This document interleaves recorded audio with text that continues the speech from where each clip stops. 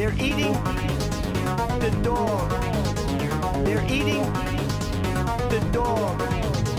They're eating the cats. They're eating the pets of the people that live there. And this is what's happening in our country, and it's a shame. As far as rallies are concerned, as far as the reason they go is they like what I say. They want to bring our country back. Thank you, President Xi. Thank you, President Xi. Thank you, President Xi. Thank you, exclamation point, for what he did during COVID. Look at his tweet. Thank you, President Xi, exclamation point. When we know that she was responsible for lacking and not giving us transparency about the origins of COVID. President. Donald Trump was fired by 81 million people. And you know what? I'll give you a little secret. He hates her. He can't stand her.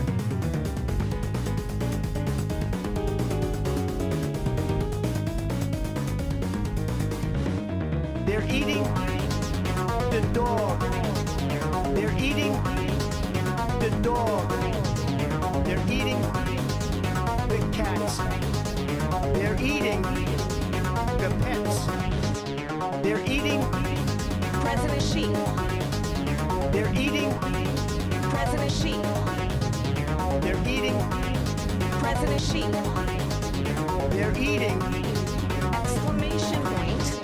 the dog, the dog, the dog, the dog, the dog, the dog, the dog, the dog, the cats, the cats, the cats, the cats, the cats, the cats, the cats, the cats, the dog, the dog, the dog, the dog, the dog, the dog, the dog, the dog, the cats, the cats, the cats, the cats, the cats, the cats, the cats, the cats, the dog.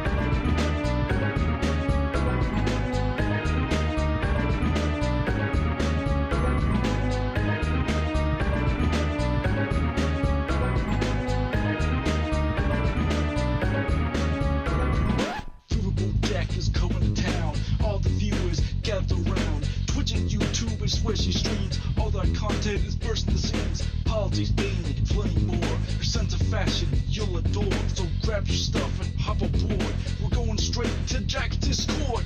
Viva Bojack, Viva Bojack, Viva Bojack, Viva Bojack, Viva Bojack, Viva Bojack, Viva Bojack, Viva Bojack. That's what I'm talking about. First time singing the song, it's from Riverboat Jack. Shout out. I don't know what I'm doing really, but I got passion. That's what it's about. It's all about passion.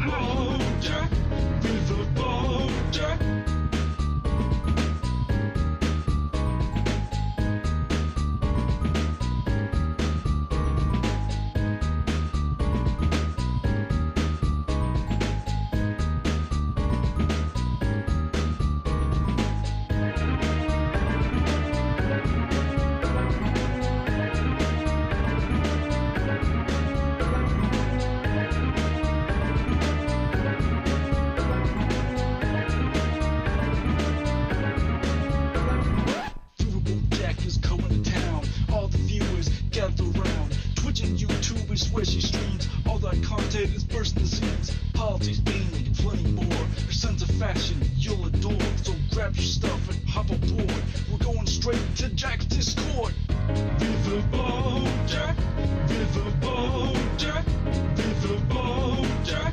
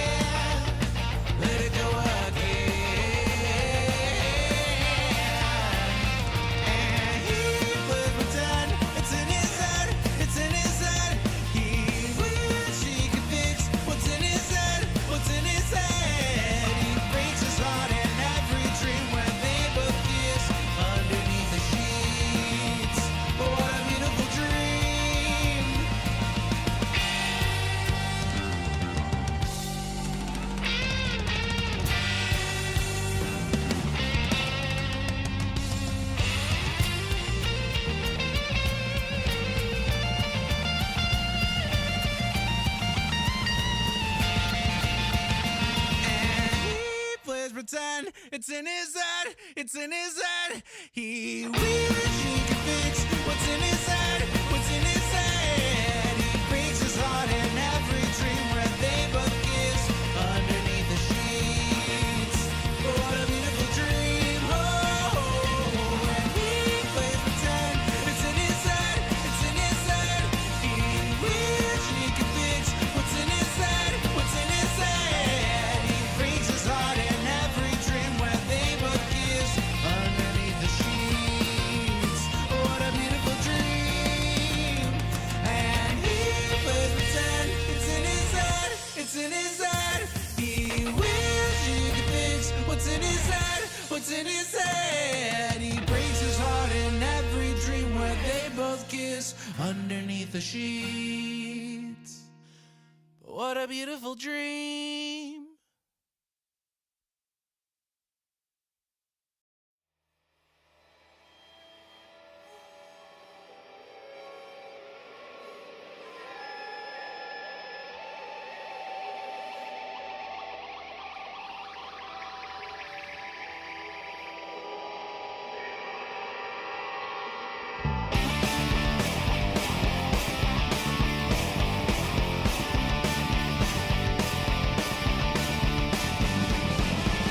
What does the bachelor say when the lies are sold in spades? They say they need our civil rights while we work hard and die. When the guy, they defend the genocide. They have said they cleanse her soul by making sure your tale is never told.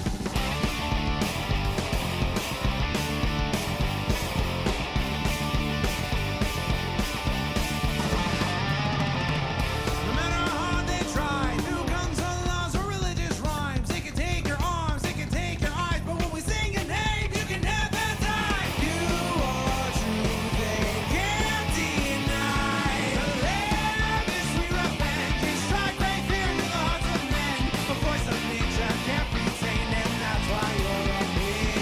To test as I can, 'cause all they want is for you to end. Through the fire of their hate, you won't subside. You will rise.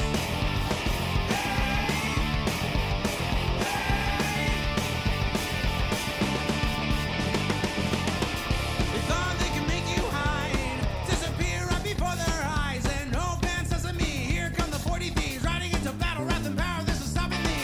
No matter how hard they try, through guns or laws or religious rise, they can take your arms, they can take your eyes, but when we sing your name, you can never die. You are true, they can't deny. To live is sweet revenge, you strike great fear to the hearts of men. A voice of nature can't be tamed, and that's why you're on me. The test is rise again, 'cause all they want is for you to end. Through the fire of their hate, you won't subside. You are true, they wish they can't deny.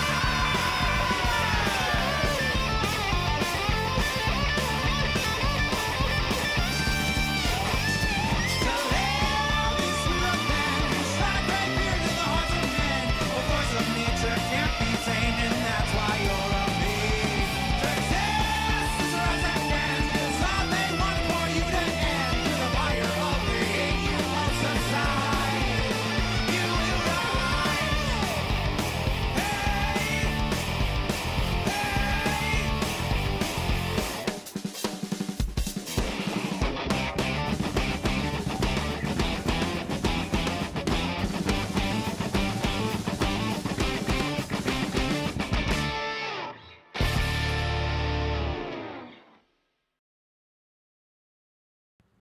Hello, hello, hello, everybody. How we doing? Hello, B Mixie. Hello, Catalina Gearbox. Hello, I'm Calm. Hello, Feistiest Bard. Hello, German Cow JJ. Hello, Shamaniacal the Shamanite. Hello, Thistles for Eyes. Hello, KG Bogula. Hello, Ocean Nime Forest. Making it trickier for me to pronounce every time, I see. Hello, Sophie Bliss. Hello, John Bogardus. Hello, Ulersoth. Hello, one and all. Hello, Erica. Hello, Jennifer Holly. Hello. Hello, Crystal Hazer. Been helping keep me sane. I'm glad I can help. Hello, Nine-Tailed Witch. Hello, Vircon the Set. Hello, Olive Ryder. Hello, Eddie Spencer. Hello, Witch Night Melody. Hello, BBBBBBB. Hello, Little Morphine Annie. Hello, Joe Burtis Maximus. Hello, Dragonfly. Hello, Gamer G. Hello, Chai T Rex. Hello, Somniostatic. Hello, PC Schwarz. Hello, Akumi. Hello, Streamstress. I like it. Hello, it is almost election day. We're so close. Hello, Molly Millions. Hello, Veneroso. Hello, Will Kale. Hello, Robber Adset. Hello, Trains and Bullshit. Hello, one and all.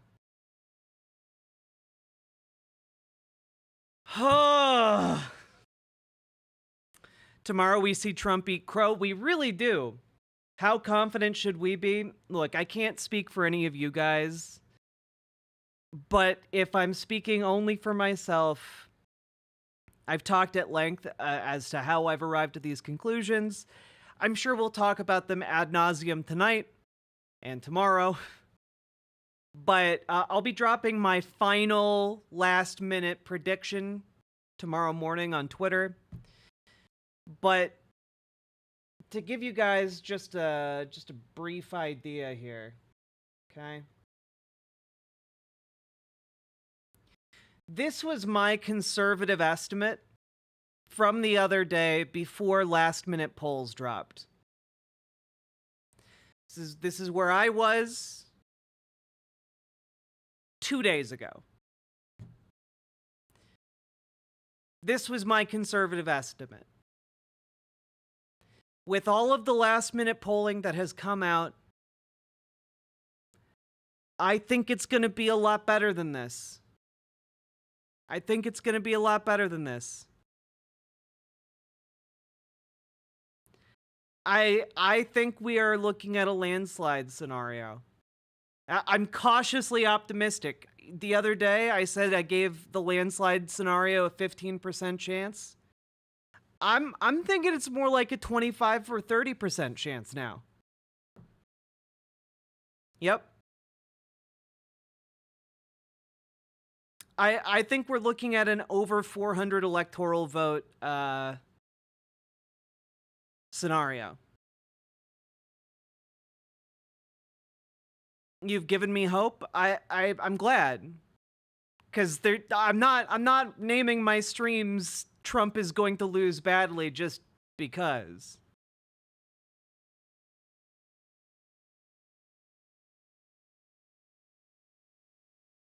But we'll go more into that. Hello, folks. Even my conservative grandpa thinks that a landslide is coming. Yeah. I want to return to sanity. I want to give you money. What's the best monthly option? Ever Afre, the best monthly option is over on riverboat.gg. On Twitch takes about 50% of recurring subs. YouTube takes about 30% of recurring subs. Riverboat site at the moment takes 0%, but when the hosting site gets up and running, it'll take about 10%, but that will still be by far the best cut. So consider coming on over to riverboat.gg if you want to support me in my political coverage. You just type riverboat.gg into your URL bar, and you'll get right here. Also, folks, please do consider dropping those subs and donos. I know that, like, this is... I have been working to such an insane degree. I'm ragged. Okay? I'm ragged. The guy who shot Bin Laden isn't actually the guy who shot Bin Laden, by the way, just the guy who canoed his dead body. Yeah, we'll get to that. It's fine. No spoilerinos.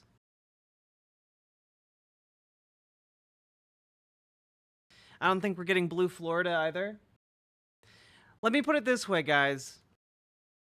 You know, fuck it. We'll just go into it right now, okay? We'll just go into it right now. I'll give you guys my current breakdown, all right? You guys ready? You guys ready for my argument? Okay? Because you're about to get it.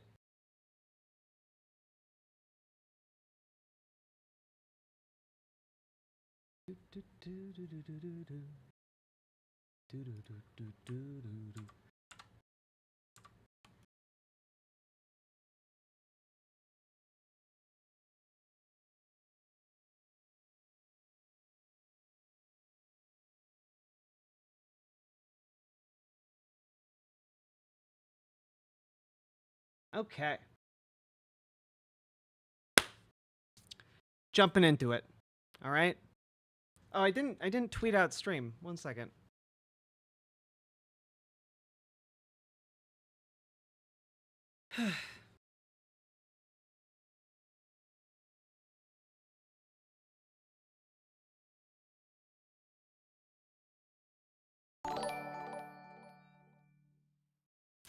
Yo, Ever After Eight, thank you for the tier 3 sub.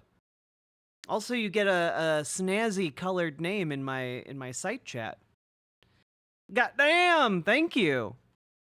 We have very few tier 3 subs too. Give Jack your money. It feeds her. It sustains her. It nourishes her BWA. Let's get this. It's true. Without the gifted subs, without the tier 2s, the tier 3s, the tier 4s, my BWA shrinks.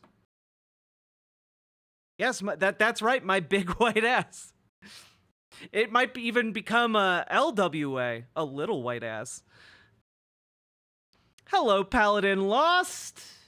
Do you want to tank? Do you want to fight? Do you want a class that'll instill fright? Take up some plate and keep the goblins in sight, because you want to make sure they eat this paladin smite! Fuck you, gods. If you want me to play your game of ethics, you can kiss my shiny plate mail. Alright, fine. Wait a minute, what the hell is that noise? Hello, and Winby, thank you for the 5 gifted tier 1 subs. That is an incredibly BWA, very shimp-pilled way to start stream. Thank you so much, folks. Chat, we know this has been a rough election cycle. This is the most critical part of the year for any political streamer, and that means the most views and the least rest. Please be kind. Moderation will be heightened right now. It's true!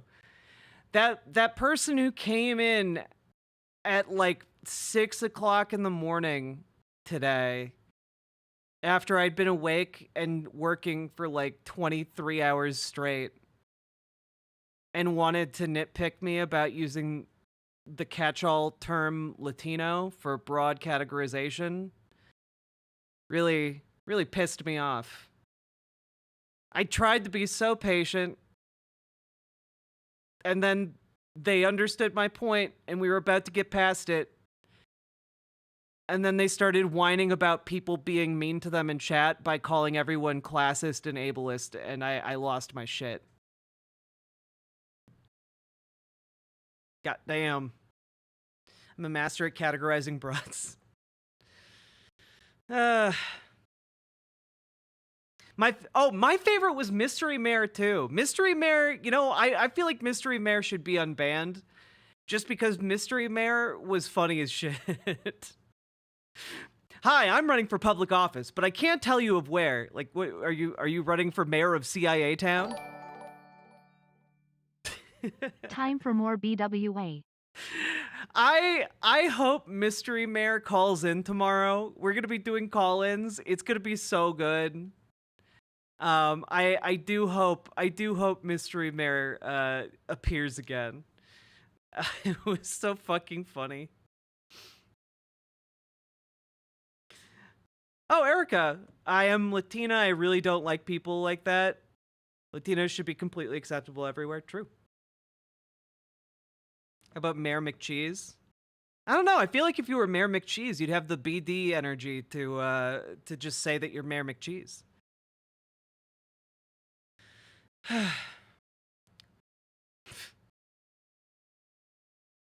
I'm an Australian who's deeply invested in, autistically obsessed with this election.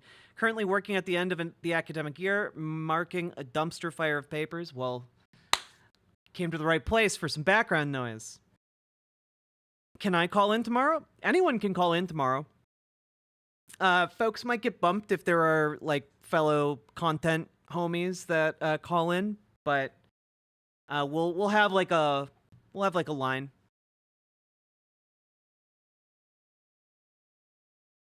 Isn't Latina and Latino just gendered differently? Yeah, it's the same term. Did you ever even sleep at all? I got about 5 hours. And I needed to wake up so I could go vote today. So I did my civic duty. I did it. I went out. I voted. Also, remember, like you can bring your phone into like the ballot box, you know. So like if you just look up your local newspaper. They usually have an election primer, okay? For like local races. But also take a look at any like judge races that are going on in your state. Election primers might not touch on those, but you can look up the judges on your phone and see kind of like what they're about.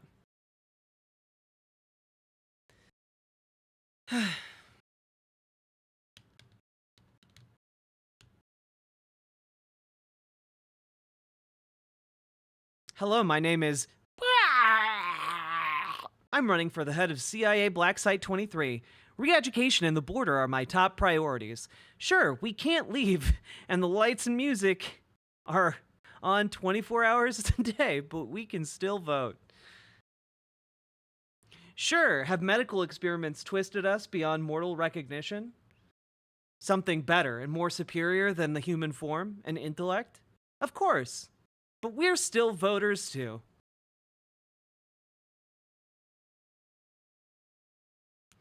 All right.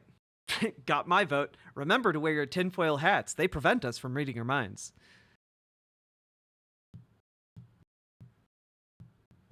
I really want to share the green intra-party drama I witnessed. It's some good tea. You're more than welcome to call in tomorrow and share it. Okay. God, I need water. I've basically just been living off of caffeine, Chipotle, and Taco Bell. That's been my last week. My body feels so awful. I just haven't had the time to cook properly.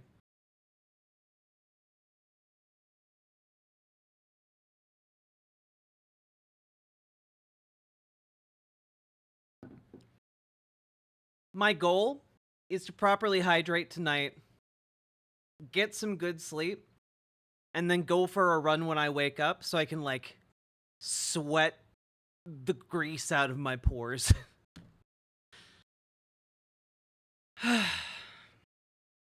Oh, yeah, my blood alcohol content is gonna be hella skewed tomorrow.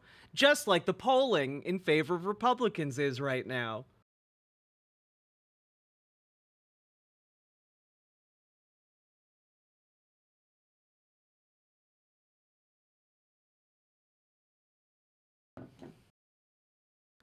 Whew.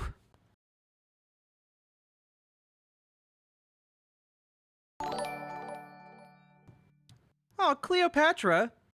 Or Chloe Patra. Thank you for the $5 super chat. Also, I really like your username. I worked the night shift near the Van Andel. The Trump rally made traffic and lifted trucks appear. It's pretty yucky. I'm sorry. I'm not sure what the Van Andel is. I'd kill for a receipt from the ballot scanner, with a unique number in your choices as the scanner interpreted them but without identifying information. Yeah, it would be nice to just know, like have the machine like print back out to you what you put into it. But, you know, yeah, I understand what you mean.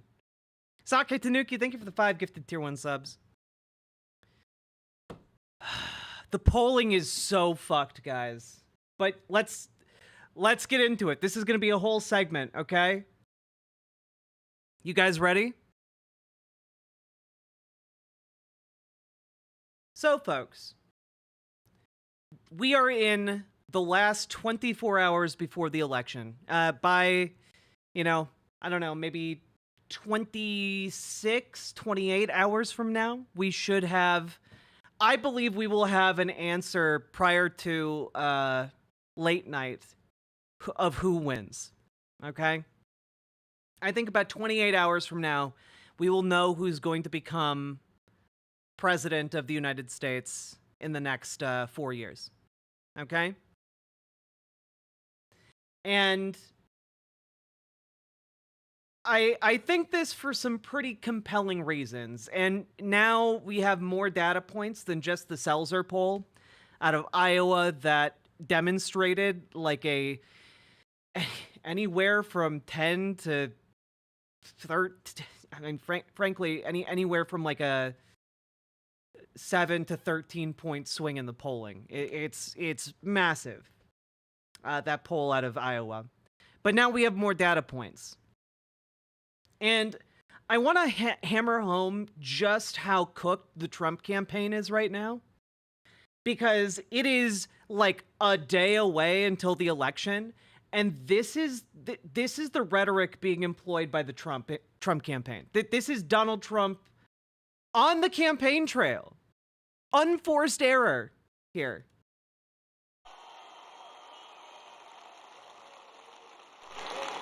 Oh, those Penn State guys, I wanted them to wrestle the migrants. I told, the UFC, Dana White, they killed me in this. I told Dana, you ought to set up your League of Champions, unbelievable, best fighters in the world, and a migrant league. At the end, I want the migrant to go against the champion, and I think the migrant might actually win. That's how nasty some of these guys are.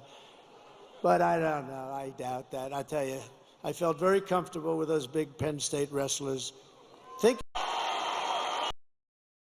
Guys, if you're running a winning campaign and you're like a day away from the election, do you go off on a weird tangent about how like you're fantasizing about bringing back like bum fights, or I guess not bum fights. Like I guess like the better comparison here would be like when like slave owners would force their slaves to fight as like a sport. Like what gets shown in Django Unchained. Like this is like some crazy like like this is some crazy like pre-Civil War racism surfacing here. Okay? Like yeah, Mandingo fight. I think that's the that's the term. Yeah, it is. This is not a winning strategy, okay? No. Like, and that's the thing. Like, Kiwi Teepee, his followers listen to that. Mostly, the like most indoctrinated ones are just like, yeah, that would be great. Haha, it's so funny. But like,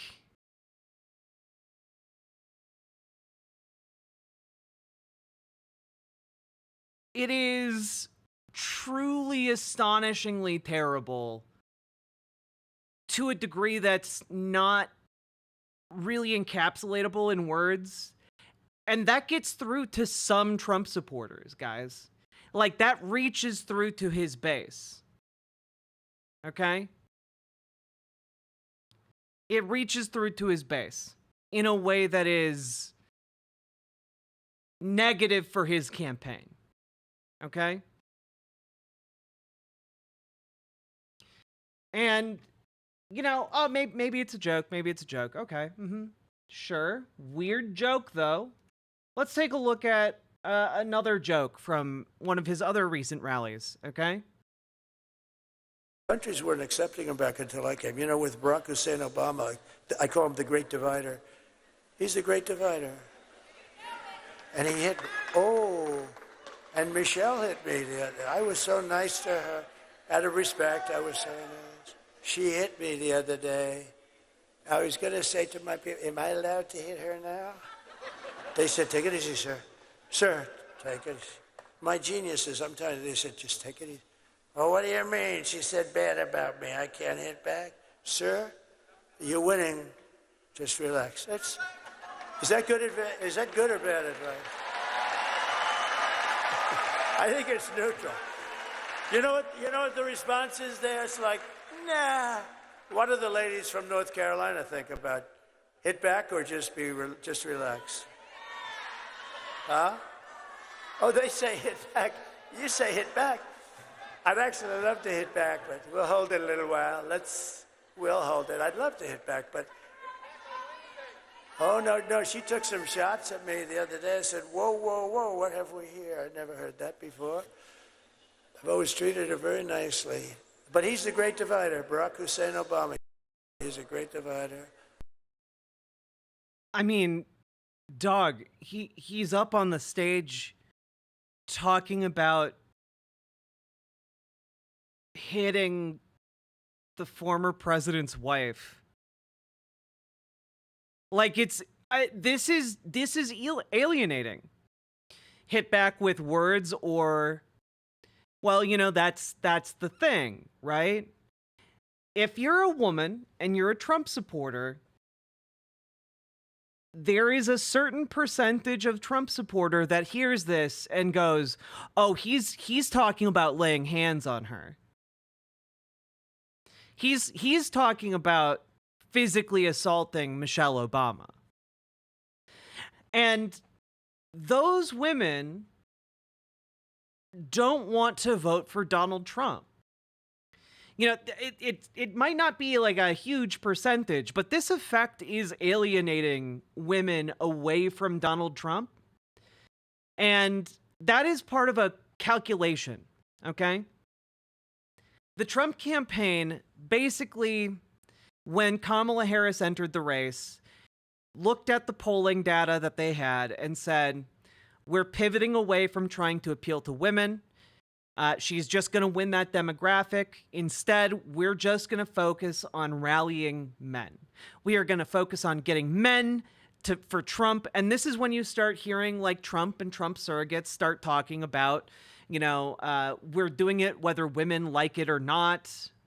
This is when you start hearing, rhetoric that seems to be references to domestic violence against women. This is where you start hearing like a doubling down on like, no, actually controlling women's bodies is fine and good. As, we should do that. And this is when you start seeing that rhetorical turn. So one of the questions has been, how does this go, right?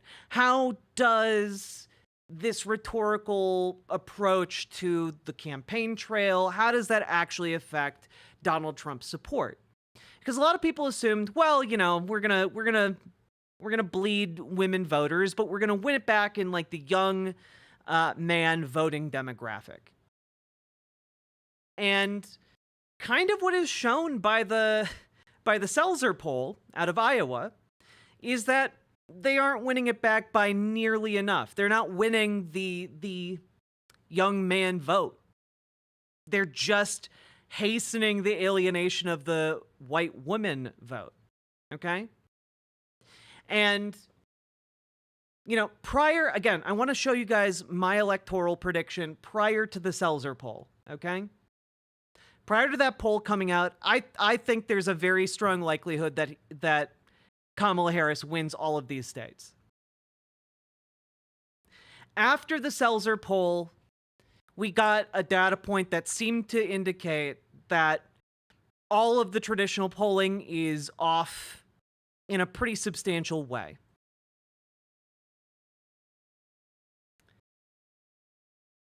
But folks, we have new data, okay? One of the more respected polling organizations out there is Marist, or Marist. I don't know how you're supposed to pronounce that quite, but Marist poll, okay? They came out with their last minute polling data just today, Okay? And it shows in their polling, Harris and Walz are up by about 4%, which is, well, that's pretty good. But one of the things that I found the most interesting about the breakdown of their data comes from the gender divide here. Okay? Let's see, where is it? Yes, here we go. The gender gap nationally has been cut by more than half. A 15-point gender gap now exists compared with 34 points in early October. Harris, 47, has carved into Trump's advantage, 51 among men. Now only 4 points separate those two, the two among these voters. Trump previously had a 16-point advantage with men.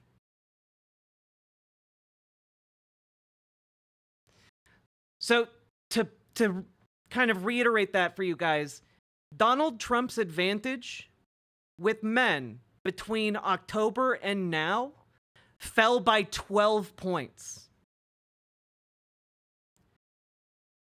12 points, guys. Their entire strategy hinged on broadening that gap from 12 to like 16. Okay? If they had been able to broaden that gap, to get more men on board, that number would have gone up, not down. So what we're seeing here in this polling is like a very, very seismic shift. And again, this is just one poll, but it kind of adds to the perception here that like the polling is skewed in the broad aggregate. Okay? And I mean, this is a polling of likely voters. It's meant to be taken as a nationally representative sample. And I mean, guys, I think when you take this and the Iowa poll together, if indeed Donald Trump's support among men has fallen by 12 points, like we aren't even looking at my blowout possibility map, okay? Just a reminder, this was my conservative estimate. This was my conservative estimate before last minute polling came in. Okay? And I really want to hammer home.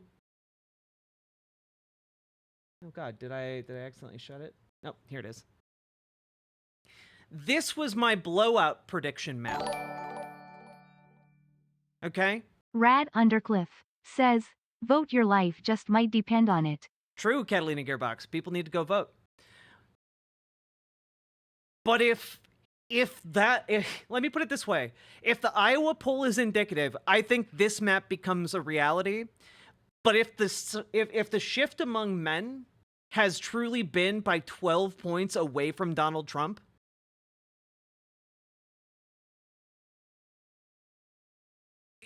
I think it looks even better than this map.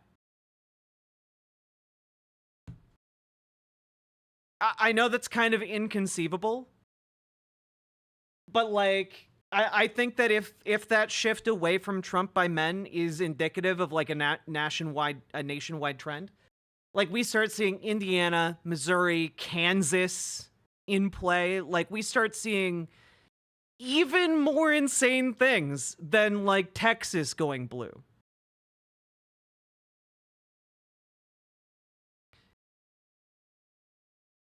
Like we're in like some wild, wacky territory. Okay? Patrick Lucas, thank you for being a member. For Jack and all you beautiful people, thank you for helping me through such a dark time. Anytime. Peace and love to you as well. And also thank you for the gifted membership. Yeah, I do have to say, if you are in a red state, go vote. vote blue. Okay? You could literally help flip your state if this is on the table here. Okay? And I don't want to get like too high on the hopium here, folks. Because again, it's just a few polls coming out here, but like, we're seeing some wacky numbers, like deflated enthusiasm with Trump among his likely voter base, heightened enthusiasm for Kamala Harris among her likely voter base. The fundamentals are kind of lining up here in a way where it makes me look at the electoral map and go, this is gonna be this is gonna be even bigger than I had hoped, you know?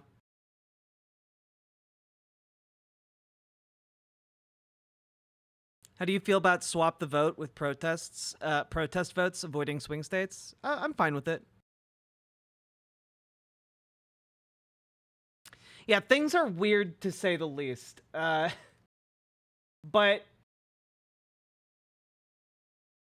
guys,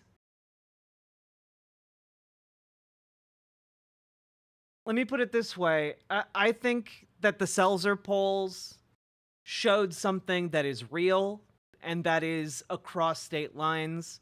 And I also think the aggregate polling has undervalued women turning out to vote and minorities turning out to vote in this particular election cycle. And I think we're about to see something big.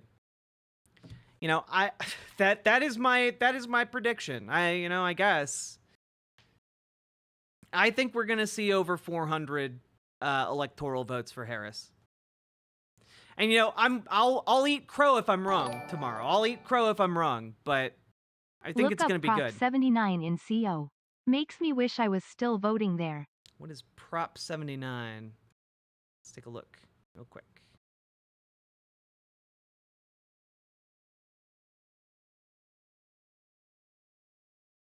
Oh, the Colorado Amendment 79, Right to Abortion and Health Insurance Coverage Initiative. A yes vote supports creating a right to abortion in the state constitution and allowing the use of public funds for abortion. Nice. Yeah, like, abortion is literally on the ballot in a lot of states, and women are turning out. Women are turning out, guys. Older women in particular. The Seltzer poll shows that they're turning out like 2-to-1 for Harris. That's an insane ratio. Still nervous, but hopeful. Yeah, and like, obviously take everything I'm saying with a grain of salt here. I'm just going off of what I've seen. And frankly, we all know how narcissistic Donald Trump is, right? We all know that he's almost constitutionally incapable of realizing that, like, like having an accurate view of his own situation. Like, he's just like kind of delusional in that way. But guys, he must have access to some pretty abysmal internal polling. Because this dropped in The Independent today. He's realizing that he could lose. Harris's people are confident, and the Trump campaign is panicking. The mood couldn't be more different amongst the staffers accompanying the two presidential candidates.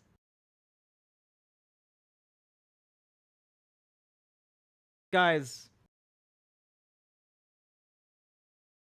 Yeah. Another national poll released by NPR and Marist College on Monday showed Harris garnering support from 51% of respondents, compared to Trump's 47%, a lead greater than the survey's 3.5-point margin of error. And the final NBC News poll of the election cycle showed Trump hemorrhaging support from Black and Latino voters, which, by the way, the Trump campaign has been touting as a major win for him, making inroads with Black and Latino voters. Like, the fact that he's losing, like, men broadly, and also the category that he's been kind of banking on for support from minority folks, he must be seeing some dire numbers, guys. Dire numbers. Do you think that's why there's been an increase in rhetoric about repealing women's right to vote, anxiety from the other side about losing because of it? Kippy, it's a doubling and a tripling down on what I was describing earlier. They pivoted away from trying to court the woman vote and are instead trying to court like the men vote. And there's a certain kind of like frat boy man that is attracted to like, yeah, we should disenfranchise women. Yeah, the state should mandate girlfriends for all of us, you know, but it's not that banking an entire political campaign on that is kind of not even kind of insane. It is insane.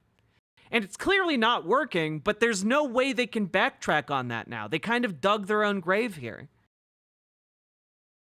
Yeah, I guess a better way of putting it would be, like you said, GamerG, courting the incel vote. Like that's what they're trying to do right now, and that's just not a large enough demographic.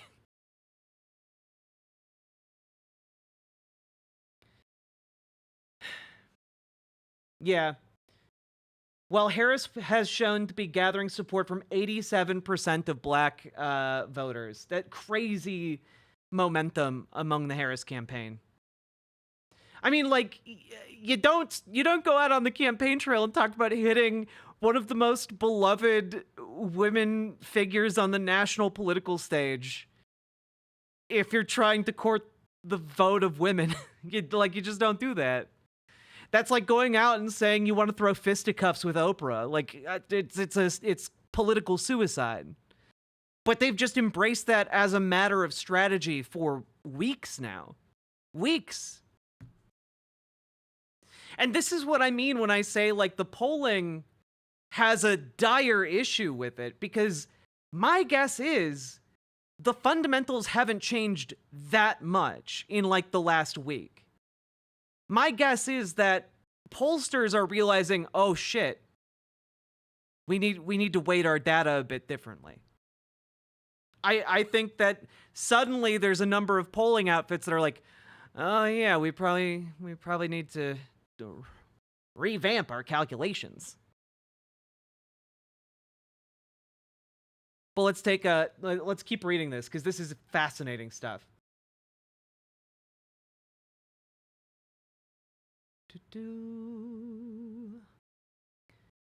Privately, Democratic sources who spoke to The Independent are projecting confidence, with one swing state party chair noting what they described as a serious crossover vote among Republicans and explosive turnout in early voting among key constituencies, including Latinos. Trump's response to a Biden gaffe in which the president appeared to call the ex-president's supporters garbage, in return seemed to have only prolonged the news cycle stemming from Hinchcliffe's racist diatribe.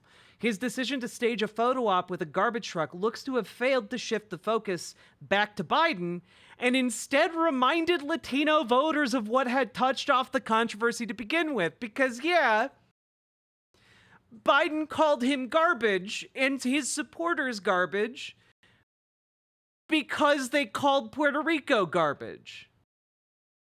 And so rather than like rallying the base like, yeah, we're not garbage, we'll show them, it just reminded every single Latino voter what Donald Trump and his campaign think about Latinos broadly. Not just Puerto Ricans, but Latinos broadly. Okay? So, like, this is... We're in, like, some blowout territory. I think if the Trump campaign had been more competent this time around, it'd be a much closer election. But they're out of money, and they are out of competence. They don't have anyone who's competent at the campaign anymore, or who can tell Donald Trump no when it comes to these issues. So instead, it's just crazy town over there. They have no volunteers. They have no ground game. They can't get out the vote. They're relying on... Guys, do you know why today every Republican talking head was talking about Peanut the squirrel? Serious question. Do you guys know why? It's because they don't have a ground game. So instead of having a ground game, folks, they're relying on social media trends to try and get out their vote. This is what they're trying to force a viral moment to like get Republican voters out. That's what they're trying to do. Because they don't have a ground game to actually canvass or like phone bank or text bank. All they have is grasping at social media trends. Oh, yeah, and if you don't know about anything about Peanut the Squirrel, it's just a story about, like, the New York, like, Department of Environmental Affairs confiscated a squirrel pet and euthanized it. My It's vote very has sad. gone from a hold your nose vote to an enthusiastic one due to reporting like yours. Thank. Fallen Hearts, thank you for the $5 dono, and I appreciate that. I'm glad I can assuage your mind a little bit. So, like, yeah, it's a sad story, but it's not, like... This is not something that a normal campaign would focus on. But there's a level of desperation to it that seems to indicate to me this is all they have. This is all they have. Oh, apparently the squirrel bit a cop and they had to do a rabies test on the squirrel. And yeah, that usually kills an animal. So, yeah, unfortunate. But, like...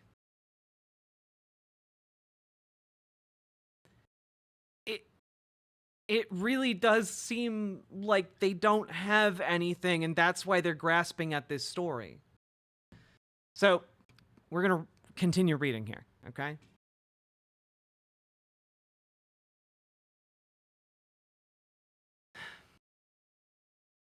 And while the Trump campaign had hoped to make hay out of an Associated Press report revealing the White House communications team had tried to doctor the official transcript of Biden's remarks to make it look as if he hadn't said what he said, Trump stepped on his own campaign's messaging over the weekend with a series of bizarre and unhinged appearances.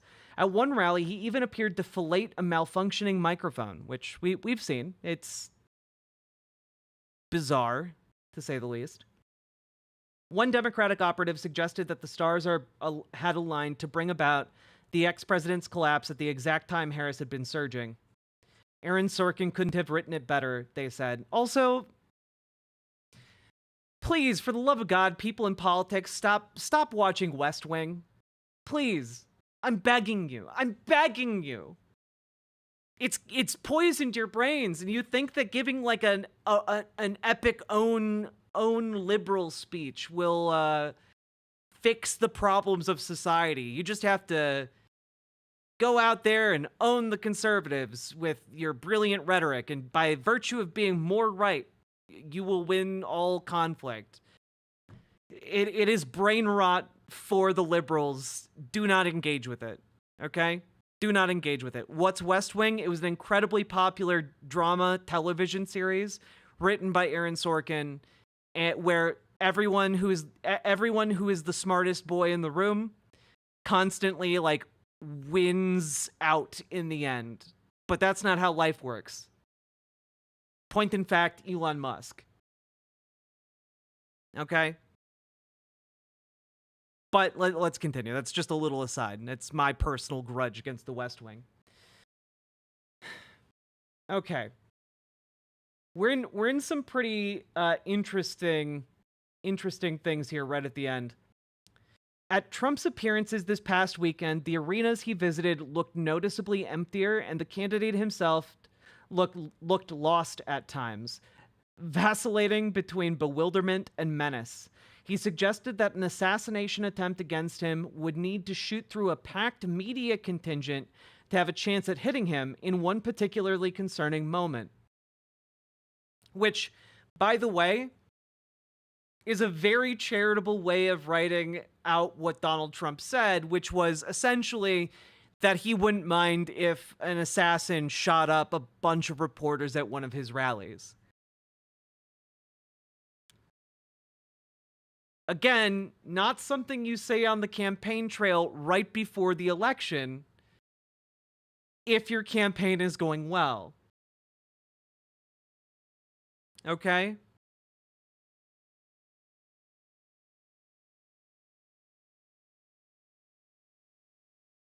But this is the last paragraph. One Republican operative who has worked with the ex-president's campaign in the past said it's clear that Trump is decompensating in response to the late Harris surge. Quote, he's realizing that he could lose the election, go to prison, and maybe die there, they said. This is not the kind of leak that comes out if a campaign is doing well. The polling seems to be moving in the way that is positive toward it seems to be moving in a way that's towards the landslide prediction from the other day. If you guys watched the conversation I had with Tricolor Analytics, Christina, our very own GamerG in chat here, you'll know that the landslide map is bonkers. You know, it is states that hadn't been predicted to become swing states for another election cycle or even two going blue. And I think that given the messaging from Trump's campaign that's leaking out, given the polling that is coming out last minute here that seems to support some of the conclusions from the Seltzer poll, I mean, and I talked about it a little bit with Dragonfly and GamerG earlier today, but like, I don't think we're quite going to get the Jeb meme map.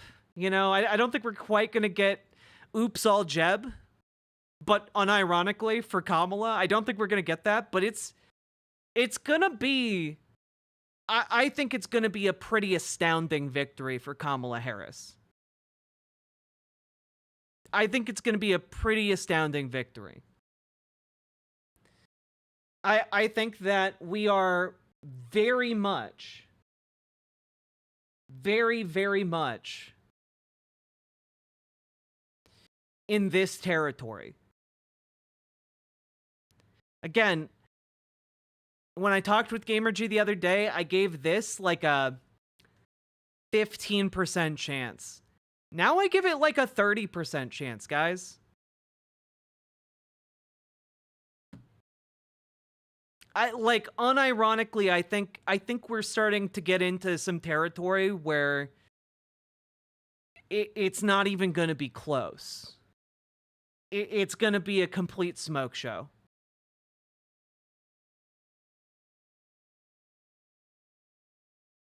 PA does not look good for Harris. Early voting is dire. By what metric? And, you know, we did this the other day. You don't know who the early votes are going to because the early votes haven't been counted yet. And if you're going purely on the early votes by party registration, keep in mind, this particular election cycle, a lot of Republicans are defecting on issues like abortion in particular. A lot of Republican women are defecting on abortion.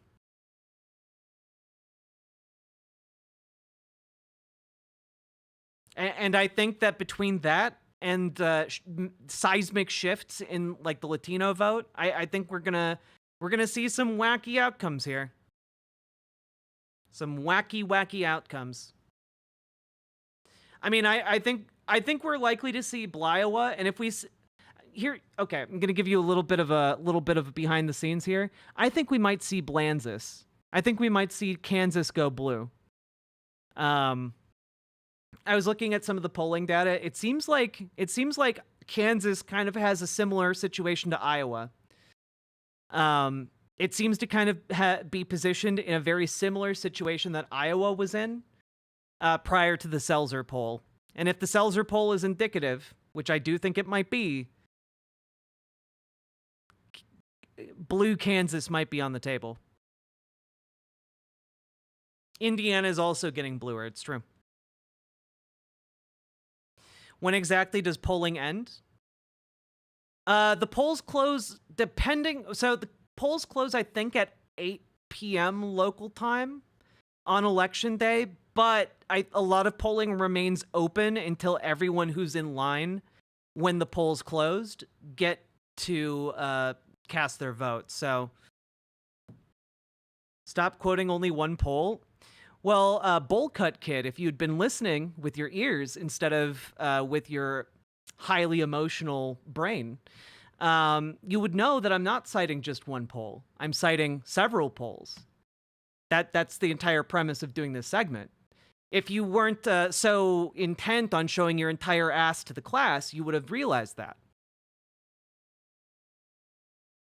I love when people come in right after I finished explaining something in great detail, and they're like, oh, you're just doing this insert dumb thing. Which, yeah, it would be dumb if I was doing that. Thank God I'm not.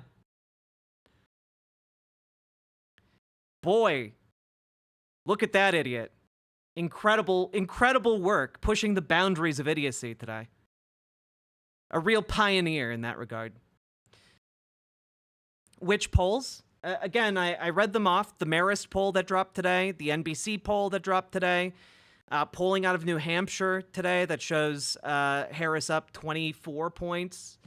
The Iowa poll again from the other day. There are a number of polls coming out last minute, as the polls do, because a lot of people are interested in the last minute polling, that indicate that the Iowa poll is somewhat indicative. They're bolstering kind of the conclusion that a lot of the aggregate polling up to this point in the election has been skewed. That's the point I'm trying to make here. Congrats.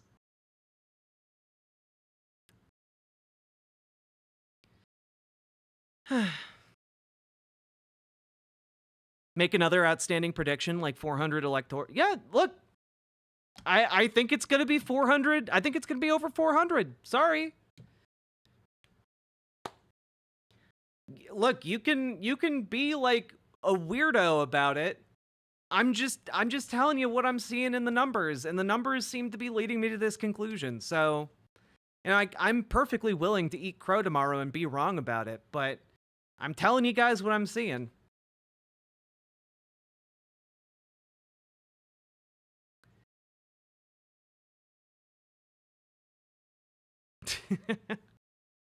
It also seems to me like if indeed there are over 400 electoral votes for Harris tomorrow,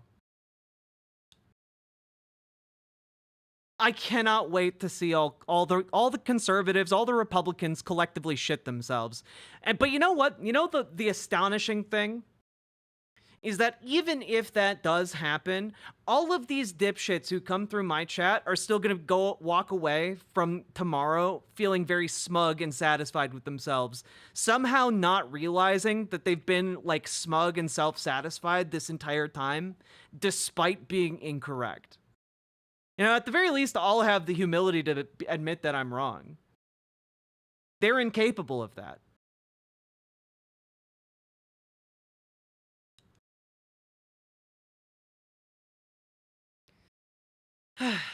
I want to see over 9,000 electoral votes just to see her SSJ form.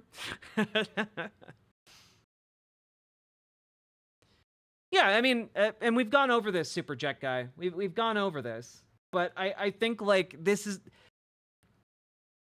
the conservative scenario. The conservative scenario is a victory of over 300 points.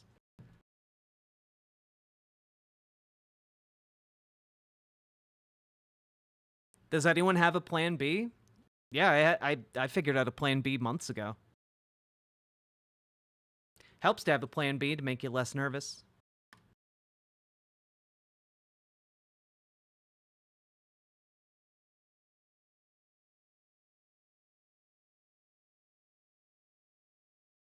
The coolest thing, and you know, I even hesitate to bring this up, but let's just whisper of a dream. Let's just whisper of a dream here. If Kamala Harris does win by over 400 electoral votes, which, again, I gave it a 30% chance of happening. It's not even my majority prediction here, okay? But if that does wind up happening, we're going to be able to codify Roe. Like, we're going to win the House and the Senate with those kinds of numbers. Okay? Zoom in. All right. We're going to win the House and the Senate, boys. That is if it is a landslide like that.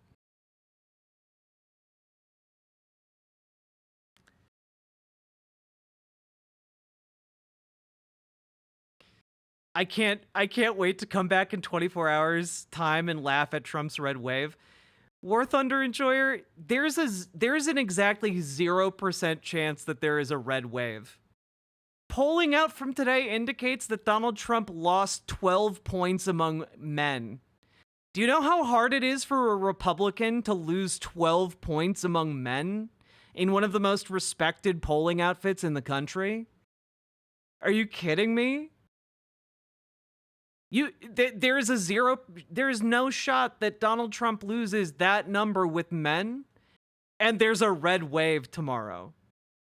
And that's, like, even if men had maintained support for Donald Trump, it would still be a rough election for him because he has a defection of Republican women. Republican women are voting for Kamala Harris by, like, an insane margin. The issue that Republicans are going to run into in this election is that for decades, they chased the car. For decades, they were the dog chasing the car. Well, they finally caught it. They overturned Roe v. Wade.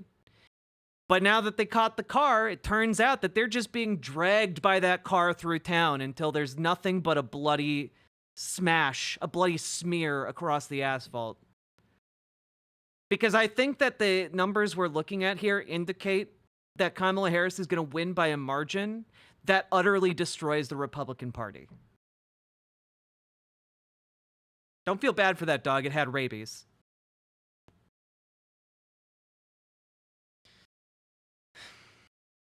Yeah, remember how that red wave turned out in 2022? My God, it was so successful. You guys lost so badly. Remember that red wave in 2020? Oh wait, you guys lost that one too. The last two red waves didn't go your way. In fact, I would say the last three red waves didn't go your way. I don't think you won the midterms between 2016 and 2020 either.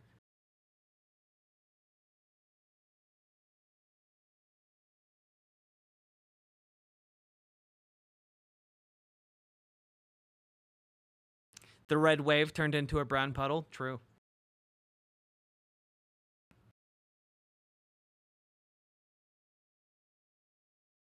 At least I can use tonight to study for my tests. Hell yeah. There are going to be so many divorces. Good for those women. I hope they can find someone better. You know, like, typically it's not a good sign for the marriage if you have to lie to your spouse about who you're going to vote for. It's not a great sign for the health of that marriage. So I hope for the women getting divorces after this election, I hope that they find someone that they can enjoy and laugh with and be honest with, because that will probably improve their lives quite a bit. You know, also someone who, you know, wants them to have bodily autonomy. That tends to also help a marriage. You feeling a little nervous or nah? No, I think, look, my genuine feeling here, and this is not copium, is that Donald Trump is going to lose. He's going to lose badly. The numbers that are coming out from polling across the country now, today, last minute, indicate that he's going to lose badly, guys. There was a red wave. It was just very small and died before I made it to the beach. Ah, yes, the phantom red wave. Can you imagine the number of lesbians that came out during those divorces? God.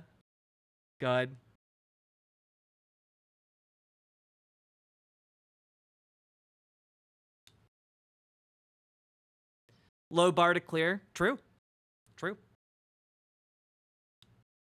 Elon Musk on suicide watch.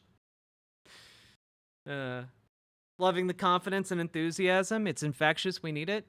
And look, it might be closer than I'm expecting, but I don't think that there is a chance that Donald Trump wins. No matter how I look at the numbers here, I don't see Donald Trump winning. It's a question of how much does Kamala win by. Hey, Media Breakdown, thank you for the $5 super chat. Came late, not trying to upset anything, just curious, is there a phenomenon in polling that makes people vote for what seems to be a winning side? You know, I'm not Hi sure. Jack, did you see Maybe. the segment by John Oliver about voting? I hope it motivate more people towards activism after the election. Sides video 2. I didn't see it because I've been insanely busy. But I got the gist. He had on Ruwa, I forget her last name. Representative Ruwa. Damn. You guys know who I'm talking about. The Georgia representative who was going to speak at the DNC and got rejected. I really wish I could remember her last name. Damn. But I'm glad that he gave her a platform.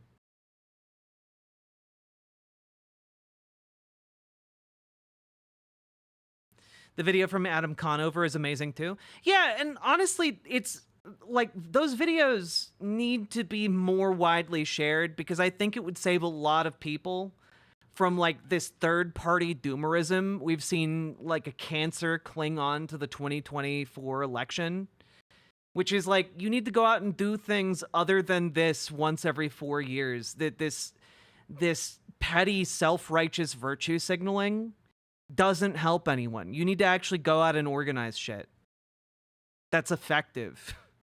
You need to effectively organize for like and win. It's not enough to just organize and lose over and over and over again. Yes, Ruwa Roman. Exactly. Thank you, Sassy Sasarai. That was gonna bother me so much. Jill Stein's cope will be glorious. Trains and bullshit, I don't even think we'll see a Jill Stein cope. I think Jill Stein is just gonna do what she does usually and fade into the background.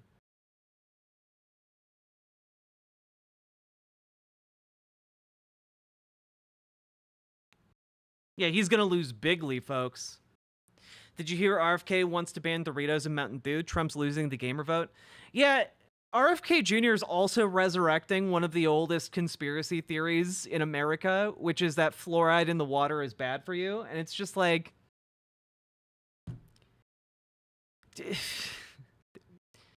Trump campaign, making America great again, so hard that we're traveling back in time to like 1940s.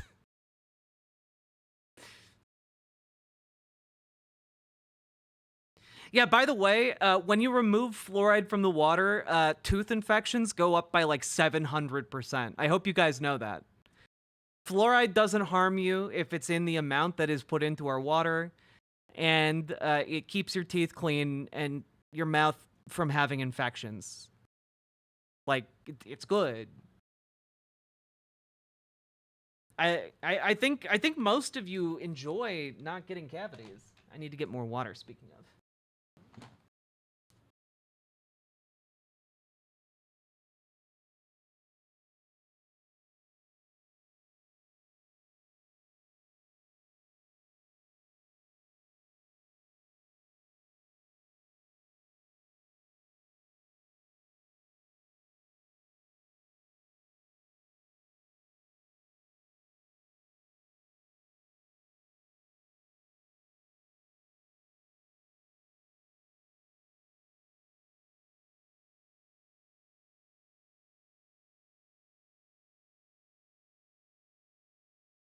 God, I just realized my apartment is so goddamn messy.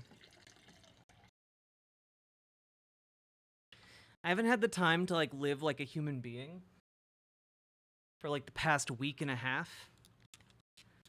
It's just such a shithole right now.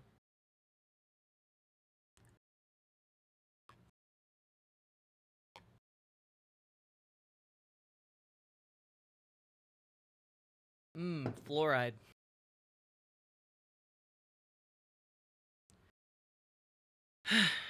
Have you tried to take some naps? I haven't had time to take naps.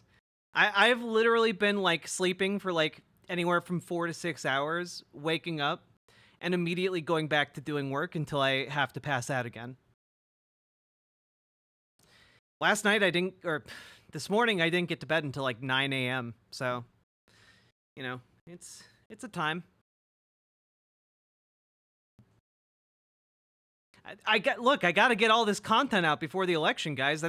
That's why I currently have videos scheduled to go up like every hour from now until the election stream.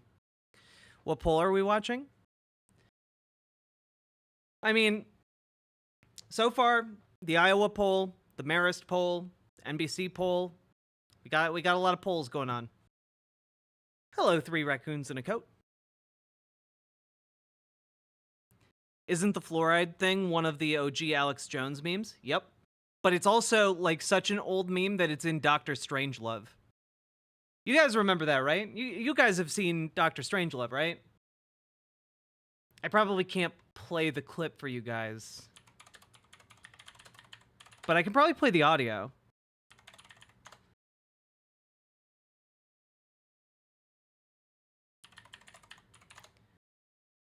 Here.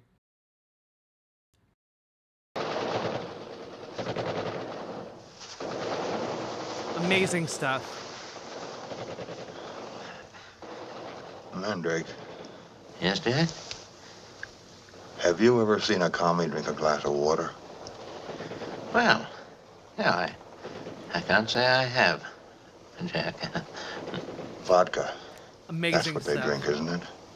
Never water. Well, I believe that's what they drink, Jack, yes. On no account will a commie ever drink water, and not without good reason. Oh, yes. I can't quite see what you're getting at, Jack. Water. That's what I'm getting at, water. Mandrake, water is the source of all life. 7/10 of this Earth's surface is water. This is one of the all-time legendary realize that- monologues. 70% of you is water. Oh, Lord. And as human beings, you and I need fresh, pure water to replenish our precious bodily fluids. Yes. Are you beginning to understand? Yes. Mandrake. Mandrake, have you never wondered why I drink only distilled water or rainwater and only pure grain alcohol? Well, it did occur to me, Jack, yes. Have you ever heard of a thing called fluoridation? Fluoridation of water? Yes, I have heard of that, Jack, yes. Yes. Well, do you know what it is? No, I don't know what it is now. Do you realize that fluoridation is the most monstrously conceived and dangerous communist plot we have ever had to face?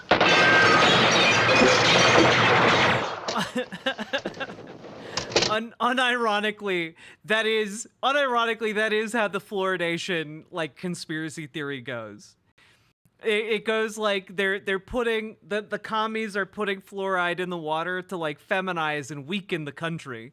Or, you know, it's the Jews are doing it, or it's, you know, whatever insert, you know, marginalized group you're trying to vilify. Incredible stuff. Incredible stuff. Who wrote Doctor Strangelove? Let's find out.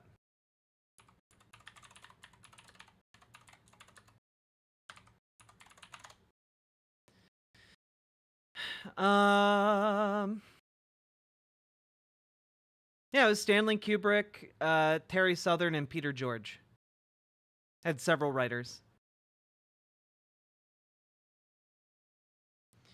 Water gives you the femmes? Boy, does it.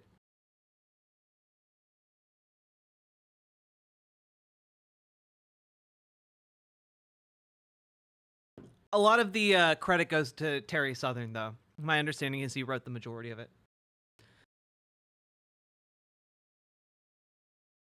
I'm man enough to withstand the fluoride. That's what they all say. All right. I don't remember if I hit the end of the segment button, so I'm going to do that now.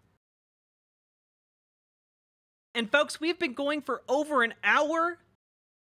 If you've been enjoying the show, please hit the follow button on Twitch, hit the subscribe button on YouTube, like the goddamn YouTube stream, and consider dropping those subs, donos, memberships, super chats. because I need them to live. For I rely on all of you to not die, you see. You know what? I'm gonna let my hair down. Because I can. Because I want to.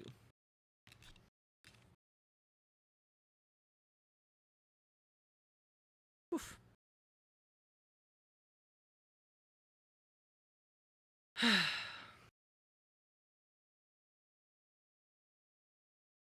How we doing, folks? How we doing? Hey, Yari Nadaze. I love your hair. Thank you, Winby.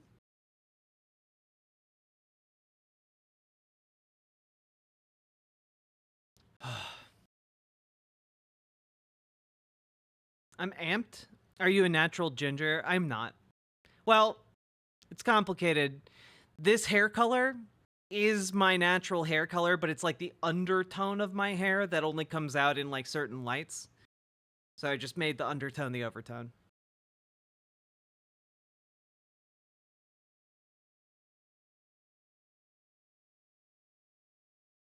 Like your hair down? I like it down too. I'm just very hot and bothered, so sometimes it's easier to just leave it up.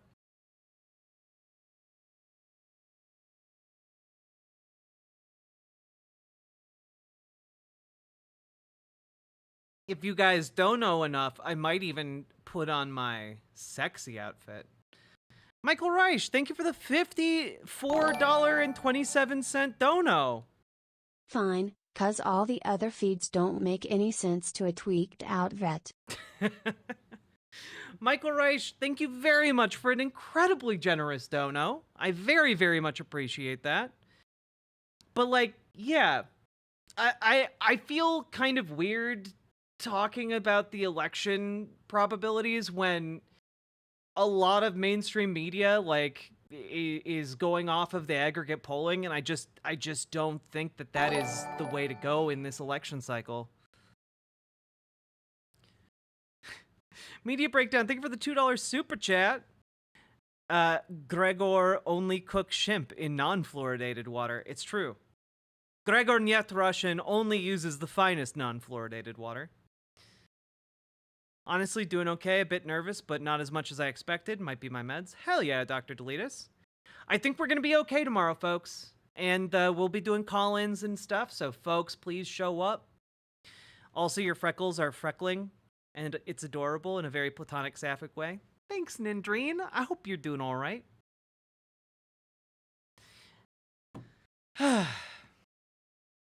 Tweaked Out Vets is an amazing band name. True. This stream is definitely helping my nerves. It's gonna be fun tomorrow. We're gonna be doing our best to have fun tomorrow. Okay.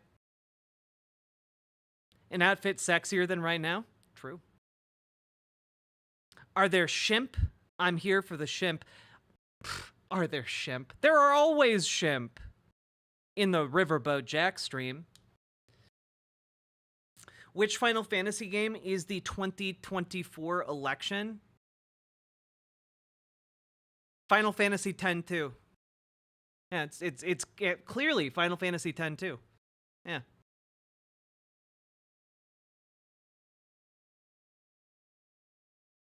Shimp, please. Yuck. Ugh. Final Fantasy X-2 is an underrated gem of a game. Donate or the Dono Ghost will steal your bones. Oh. Oh, my bones! Not my bones! Ah, you can't have my bones! Ah!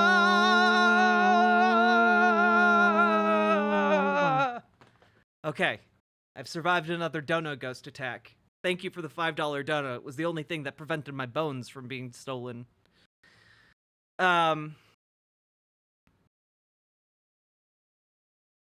No, but it's very clearly Final Fantasy X too. Like we're doing like a get in the car loser. We're doing a girls trip.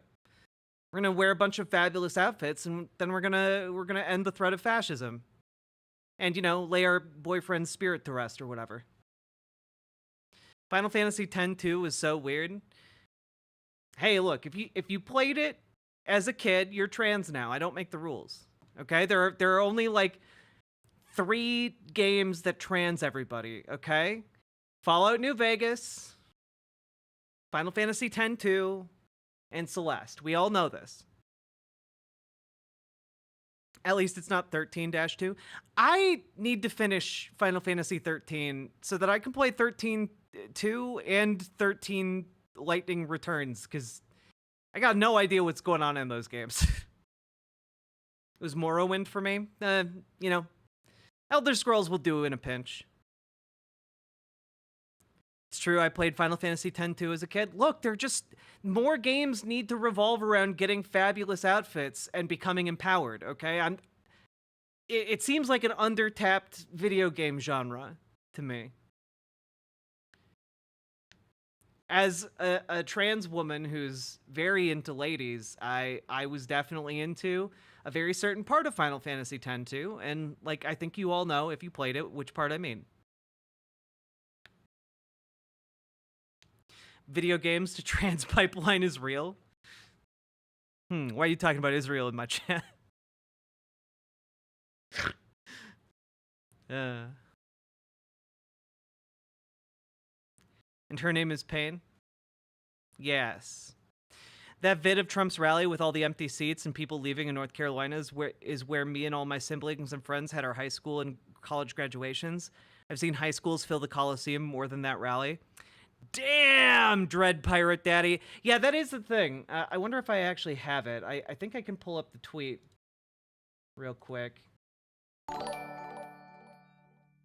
Sake Tanuki, thank Final you for the 5 Fantasy gifted tier 1 X was subs. setting up a prequel the whole game. Then X2 just said asterisk asterisk asterisk asterisk it. We're making an idle game instead.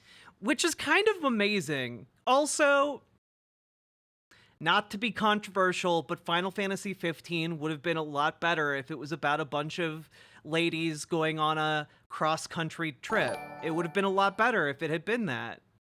You know, like the movie Grigor Crossroads. Here. I but cook my shimps in fantasy. true Texas fashion. Boiled in sweat extracted from Ted Cruz whenever he has to talk about anything more important than a 14-year-old trans girl running track. Oh no. Oh no, no, no. Thank you for the $15 dono and the horrifying mental image. Oh god. Real quick. I do have that video of people leaving the Trump rally, and it's pretty funny.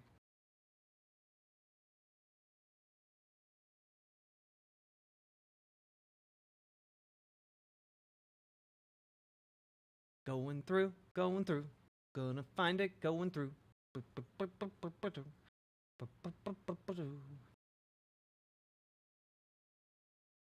Scrolling, scrolling, scrolling. Keep this Twitter feed scrolling, scrolling, scrolling, scrolling, right. Almost there. I can feel it. I can feel it trembling in the force. Where you at? Yeah, here it is. All right, you guys ready to see peak comedic timing? Are you guys ready to see peak comedic timing? Are you ready? This is incredible stuff. In 9 years, we've had the biggest rallies in history of any country. And every rally's full. You don't have any seats that are empty. Rad Undercliff says, I drink water. That way I never have to brush. Catalina Gearbox, thank you for the $5 dono. You don't have anything yet. I mean, the one we had today, you missed a beauty. We could have filled that place up 20 times. I mean, that was beautiful. And the Virginia rally, did you hear about the Virginia We have rally? kinds of music That here. was Country Glenn and Youngkin Western. did a great job, the governor of Virginia. And they had a crowd there that was incredible. And then we came here. And we don't want to be late, but it's very hard when you do these things. It's This cameraman is doing a murder. very hard. And you don't mind a little bit. We weren't very late. We weren't very late. Just a few minutes. Just a few minutes, depending on your definition of when it's going to start. But, Don't get me started on we've been Final doing this- Hallway 13. Even the leveling system was a hallway. Yeah. Yeah. I'm not a... I've periodically returned to try playing through Final Fantasy 13. It's a slog. It's hard. Talking to some of the people, it's sort of, you know, in a way it's sad, and in a way it's beautiful. I was talking to him. Just and I said, the, you know, the this is cameraman coming- keeps going. This is a 2.5 minute long clip, guys. The cameraman is just like, you said this motherfucker was full. I'm gonna show you how full it is. Look at how full it is. To an end. These rallies are coming to an end. We've been doing them, think of it, for like 9 years. People We leaving. started a year before, and we've had tremendous success. In 2016, we did phenomenally, right? We went in, they said they gave us a 3% chance. The slow pan and following sort of people like leaving their amazing, seats. Right, 3%. That means 97% for Crooked Hillary and 3% for me. And I was saying, well, I went to Iowa and I had 48,000 people and she had about 300 people. And then we went to another one in another state. We had 49,000 people. She had 243 people. And I kept saying, why are we going to lose? Why? Why are we going to lose? And we didn't lose, you know. We ended up winning.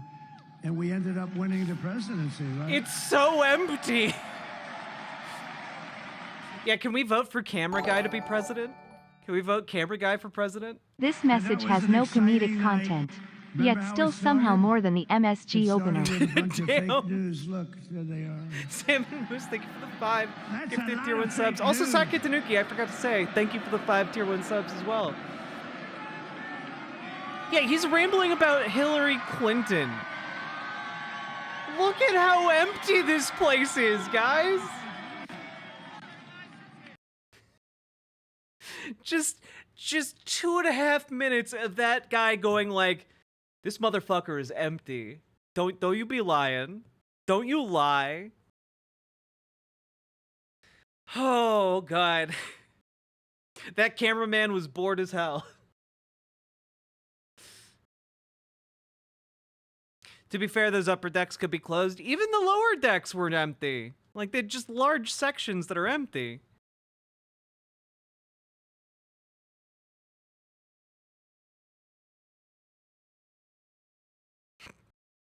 Who's your favorite Final Fantasy character?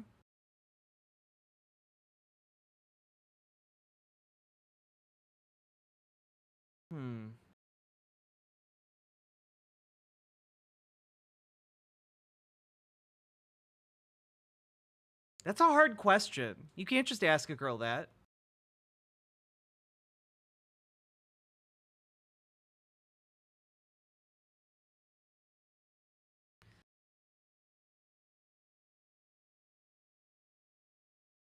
I think I have to go with... Oh...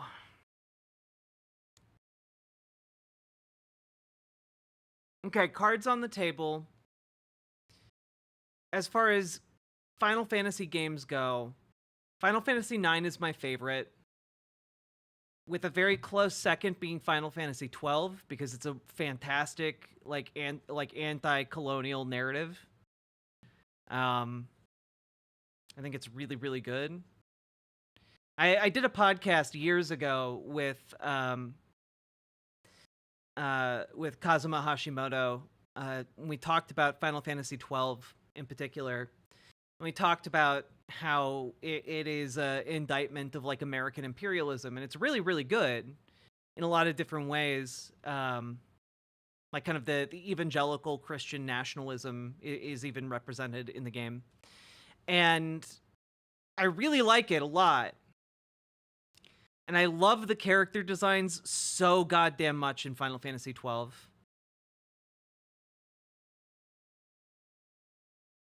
But as far as like characterization goes, Easy. Ayla or Magus from Chrono Trigger. ooh, Magus is good in Chrono Trigger. I also really like Frog. But guys, I think I have to give my favorite Final Fantasy character.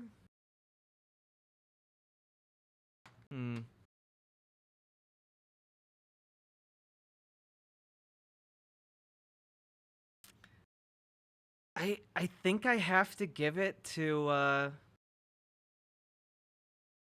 I think I have to give it to Zidane. I know a lot of people find him insufferable. I know it's going to be a controversial take here. I fucking love him. Zidane's great. Okay? He's great. It's definitely a take. Dude, when his friend's having an existential crisis, he comforts him by being like, "Hey, did you know you can pee into the Grand Canyon?" And then they have a moment where they pee into the Grand Canyon together, and it actually does help because they're having a bonding moment. Like he's one of the kindest characters in all This of Stun Final Loft Fantasy. brought to you by Hans the Austrian's high-quality Texan shimp yeehaw yippee whippy. Archangel DeCobb, thank you for the $5 dono. You know what? A lot of you are saying what? Like you don't know Final Fantasy IX, which just makes me think that after the election, we're going to play through Final Fantasy IX together on stream, okay? Because Zidane is like the coolest. He's the coolest, okay? Final Fantasy IX starts in media res with Zidane, like, leading a kidnapping of a princess while doing posing as an actor. It's so good. And then like my god, guys, the entire Final Fantasy IX is a game about existential like dread and fear and crises, and like every single There may not be character flocking to a winning candidate, but there is absolutely the running from a losing one, in this case shambling. True. Thistles Fries, thank you for the $5 dono. How is this hard? The man suplexed a train for you. He would catch a grenade for you. Throw his hand on a blade for you. Sabin would do anything for you. Why did I hear that? What is that song? I would catch a grenade for you. I read the comment in my head and like that to the tune of that song. No, but like, do the Final Fantasy games have to be played in order? Absolutely not. They're each self-contained. It's called Grenade? Okay, well, that's just a lack of imagination on that that part. Spookamus, thank you for being a member over on YouTube. But no, like, guys, Final Fantasy IX is a game about existential crises and how you overcome them together. And honestly, it's a really big contributor to my political ethos and, like, my radicalization as, like, a leftist. It's a game where, like, the main realization that people have is that at the end of the day, all we have is each other. And, like, it is through, like, community, it's through our bonds with one another that we are able to overcome the various crippling existential dreads that, you know, prey upon our hearts, you know, and in our lives. You know, it's really fucking good. You know, like you have a character that like exists only to die as a disposable weapon of war, and like he's brought back from the brink of despair time and time again through his friendship with people who just genuinely care about him as a person. It's really, really good. You have a character who the love of her life, like the person she has dedicated her entire being to, like, went off on a globe-trotting journey and never came back, and she assumes that he's dead, and then she finds him, but he has developed like fantasy Alzheimer's, so he can't remember her, and like it's devastating. It's gutting. It's a gutting moment where like like the entire reason for her to exist is undermined and destroyed, and she has to rebuild herself from there. You have like a guy who has dedicated his entire life to being like kind of a what's his name? Javert character. He's dedicated his entire life to being a man of the law. I thought Zidane was a French football player who specializes in headbutting. No, he's a really cool thief. with a tail like Son Goku. But thank you for the 5 gifted tier 1 subs. But you got this man of the law who's built his entire identity on being like a lawman, only to have his profession stripped from him. And what is he without his uniform? You know, you have existential crisis after existential crisis. You have a little girl whose entire family was fucking massacred in a genocide. And like, how do you continue when literally everything has been stripped from you and you have nothing left? And the answer that the game keeps coming back to is solidarity. You know, solidarity forever, but in a fantasy way, okay? In a fantasy way. And the final fucking boss of that game, everyone always complains that boss comes out of nowhere, but it's the literal embodiment of the existential dread that has been plaguing them, haunting them, preying upon their souls the entire game manifested. You mean friendship? That's solidarity. It's not just friendship, it's solidarity.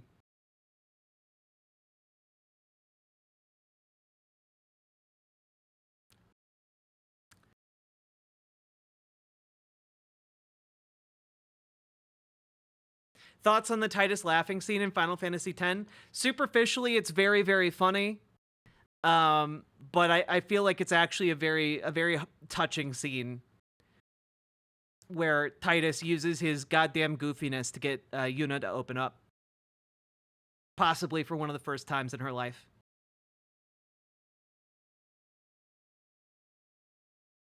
Anyway, this has been my rant about Final Fantasy IX. I really like it a lot. I mean, and we're not even getting to, like, fucking Zidane. We're not even unpacking Zidane's, like, fucking deal. He gets fucked over almost more than anyone else.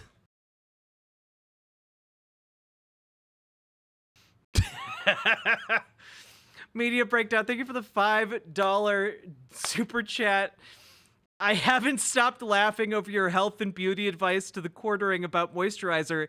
You don't have to look like a shambling corpse. It's true. Just use some like $5 moisturizer from Walgreens, dude. You don't have to look ashen. You don't have to look like you're on death's doorstep. Just moisturize a little bit, bro. Drink some fluoridated water. I would watch you play Final Fantasy IX. I think we will. It's one of those games I periodically replay. Also, I really like the PC port of it, largely because you get the fully... you get the original scans of like the background art, and it's just absolutely gorgeous. I might actually still have some of it saved on my computer because I like it a lot.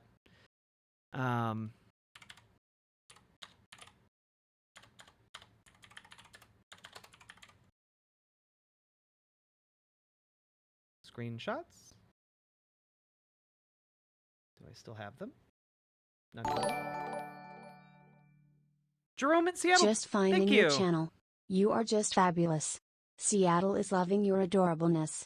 I do my best, okay? Like, also, it's been so, like, everything's been so negative lately.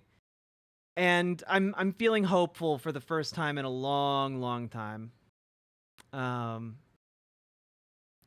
Community content? No. Yes. That is what I want, actually. Okay. Man, I need to take more screenshots in video games. I'm fairly good at it. I used to take a lot of them when I worked as a game journalist. Which I guess would be relevant information to share with a lot of you that don't know my background. I worked as a game journalist for like a decade. You know, somewhat relevant to the discussion, I guess. I will vote for Kamala. Good. You should.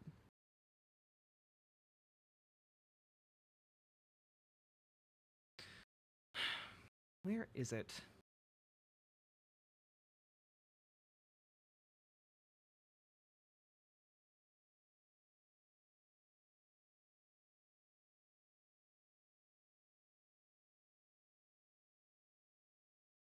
Why are there only a handful of these?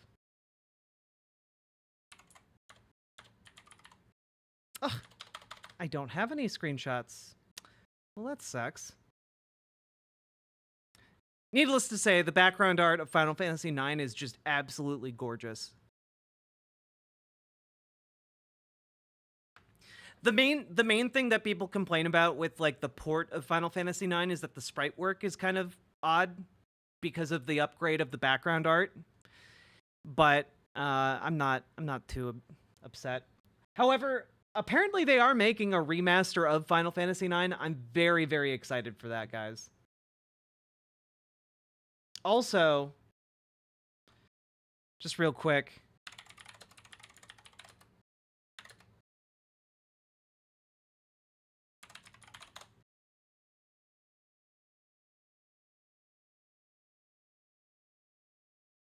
do we have...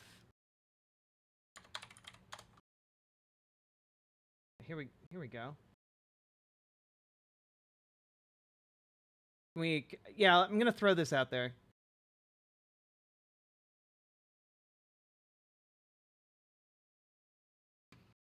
Just as a little thing where I'm like, oh, this game's lovely. A bunch of fans remade it.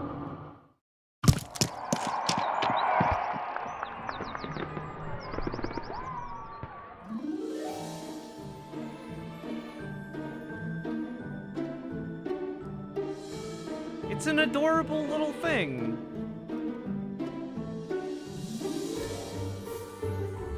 It's very whimsical.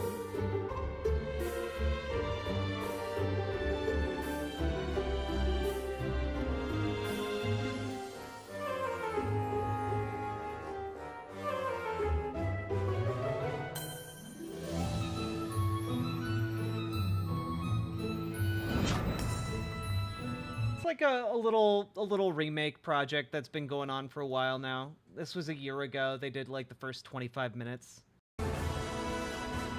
But like, this game looks cool even as a PS1 game.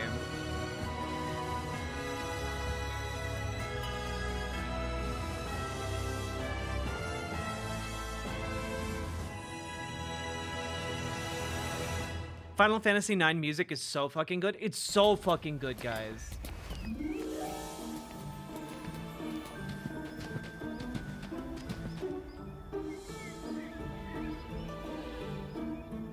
So we likely won't be able to play this because apparently Square Enix is like actually building its own like remake, and they're gonna take this down if it ever goes public. So Special one just for you. but it's real cute.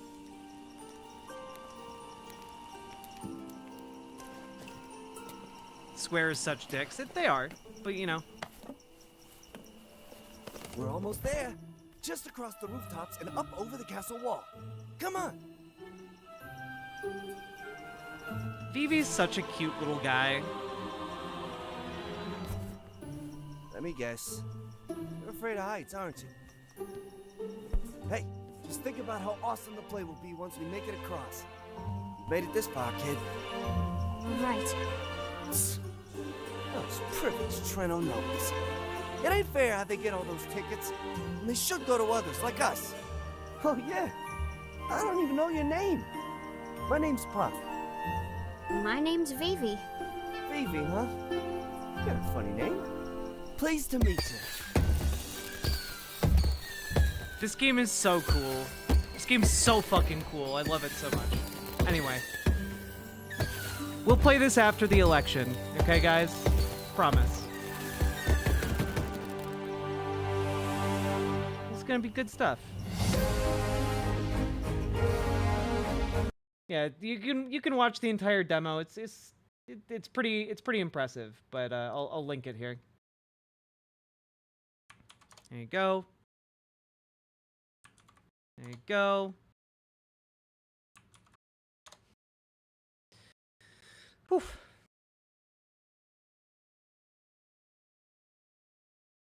I don't know who Orko is. I'm sorry. Wait a minute. I do know who Orko is. That's from He-Man, right? Yeah. It is Orko. That's right. I knew I recognized that name. Okay, there's an election. Yeah. Sorry, we really got off track here. Here, let's bring us back to election talk with an absolutely legendary clip that makes me like Mickey Rourke so much more than I previously did. Spitsfire, thank you for the tier 1 sub. Just voted by mail. I'm an overseas voter in Australia. Cheers to you, Jack, for your hard work. Thank you so goddamn much. That, but I'm not going to go into it because I don't need another visit from the Secret Service. When did you have one before? Oh, about 6 months ago. Why? Take a wild guess. Was it because of something you said about President Trump? Yeah. What did you say about him? Just the truth. Which is what? Read my mind. That, but I'm not going to go into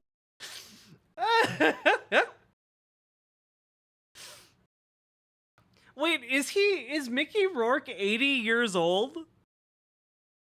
Is Mickey Rourke actually, is this man actually 80 years old?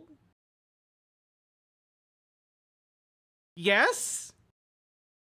72? Okay, 72 is still incredible.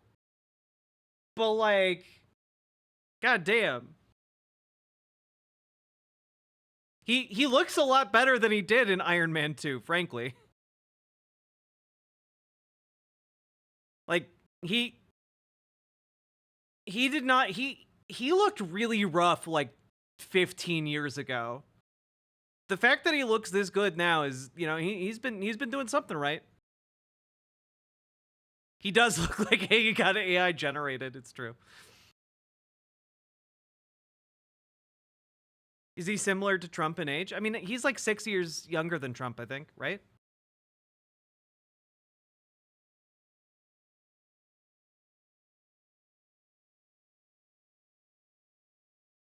You'd be amazed what a good plastic surgeon can do. Resisting the urge for self-deprecation. All right. I just thought this was fun. Read my mind. Hits so hard. It hits so goddamn hard. All right, folks. We do have content. We do have content today. Believe it or not, day before election, we have content. Are you guys ready to see some shit? Are you guys ready to see Tucker Carlson be incredibly anti-Semitic in the least... I'm just, you know what? Are you guys ready to see some really wild stuff? Like, are you ready to see Tucker Carlson be wildly anti-Semitic in maybe the least predictable way possible? Oh, sorry for touching the microphone there. But here we go, folks. Daily discussing what happens then. It's just like it's... Also, can we all agree that like Tucker Carlson's fake laugh is... What's the opposite of endearing? Like, repulsive? Yeah, repulsive. Insane. Trust me, that's like a secular, rational position on it. You don't have to be a Christian or religious in any sense to acknowledge that that's just true. No one ever talks about that. And so I just want to approach this election with that perspective. And that event, that attack on me has helped me to do that. So again, I'm really grateful for it. I wouldn't change it if I could. You said something. We'll go back to about the... Oh, yeah. Steve Bannon got released from prison. So that's not great. But his show's back now. Dropping of the atomic bomb and the beginning of secular society. My dad and the greatest generation fought on the battlefields of that conflict and were one of the driving forces with obviously the Russian people and the Chinese people to deliver us from that time from Imperial Japan and fascist rule in Europe. But at the same time, Oppenheimer, and this is what's so chilling when you say about secular, he used, I think it was the Hindu god Vishnu, They called the project the Trinity Project, right? And at the very test there in New Mexico, he quoted what the god Vishnu about. Now I'm the destroyer of worlds, right? Don't you find that chilling, or is that tied to your? Since that time, it's been we've now dropped the spiritual, which even Oppenheimer realized in The Greatest Generation. We kind of went to what is a totally materialistic secular society that leads America to this place in 2024. And the guys, in case you're not really picking up what's being laid out here by Tucker Carlson and Steve Bannon, both incredibly evil conservative figures, they are saying that Oppenheimer, a Jewish man, used demonic forces to create nuclear weapons.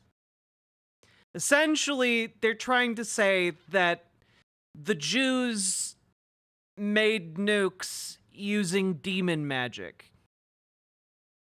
If I were to boil down what they're talking about. They're like, it might not, it all sounds like nonsense, but I want to parse that for you up front here so that you guys are aware what they're doing in this clip. The instrument of its turnaround or its rejuvenation is a guy like Donald Trump?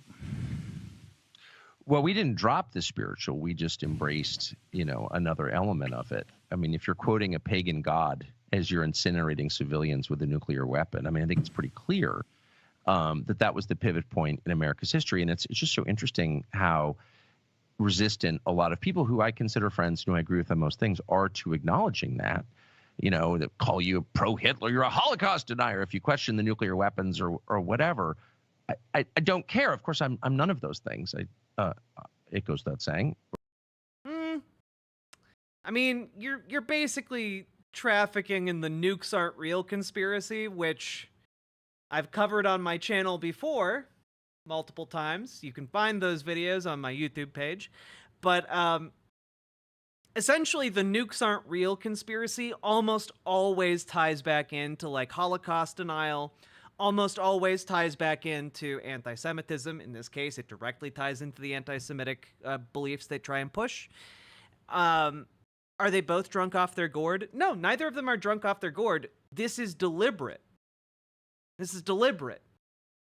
This is like what a lot of flat earthers do too. It's like how you dig down deep enough into flat earth mythology and you wind up discovering that it's all predicated on believing that Jews are like controlling all the world's government agencies to like hide a secret,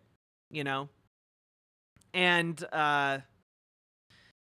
we don't have time to go into the no nukes conspiracy, Winby, but like,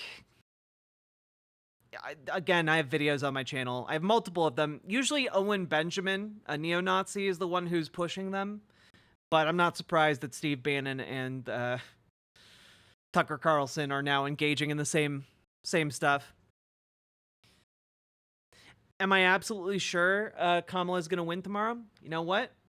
If you stick around until after we finish this segment, it's not going to be that long. I'll answer your question, because yes. Or it should.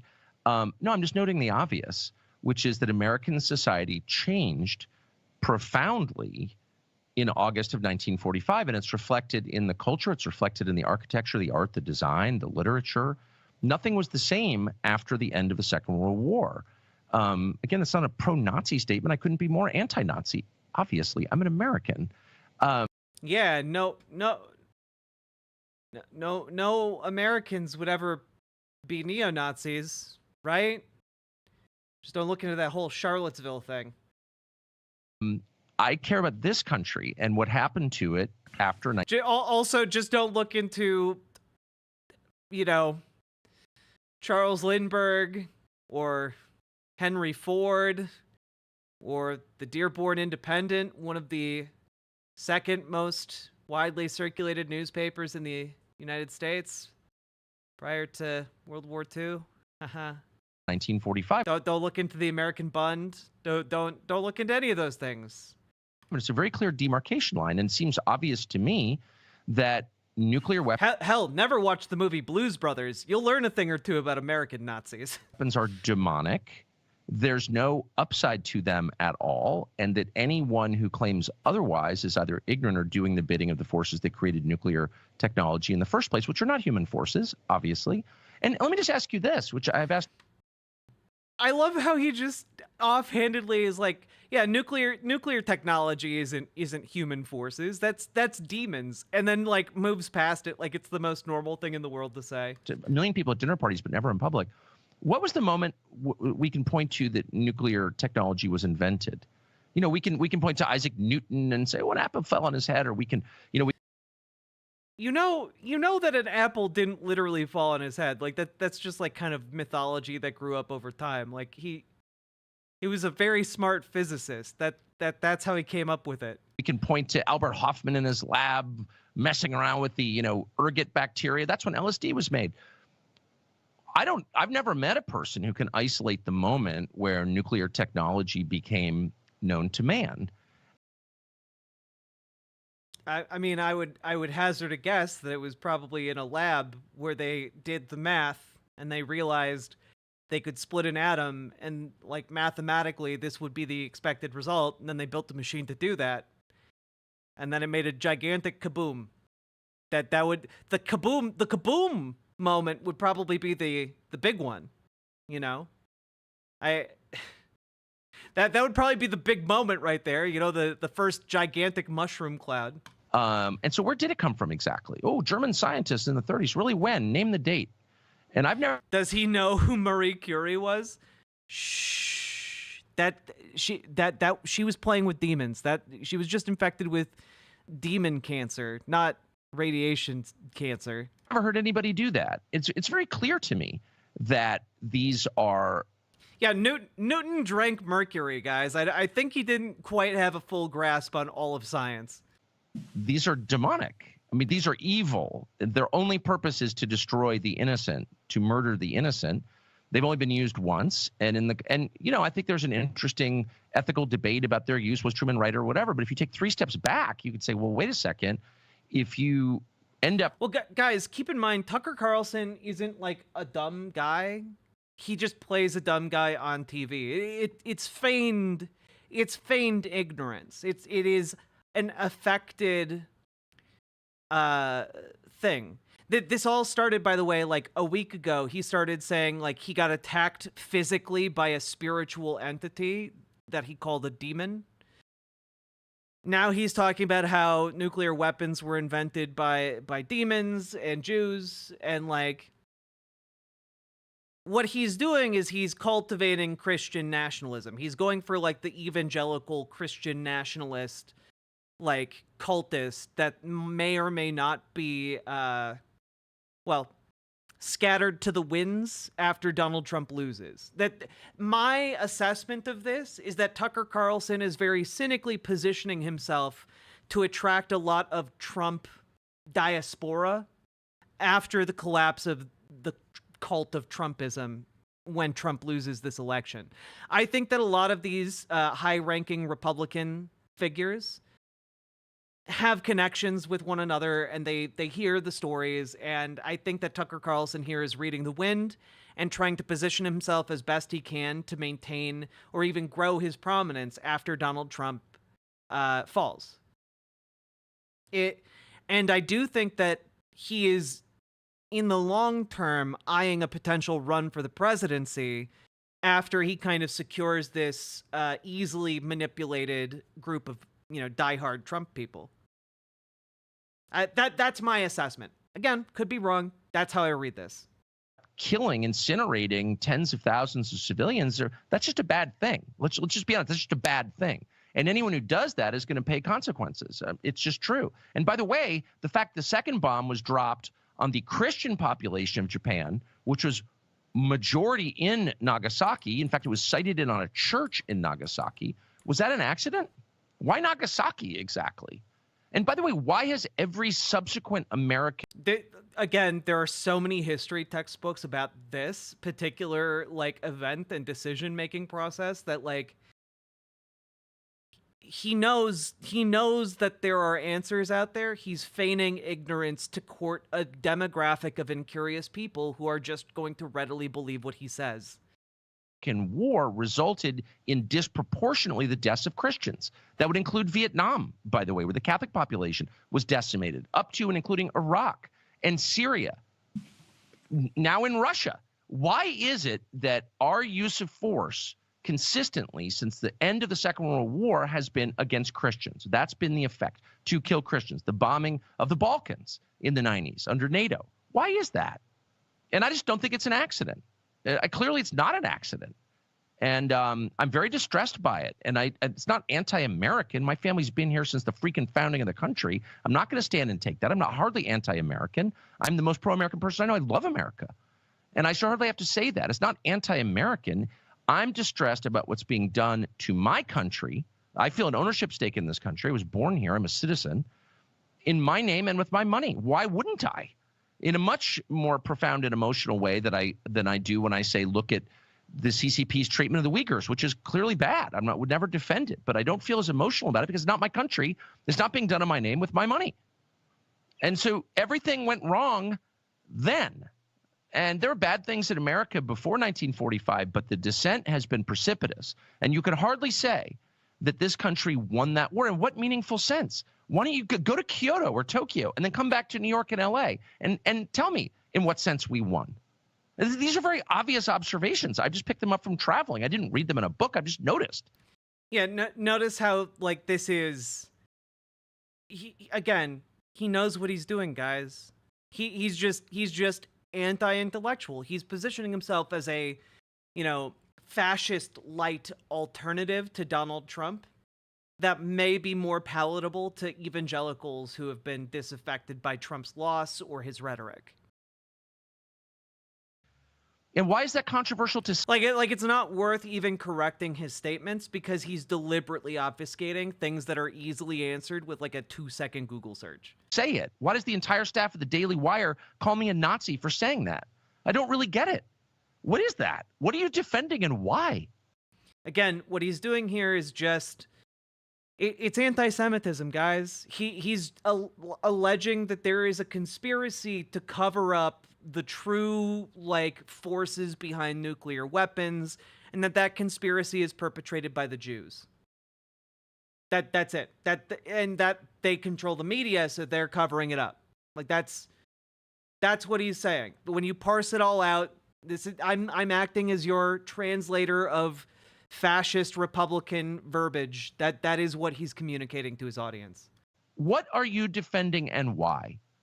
And let me just say with humility, you shouldn't be defending the killing of innocents. You really shouldn't. And if you are, you ought to ask yourself why you are.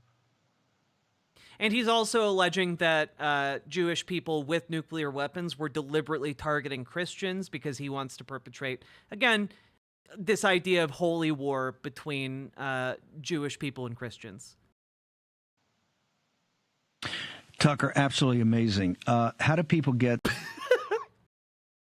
Steve Bannon is such a deeply unserious person in front of the camera. Just he listens to all of that and just wow, simply amazing. The show is the best it's ever been. How do people get to your show on Twitter, and how do they get to the rest of your content, your new network? Just via my name, my now widely discredited name, which is Tucker Carlson. You can go to tuckercarlson.com or I think it's Tucker Carlson on X or whatever. Both of their laughs are so canned and fake. It's disgusting. Anyway, beware of anyone who tells you that these days that they still watch Tucker Carlson, because they're telling you who they are, and they're bad people. They're bad people that you shouldn't trust your kids around. You shouldn't trust even adults around them. Just avoid them, shun them. Okay, this is grounds for an old school Amish shunning. All right, I'm just telling it like it is. All right. Segment button. We finished the segment. Hello, everybody. Hello. Welcome, Raiders. Yuli Kitten, hello. We love our VTuber brothers, sisters, and NB pals. Hello. How we all doing? Welcome, Raiders. And to answer your question, Yuli Kitten, if you're still here, I hope you are. Yes, we have a very good chance of winning tomorrow. I would say an extraordinarily good chance. I would argue, and I have said as much, Donald Trump is going to lose extremely badly. I think that he currently has a snowball's chance in hell, and I would argue maybe even less than that. The numbers from the polling and the crosstabs that I've been looking at just do not seem to support Trump pulling out a victory. The polling out of Iowa a couple days ago really indicates a seismic shift and a potential aggregate bias in the polling data. And that seems to be kind of strengthened, that perception seems to be kind of strengthened by the polling we've gotten just today. Largely from Marist, from NBC, from a few other places that indicate Donald Trump is losing men. Donald Trump is losing men. Apparently, according to the Marist polling, he has experienced from October to now, he has lost 12 percentage points of support from men. He used to be leading Kamala Harris by 16 points when it came to men. Now he's only leading by 4 points. That kind of shift is insane. And if that is indicative, again, if like the Iowa poll, that sort of shift is indicative of where the country is going, and keep in mind the Marist poll was on a national level, not just for one state, then we're looking at, the likelihood of a landslide for Harris is that much, it's increased significantly. I put the odds of that happening now at around 30%. I feel like the actual question now, from having looked at this polling, like in New Hampshire, like Harris is up by 24 points, according to some of this last minute polling. Like it's crazy. And I do think that if this is the case, we have like a 30% chance of the landslide event happening, which would be over 400 electoral votes for Harris. Okay? That is what we're looking at. It's the median age of people polled. I mean, the polling data indicates people of all ages were polled for the Marist polling, at least.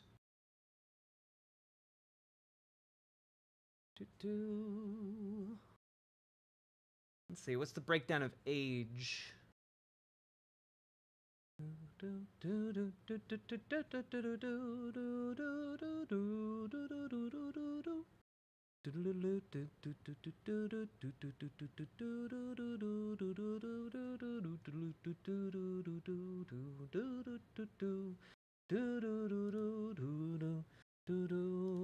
Let's open it up here.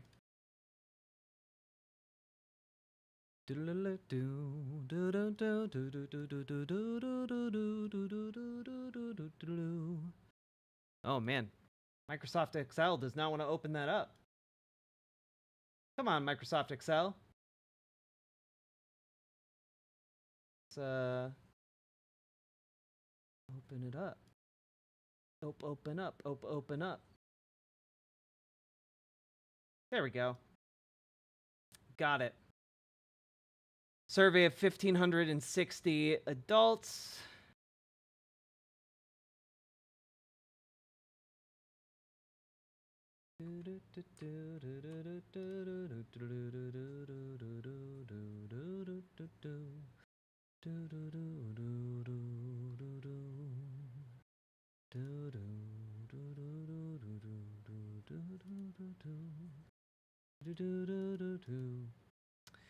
Okay. Well, it's not showing me the tables. I'm using a very old version of Microsoft Excel, as you can tell. Hmm.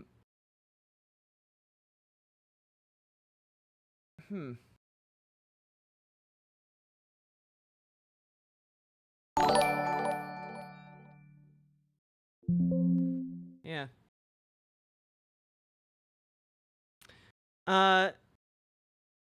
Chad Benke, thank you very much for subscribing for 3 months. Let's go! Yeah, alright. Cool. Well, that's not very useful. But the Marist polling outfit is one of the best in the country.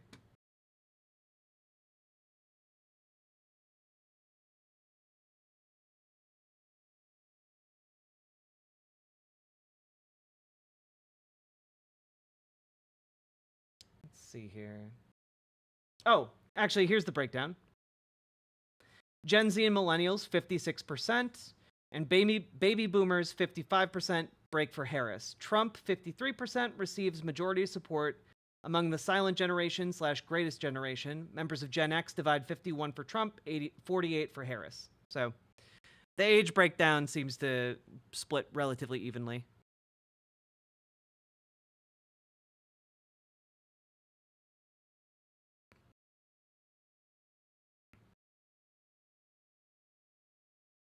How do you explain the stolen election narrative to pan out if the landslide does happen?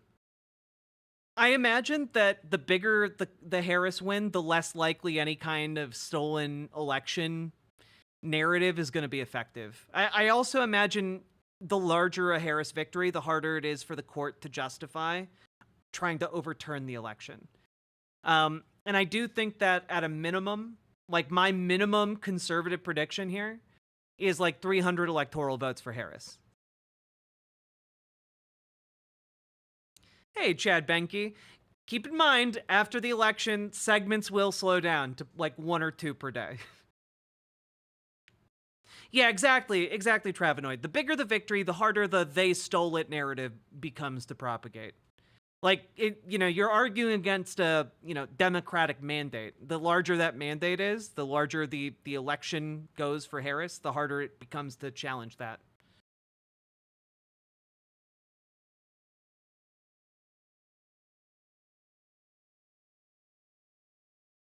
Also, again, like the Trump campaign is throwing all of their money into anti-trans ads, and like we've known since the midterms, since 2 years ago, that like Republicans are sick of hearing about trans people. Like they're so sick of it, they do not care. But Republican politicians just are incapable of actually changing their tactics on that one.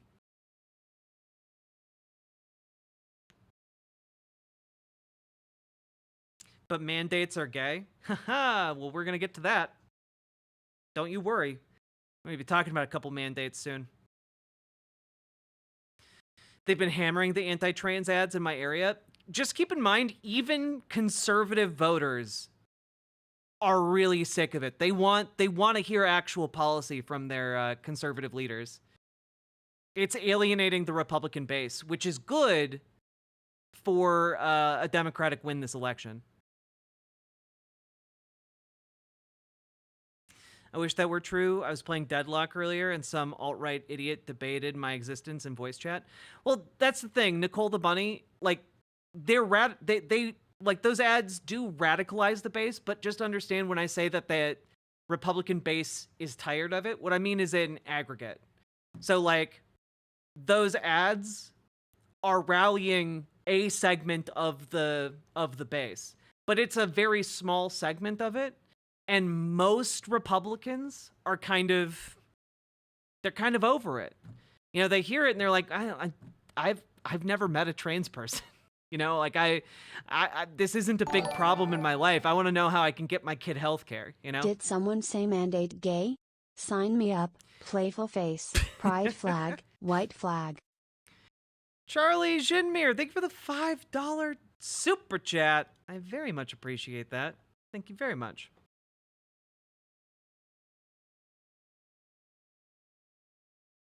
I think Trump is out of gas. He's just physically incapable of giving up. He just can't not, even when he knows he's fucked. Well, yeah, of course. He's got to dig the grave deeper, you know?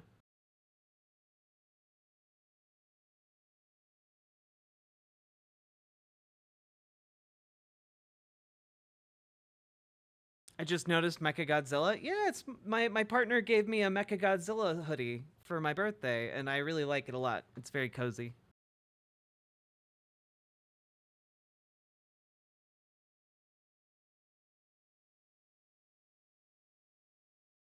All right, are you guys ready to like see like the absolute state of like Republicans right now? Like how cooked the MAGA brain is? Are you guys ready? Because I don't think you are. It's really weird. Oh, did I not move that tab over? I don't think I did. Damn it. There it is. Gotcha. So, guys, I'm hitting that segment button. It's just going to be a short one. Boop. So, guys, there is a man who claims to have been the guy who shot Osama bin Laden. All right? His name is Robert J. O'Neill. And he is the host of a podcast called The Operator Podcast. He is also a member of SEAL Team 6. And he's not doing so hot because there's a mildly insufferable liberal guy named Harry Sisson, okay? Many of you may be familiar with him. You know, he's a young guy. He's 22. He's like, you know, he's not bad. I find him irritating, but you know, he's doing good work, so whatever. Yeah, he has over 1 million followers on TikTok. He's, you know, and Harry Sisson went out and was like, we're Gen Z voters, and we all proudly voted for Kamala Harris. Real men support Harris. I don't know why I gave him a Sonic voice, but I did. And yeah, just a bunch of, I think that's Dean Winters over here, like the other prominent TikTok boy. But yeah, bunch of young guys went together, voted for Kamala Harris, right? Like that should be kind of the end of the story, right? It's not particularly noteworthy, except that they're prominent influencers, I guess. But that's not really where the story ends, because that guy I was telling you about, Robert J. O'Neill,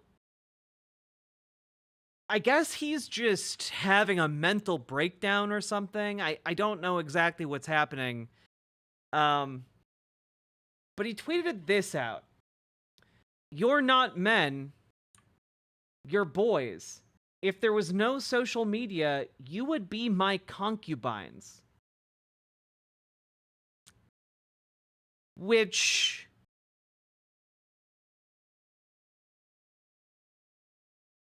I mean,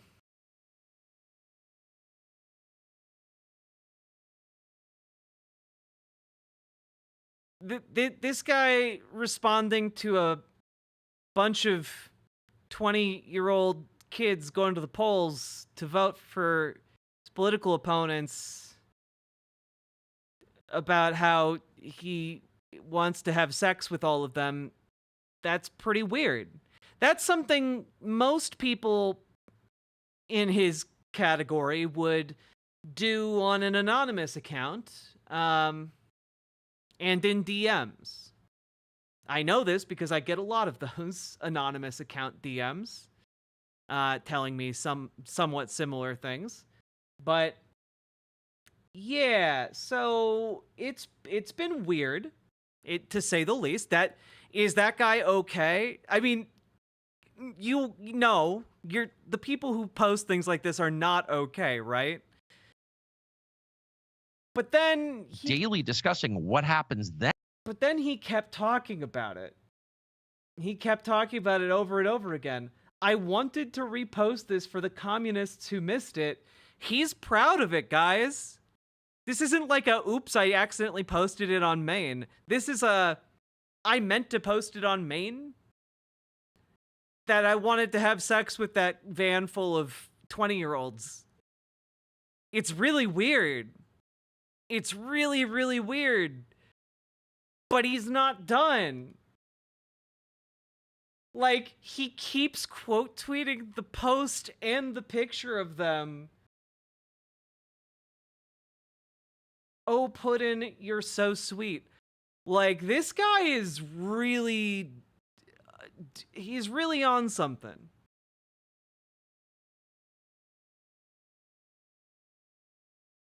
It's deeply weird.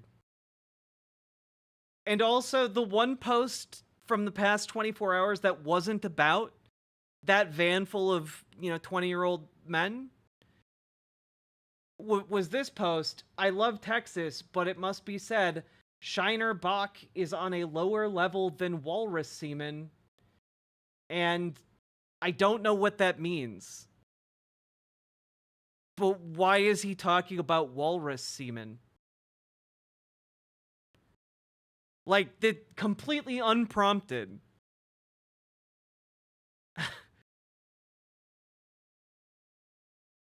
Isn't that a seal? Yes, it's also not a walrus here. But like, this guy is cooked. I mean, like, this is the thing he posted the day before all this, which is 25% of women are diagnosed with mental illness. This is so scary because that means 75% are walking around without treatment. Ha ha ha ha ha ha.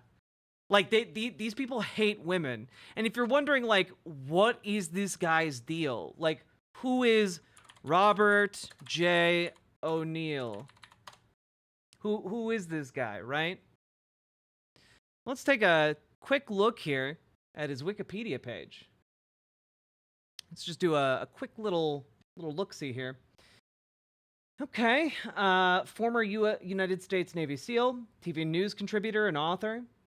Participated in 2011's Operation Neptune Spear with SEAL Team 6.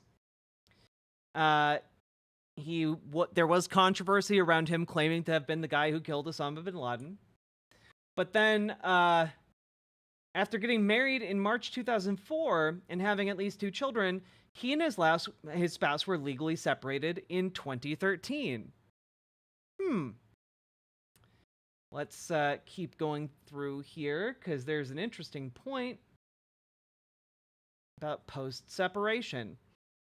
On the 20th of August, 2020, amid the COVID-19 pandemic, O'Neill tweeted a selfie of himself aboard a Delta Airlines plane without a face mask.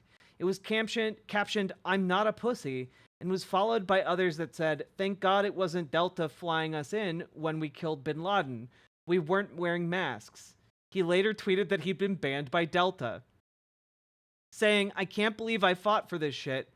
O'Neill again took to Twitter in May 2023 to criticize the Navy's alleged unreadiness to combat China because active duty sailor and drag performer Joshua Kelly had been a digital ambassador for the service in 2022.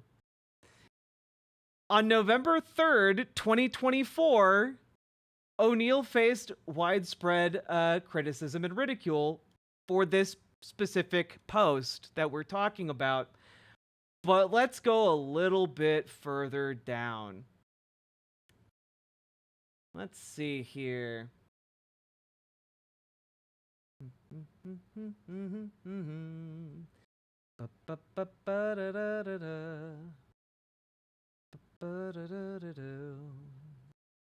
Oh wait, we missed a section here, clearly.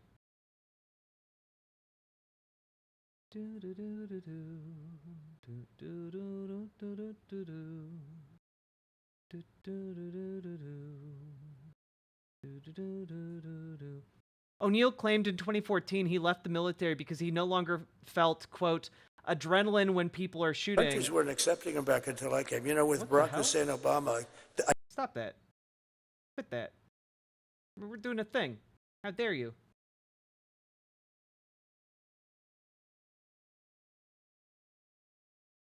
You no longer felt adrenaline when people are shooting. I knew that could lead to complacency because I was not afraid of.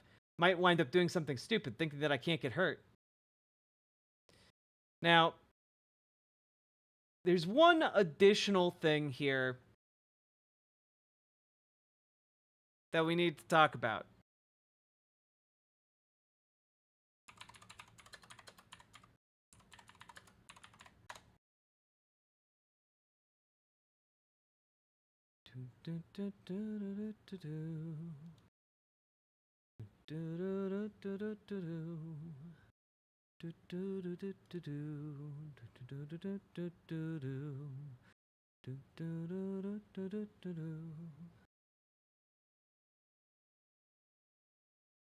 Where is this?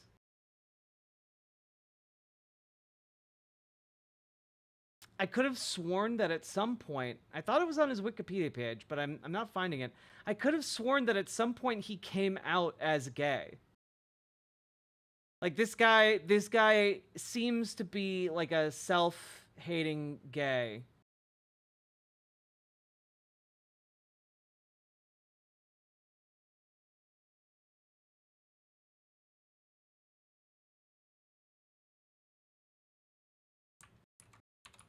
No? All right. I don't know. The other Riverboat Jack theme tune? It's true. It's true. It's true. It's true.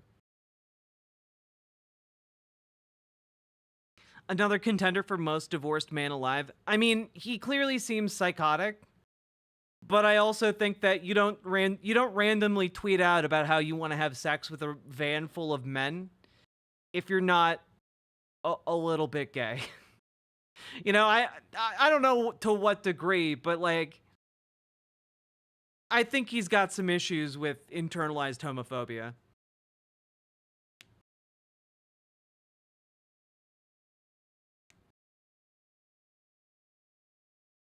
I would believe he's 100% straight. Some of the most homophobic people I've ever met have made homophobic rape jokes towards me, or homoerotic rape jokes. But the thing is, I don't believe that the people who are making homoerotic jokes about rape, I don't think that they're straight. I just think that they're self-hating gays. You know? They externalize what they feel inwardly towards themselves. Like, yeah, the concubine thing, like, concubines aren't... that's a very specific thing. That's overly specific, you know?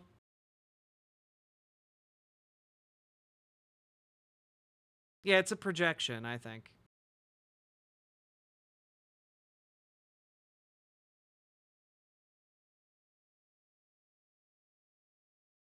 There are also self-hating trans. Yes, like Brianna Wu. Indeed, indeed, indeed. The gatekeepers. Well, of course you don't need to be gay to be homophobic, but I think that if, like, your homophobia is manifesting as wanting to fuck other guys, I think that that's pretty gay. Like, you get my line of reasoning here, right? I'm not saying you can't be gay, you can't be straight and homophobic. A few guys at my metal shop make that kind of homoerotica joke at me. I tell them people who say that always cone out in the end. Yep. Charlie, thank you for the $5 dono, and also I'm sorry that people at your metal shop are shitty. That sucks.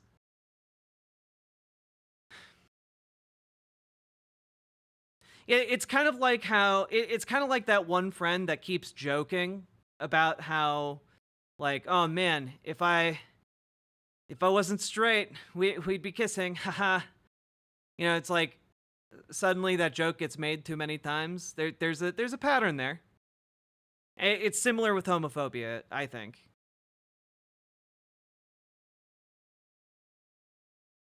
Be so wild if we kissed right now, ha ha ha.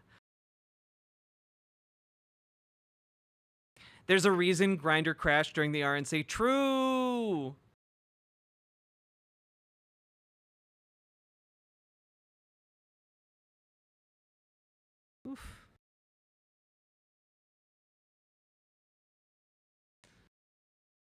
Oh yeah, like trans people do that a lot too. Like just like, oh man, it'd be totally crazy if I came to Halloween dressed as a girl. Haha.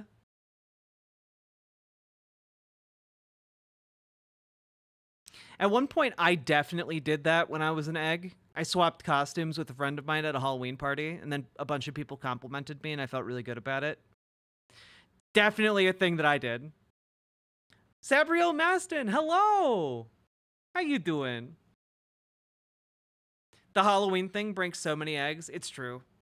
I kind of already had cracked at that point, but that was one of those things where I was like, oh, okay, I can be socially accepted and myself. That's pretty cool. Long time no see, right? Hope you're doing well. Halloween is omelet day.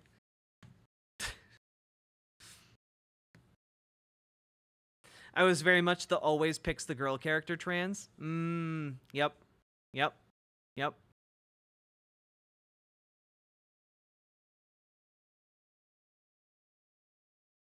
I think I accidentally bullied an NB friend when I was still very sheltered that eats at me still. Oh, I'm sorry, OS Crane.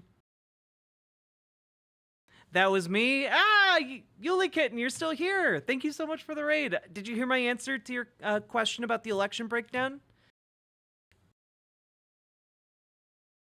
Cool. If not, I can go over it again. I know a lot of people are worried and panicked, but I want people to still go out and vote, still do everything you can to vote, but maybe don't feel the need to be like crippled by existential dread and panic. Because I've been there this past week. It's not fun.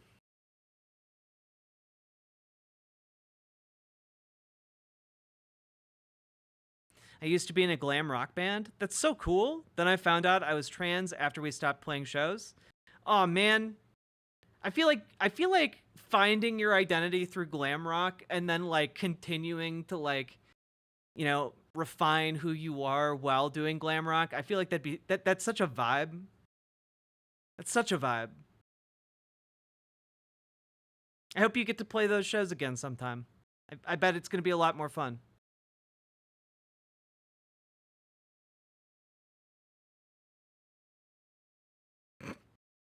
Michael Reich, thank you. I'm glad you enjoy it. Oh my god, that was very needed. Oh.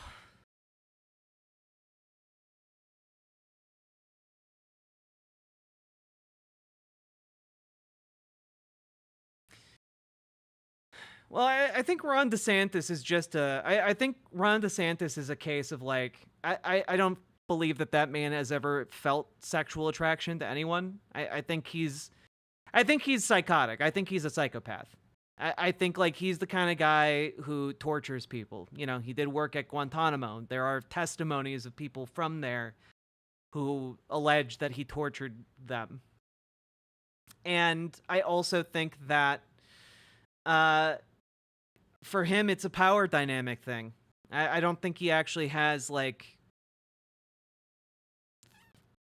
romantic or sexual feelings for anybody. It's power. You know, let's be honest here. If there is an adult teacher partying with high school students, which is what Ron DeSantis did when he was a high school teacher, that's a power thing. That is a power thing.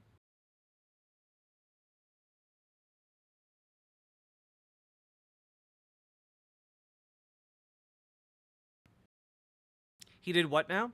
Yeah, there are photos of Ron DeSantis with alcohol at high school parties. Yeah. It was one of the things that the Trump campaign put out about him during the primaries. Again, another reason why I don't think Ron DeSantis is going to be a problem in the future. He does not have like the charisma to like brush that under the rug. I do need to hydrate, you're right.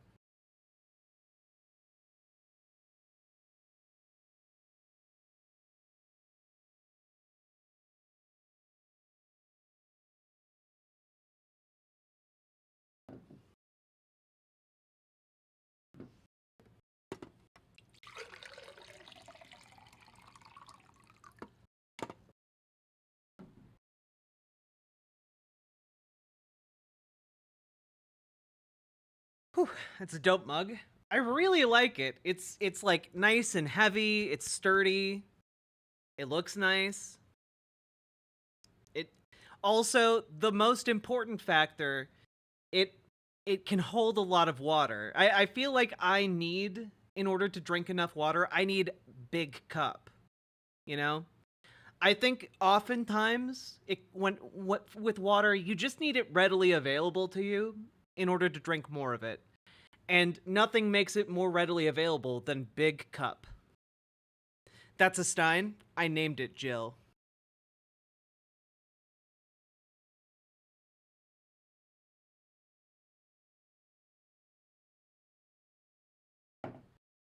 I didn't actually. That's not lore.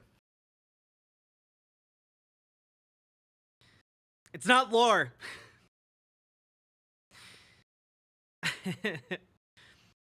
Are you a Dante Pix? What?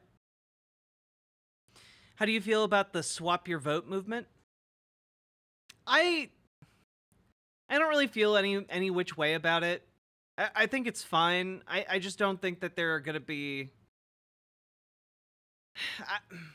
Let me put it this way. I'm not sure I necessarily trust Green voters to do the right thing or adhere to agreements that they make. Let me put it that way.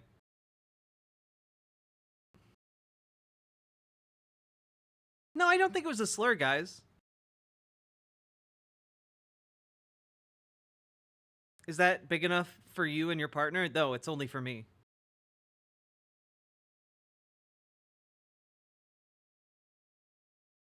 Oh, the Stein makes you appear like a small and dainty pixie?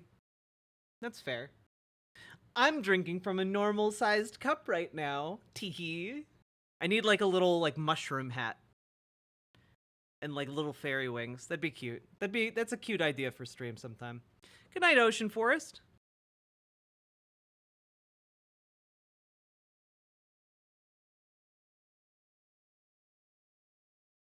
I'm tiny. The cup is normal sized.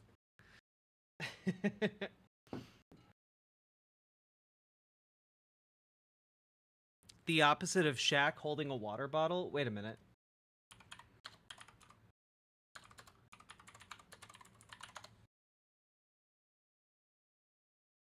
Oh my god. What? Oh my god. Oh my god, chat. It's like an adult, like a normally sized adult drinking out of a juice box. He's so big.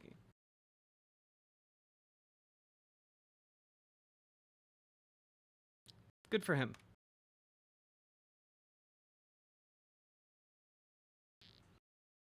When Shaq holds regular soda cans, they look like those tiny soda cans you get on airplanes. Yeah.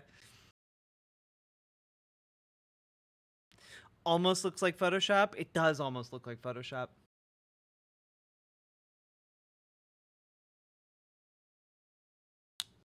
Okay, folks.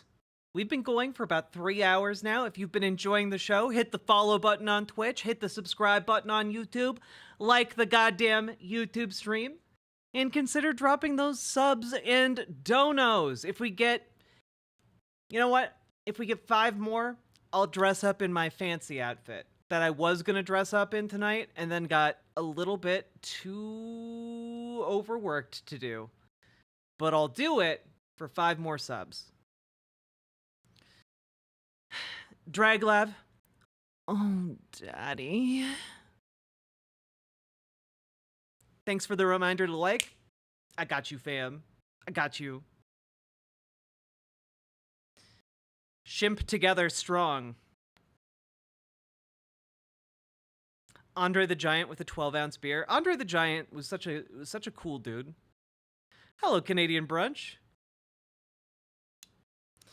Charlie, thank you for the gifted membership over on YouTube. We need 4 more. I need a paddling after that. That's a paddling. Needing a paddling? That's a paddling. Hello, Boy Meets Minnie. How are you doing, lovely?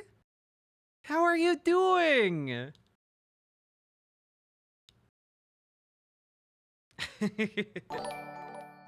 Salmon Moose! There is no comedic content in this sub either. But there are 5 more subs. Salmon Moose, I appreciate the commitment to the bit, actually. The commitment to the bit is slowly making it into a good joke.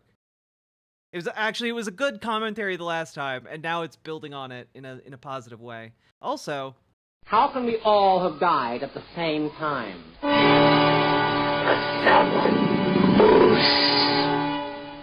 All right, folks. That's it. I'm a woman of my word. I'm going to go change. I will be back shortly. Don't you guys go anywhere, okay? BRB.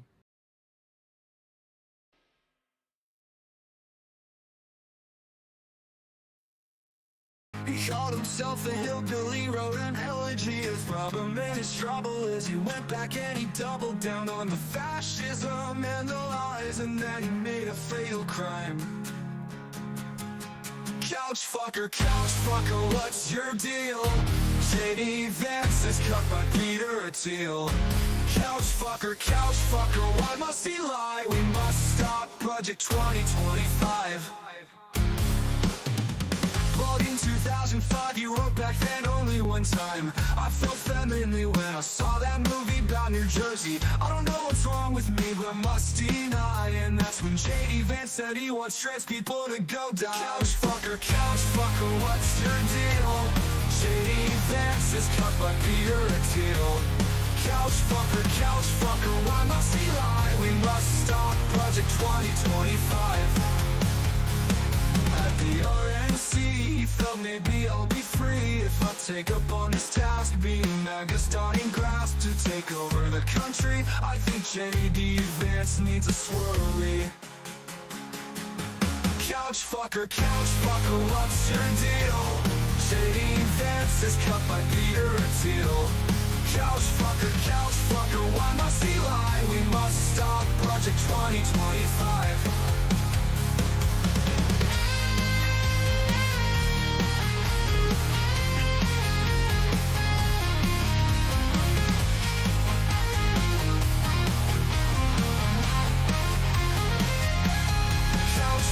Couch fucker, what's your deal?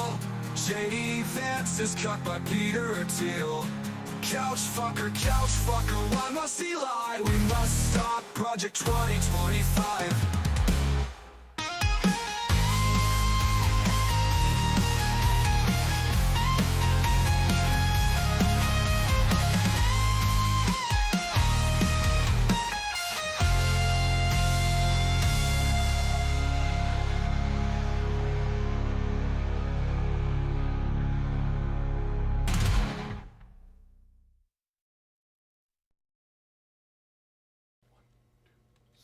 When the union's inspiration through the workers' blood shall run, there can be no power greater anywhere beneath the sun. Yet what force on earth is weaker than the feeble strength of one? But the union makes us strong. Solidarity forever. Solidarity forever.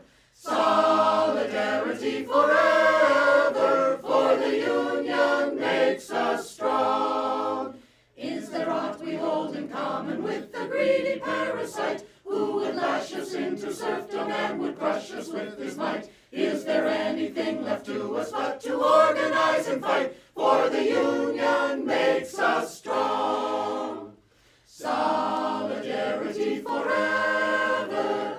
Solidarity forever. Solidarity forever. For the union makes us strong. They say our day is over, they say our time is through. They say you need no union if your collar isn't blue. Well, that is just another lie the boss is telling you, for the union makes us strong. Solidarity forever. Solidarity forever. Solidarity forever. For the union makes us strong.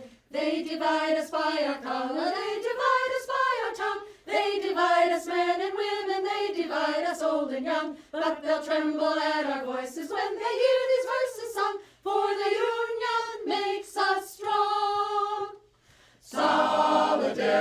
Solidarity forever. Solidarity forever. Solidarity forever. For the union makes us strong.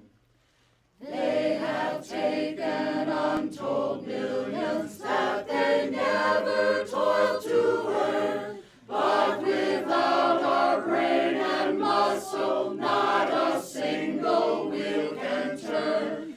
We can break their haughty power, gain our freedom when we learn that the union makes us strong. Solidarity forever. Solidarity forever. Solidarity forever. For the union makes us strong.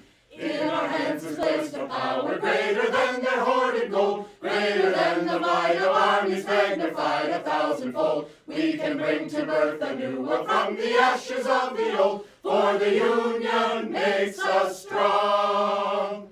Solidarity forever. Solidarity forever. Solidarity forever. For the union makes us strong. Solidarity forever. Solidarity forever. Solidarity forever. For the union makes us strong.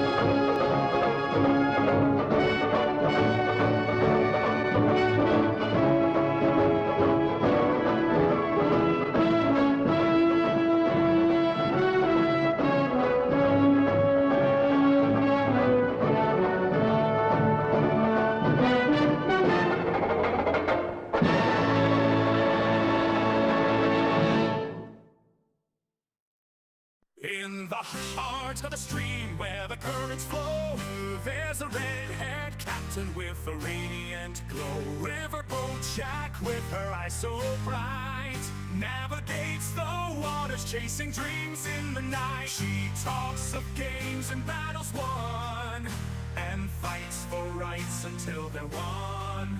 With her partner by her side, they sail the waves they won't abide. Get in the river boat, hear her laughter sway. With every yarn and booger, it's a playful day. She'll say daddy or oh mommy in her unique way. Riverboat Jack, lead the way.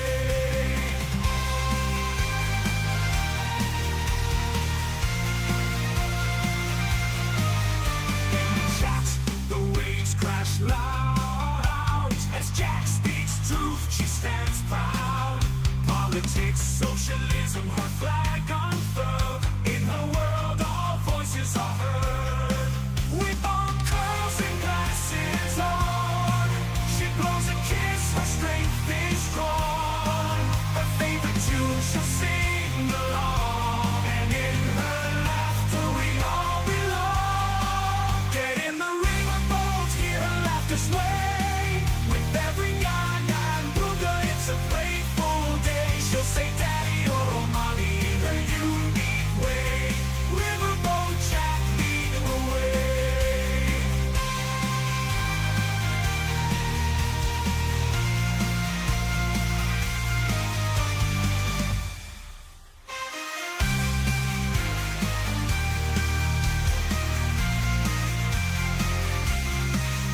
Riverboat Jack, leading the way. BWA, the sound of joy as she sails through, no one can destroy. With love and courage, she sets sail. Riverboat Jack, never to fail. Get in the riverboat, hear her laughter sway. With every yarn and booger, it's a playful day. She'll say daddy or mommy in her unique way. Riverboat Jack, leading the way. So come aboard, let's sail the stream. With Riverboat Jack, it's a vibrant dream.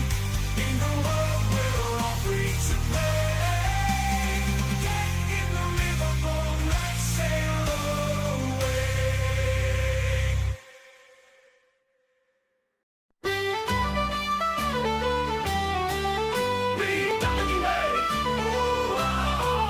Yo ho, me hearties, gather round the screen.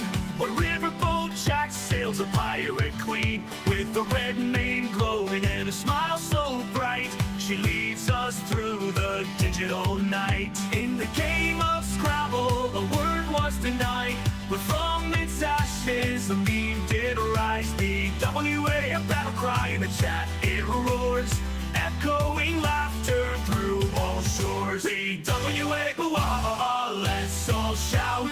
Raise your voices, no room for doubt. BWA, blah, loud and clear. With Riverboat Jack, there's nothing to fear.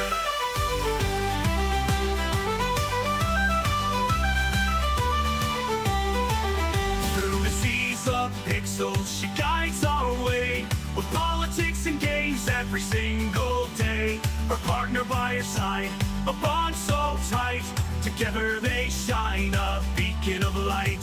From Scrabble's lost to a meme so grand, the WA Bua will take a stand.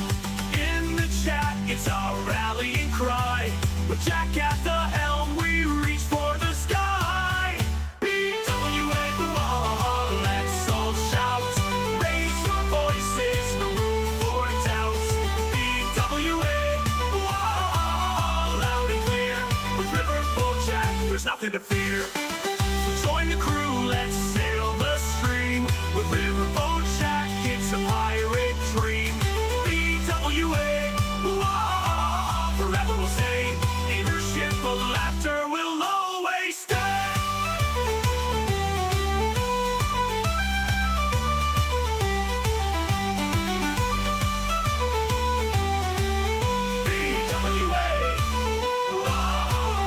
BWA, whoa, let's all shout. Raise your voices, no room for doubt. BWA, whoa, loud and clear. With Riverboat nothing to fear. The riverboat shack, there's nothing to fear. BWA, blah, let's all shout.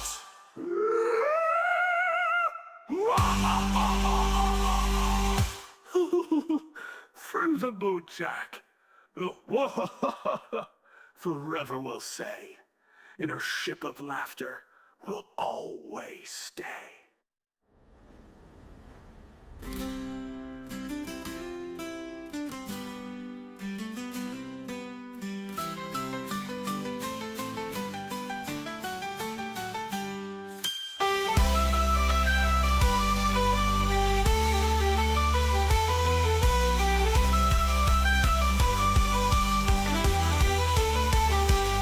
So join the crew, let's sail the street. The riverboat jack, it's a pirate's dream. BWA, forever we'll say, in her ship of laughter will always stay. Da, da, da, da. Hey!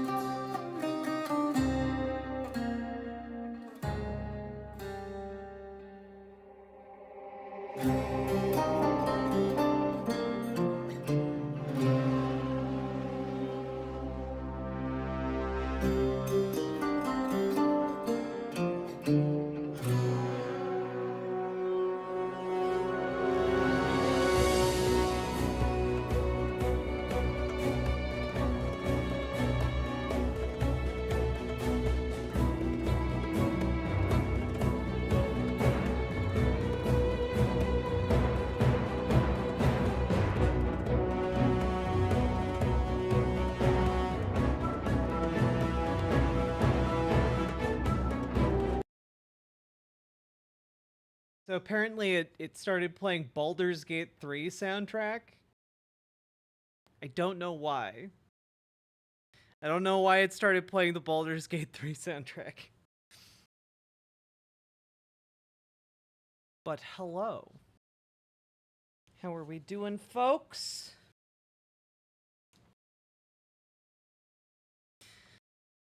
Stand up.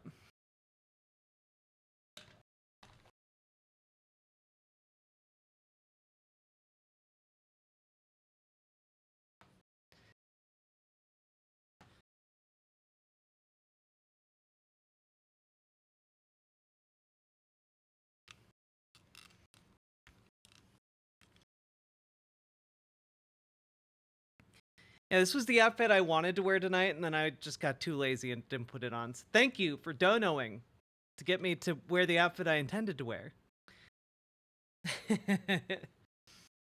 There we go.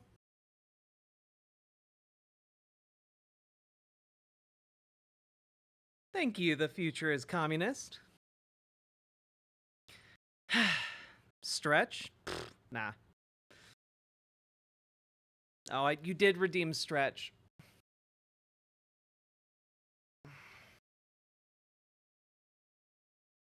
Yeah, I have a weird bruise on my arm. Don't pay attention to that. I don't know where it came from. It is getting better though.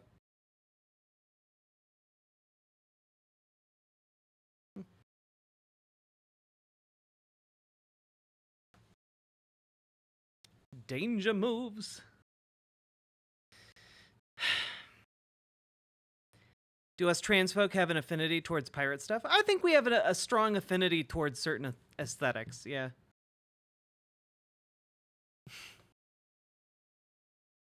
Great news, a Pennsylvania judge just refused to purge over 277,000 voters. Damn. Good.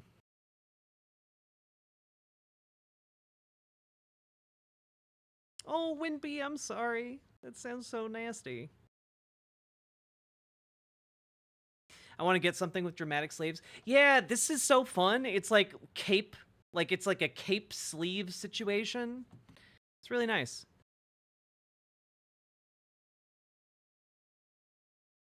Reminding me of that lady from Who Framed Roger Rabbit. You know, that is an aesthetic that I strive for. So good. Maybe after my my fitness arc continues after the election, because I'm stress eating. I'm stress eating a fuck ton. But maybe after my after the election and I get back on that exercise grind, I'll go for the Jessica Rabbit aesthetic. That could be fun. I'll get like I used to be really into like corsets and like waist training.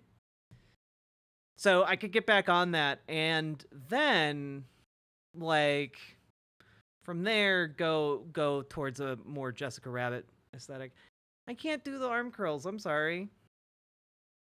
I'm sorry. I can't do it with these glovies. Is a fuck ton heavier than a shit ton? Yes. Draglab, thank you for gifting a sub to Nindreen and to Ashley J. Curtis. Wonderful. Thank you so much. Have you heard about Project 19? I don't know what that is. Let's see. Jack, you do not know how feral I would become if you did Jessica Rabbit. Fair.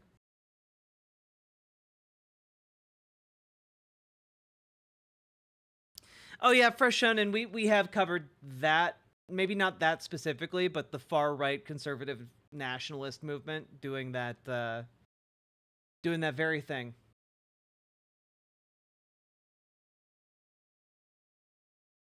Let's see here.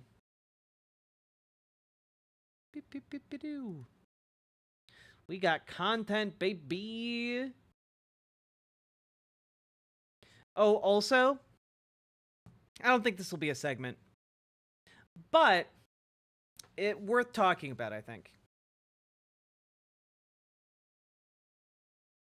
So, apparently, two of the people who quit the Biden administration over Gaza wrote an article for In These Times explaining why they are choosing to vote for Kamala Harris. And I think there are some interesting tidbits in here. There has, of course, been no material movement from Vice President Kamala Harris on the issue. Despite the well-polled preferences of its base, the Harris campaign believes it can win on Tuesday in spite of the genocide. Perhaps it would simply rather chance it than give an inch to the pro-Palestinian movement. What other explanation is there for sending former President Bill Clinton to Michigan to tell voters that civilian deaths in Gaza are justified and the Israelis were there first? Yeah, that was a huge gaffe that we didn't talk about enough on the show. We hoped this election would become a referendum on Gaza. For us, that hope was premised on the assumption that President Joe Biden, or at least Harris, would reconsider their position on Israel if it looked like it would cost the election, either by alienating voters or instigating a larger war. We were wrong. The United States has been at war in the Arab world for decades. We worry that our sincere hope to push Harris to stand up to decades of bipartisan militarism and dehumanization is bound to end in disappointment. As she might say, quote, you exist in the context in which you live and what came before you. But this reality does not absolve Harris of accountability, which is a necessary and righteous demand for anyone who has proudly affirmed their intent to arm Gaza or Israel during its openly genocidal war in Gaza. Trump and Harris have both pledged unconditional support to Israel if elected. Unlike Trump, however, Harris heads a coalition with a growing number of legislators demanding an end to unconditional support for Israel, including several senators co-sponsoring legislation to block weapons to Israel. Under a Harris administration, we believe there will be a wider gap in the armor that protects Israeli impunity. Which I think is basically the correct assessment here. Like, she hasn't meaningfully moved on Israel, though, again, there have been some last-minute rhetorical shifts, in my estimation, that show perhaps movement. But I think that the opportunity window is much larger under Kamala Harris for a ceasefire in Gaza than under Donald Trump. Like, that assessment is being made by former people from who are familiar with Kamala Harris, you know? I do think that she's assembled a foreign policy team around her that indicates to me that she's going to try and deliver on this. So, you know, interesting stuff, worth noting for sure.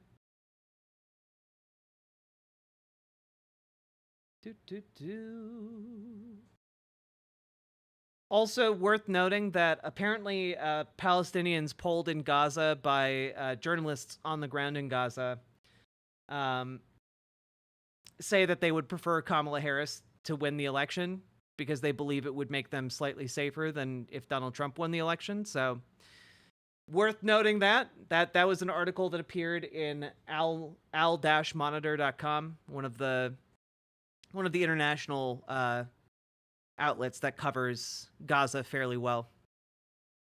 Hey, Michael Reich. This shit has been going on for my whole life. What happens when your population expands its borders? Check the European borders, why don't you? Not entirely sure how that thought connects. I'm late. Hello, LEC. Thank you so much. U.S. geopolitics is its own beast. It's true, Shadowmar. Oh, no, advice, Mom. That's the thing. Harris doesn't have passion on this issue because she's not ideologically married to a position on Gaza, which I think is an improvement over Biden. I think it's an indicator that she can be pushed on the issue. I think she's been surrounded historically by people who are trying to push her in positive direction if she gets into office. So, like, generally speaking, I don't think that she ideologically cares one way or the other that much. But as opposed to Trump or Biden, who are both ideologically Zionist, like, I think Kamala Harris can be moved. I don't think she's ideologically bound to where she is on that point.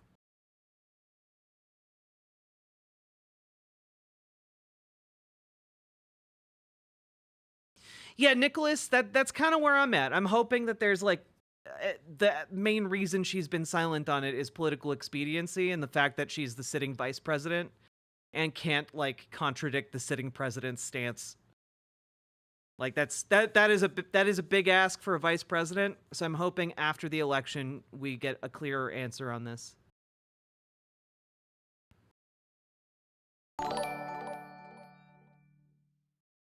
I honestly wish Tim Walz was utilized more. The more perfect union video of him speaking to undecided voters would convert the rep. Union members. Why, Andrew S., it's almost like you read my mind and made the perfect transition into what we were about to talk about. We're about to talk about Tim Walz, folks. From the window to the walls. Let's go. Because I think we're gonna have to talk about Tim Walz a little bit. He's been performing 10 out of 10. Like, he's been doing so good at basically everything that he's been put to. Like, I truly believe that he does not have ambition to be president. Like, Minnesota governors tend to not have that.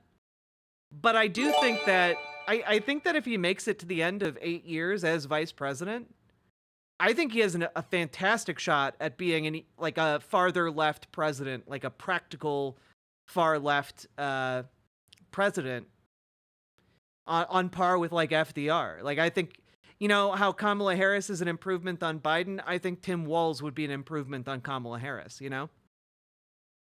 Like, I think he's got the sauce to go 8 years and then run for president. Because keep in mind, he's only 60 years old, which in terms of like political politician, as opposed to the non-political ones. But you know what I mean. As far as politicians go, that's like a young whippersnapper, you know? I used to be a Zionist, but that's definitely changed over time. If I'm going to be morally consistent, that has to change. I'm glad to hear that you changed for the better. Yeah, like, ultimately, I think that Zionism is like a colonial movement, and I think that that's bad. I think colonialism is bad in its forms. So, like, yeah. Bun Gaming, thank you for hitting the subscribe button over on youtube.com/riverboatjack. And Draglav, thank you for the 2 gifted tier 1 subs over on Twitch. I appreciate that. But all that to say, I think he'd be a good president. We'll have to see. We have to get through this election cycle first, though. Okay, folks? Let's go. And let's take a look at some of his recent appearances, okay? Just a couple clips. Like, this one's great. Those women you're thinking about right now have fewer rights than their mothers or their grandmothers have. That's what he did. Now, 20 states have the Trump abortion ban. Last night, Donald Trump said that if you're a woman, he'll be your protector. And he also said this. Imagine that this was a moment of self-reflection for him. He says, I know a lot of people don't like that. Oh, no shit, they don't like it. But here's the scary part, people, because there's no excuse for not hearing this, because he said it. He said, I'm going to do it whether the women like it or not. That's how this guy's lived his life. That's why he was on the Access Hollywood tape, and that's why he ended up in court, because that's what he thinks about. Women turned away now because of what he's doing from emergency rooms.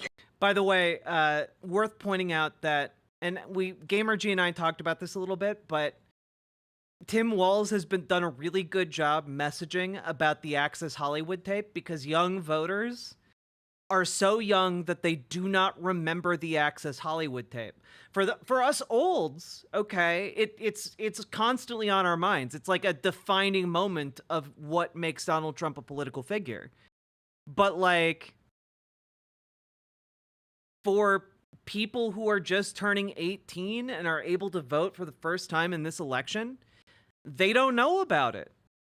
Because when that came out politically, they were 10 years old, you know?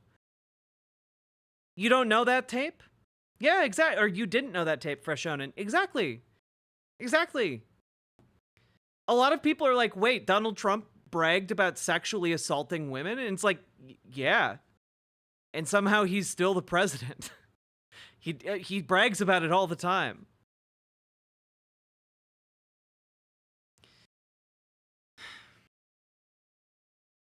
I almost wish I didn't remember it, yeah. I think it's possible to oppose the Israeli government while also supporting the people of Gaza, but you have to be able to hold two ideas in your head at the same time. Well, wait, of course. That's the position we hold. That's the position we at Riverboat Jack Incorporated hold. I think it's possible to oppose the Israeli government while also opposing Hamas. That is our position here at Riverboat Jack HQ. It's okay, Advice Mom. I understand. Anyway, let's finish this clip up because we got a few more clips. To get basic care, having miscarriages in parking lots, survivors of rape and incest being forced to carry their attacker's child. Those are the type of those women you're thinking.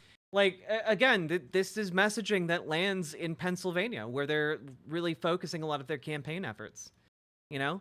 And keep in mind, guys, the Trump campaign has pulled out of Pennsylvania. Like, they are, by and large, not doing things there right now. Donald Trump canceled appearances at, like, football games and stuff because they're just out of juice. They're just out of juice there. But we're not done, of course. We're not done. Look at this. Look at this moment. This is Tim Walz meeting a former student of his while on the campaign trail, and it's just lovely. Yeah, look at giving her a hug. I can't. So cute. Like, he still recognizes her all these years later. It's wholesome. It's wholesome. Because he's an actual human being. You know? Can you imagine Donald Trump, like, recognizing, like, a child that he mentored 20 years ago? No. Because we all know that child would be, like, you know, pretty messed up from the sexual abuse. Like, he doesn't give a shit about those now adult people. Donald Trump is a psychopath. And not only that, like, let's take a look. This is a brilliant ad campaign that's been running in Pennsylvania. Here we go. America, to turn the page on Donald Trump, it's going to take all of us. Every single one of us has got to get out there and vote. That's how we'll build a given the country halftime speech. where everyone has the opportunity not just to get by, but to get ahead. Where affordable health care is a right. Where we lower housing costs and where the government stays the hell out of your bedroom.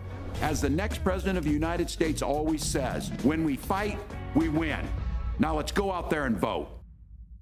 America. Let's go. Let's go. Put me in, coach. Yeah, the old coach halftime talk. You know this plays well with conservatives, by the way. Like, conservatives who love, like, the movie Rudy. Like, they're like, oh my gosh, it's just like the movie. It's just like my favorite movie, Friday Night Lights. Just like my favorite television show, also Friday Night Lights. Also, like, guys, conservatives have been trying to attack Tim Walz on a number of different angles for months now, and they haven't been able to find anything. Okay? Like, one story was he seduced the daughter of a top, like, union official in China, and then she's pined over him ever since. Like, that's not an effective attack. That just makes him sound cool as hell for pulling a baddie. You know, like, and then things didn't work out. Like, that's a cool story about Tim Walz. So he rizzed her up. Yeah, he rizzed up a rifle-toting daughter of a Communist Party official. And, like, the story gets a little sad because, like, she thought she was going to be able to get a visa, and apparently they had a falling out because he was like, well, do you love me? Or, like, is this just for a visa? Like, what's the deal here? And, like, they had a bit of a falling out, but, like, they wrote each other, like, letters. You know, like, it's a good story. Like, this is, like, kind of, like, you could make a movie about that. How does that not make him sound like a Chad? It does make him sound like a Chad. But you know what else?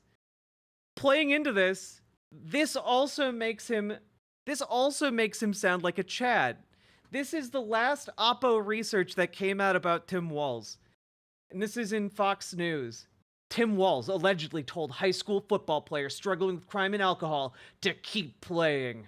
Walz allegedly told the teenager, "We need you," repeatedly. Oh my God, dastardly. Dastardly.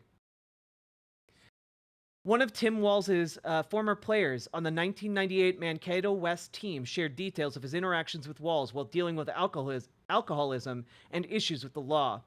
Former Mankato West linebacker Dan Clement told The Ringer that he began to experiment with alcohol when he was in high school. Then, the summer between his junior and senior year, Clement said he was arrested multiple times for underage drinking.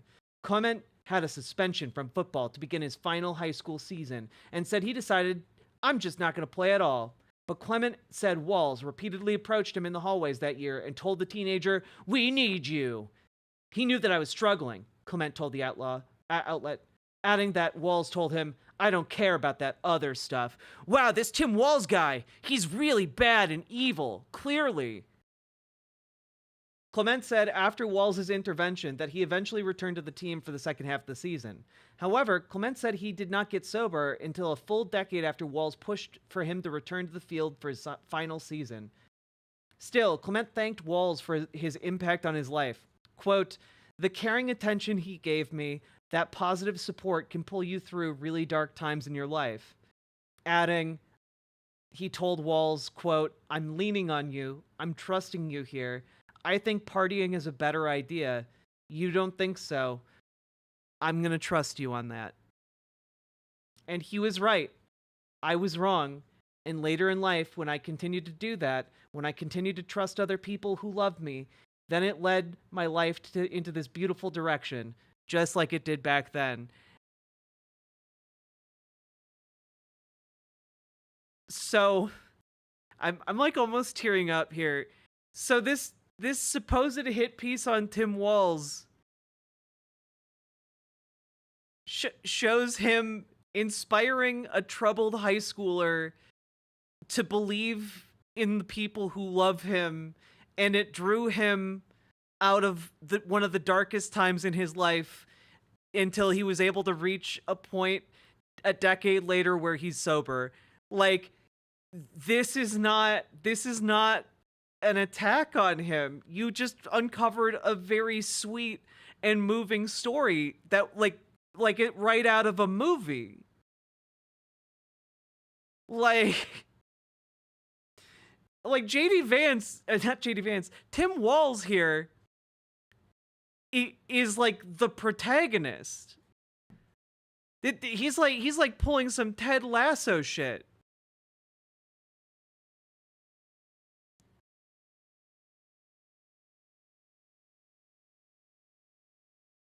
Also, here's a short video from October.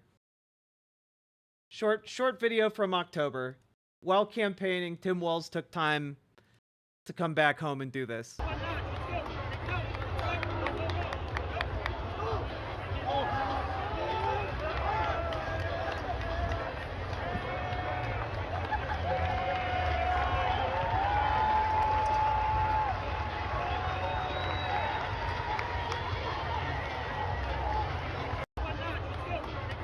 In case it might be hard to tell what happened here. Walz greets fans as players take the field in Mankato for the city's annual Jug Game rivalry match. Yeah. It's cute. It's so cute. Like, he's on the campaign trail. He's still showing up for his local football games. Like, here's a damning picture of Tim Walz cuddling kittens. Checkmate libs. No, it really does. Like, they have got so little on this guy. They've got so little on him. It's ridiculous. Oh, there he is. I was wondering where he is in the video. He's like way back there. But like they've really got nothing on him.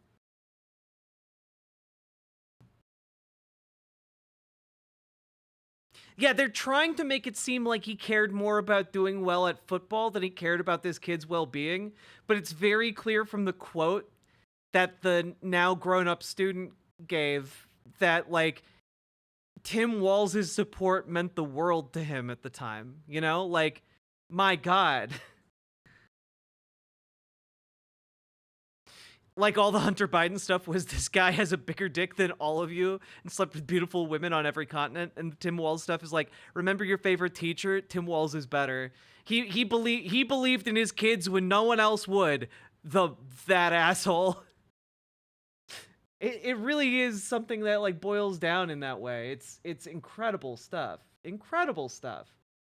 All right, and we have one last bit of Tim Walz for you guys. This is probably going to be the majority of the video here. This is a video from More Perfect Union titled, "We Put Tim Walz in a Room with Undecided Voters. Can he win them over?" And I'm so excited to see this. More Perfect Union has been doing absolutely legendary work this election cycle. You all should pay way more attention to them if you haven't yet. They've been covering workers' rights and organizing issues across the country. They've got a wonderful team of people who cover all these issues. And honestly, I want to see more. I want to see more content like this rather than the Jubilee content. Like the weird game show Jubilee stuff is weirdly cynical and off-putting to me. But like getting a bunch of undecided voters to talk to like one of the candidates or one of the candidate representatives, like that seems like a really good idea. We should do more of that. So, in the spirit of that, let's take a look. Let's take a look. There you go. Hey. Hi, guys. I want to introduce you to some voters right here. Hi, Tim Walz. I'm here in Erie, Pennsylvania. Oh man, even the way he says, "Hi, I'm Tim Walz," like he's genuinely curious and interested in meeting this guy. I want to introduce you to some voters right here. Hi, Tim Walz. I'm here in Erie, Pennsylvania, where we've organized a sit-down with Governor Tim Walz. That's great. Hi, everybody. Good to see you all. And undecided working-class voters. Appreciate it. Thanks for taking time out. Grab a seat. I am a registered Republican, and I did vote for Trump the last election. I'm pretty mixed on it, to be completely honest. And I did vote for Donald Trump in 2020. We want to find out What will a Harris administration actually do to get wages? Like this is what I want to see. I want to see like actual like independent folks, not like this like on Jubilee, all of the people they source are like social media folks, you know, like I want actual human beings to talk to candidates, you know?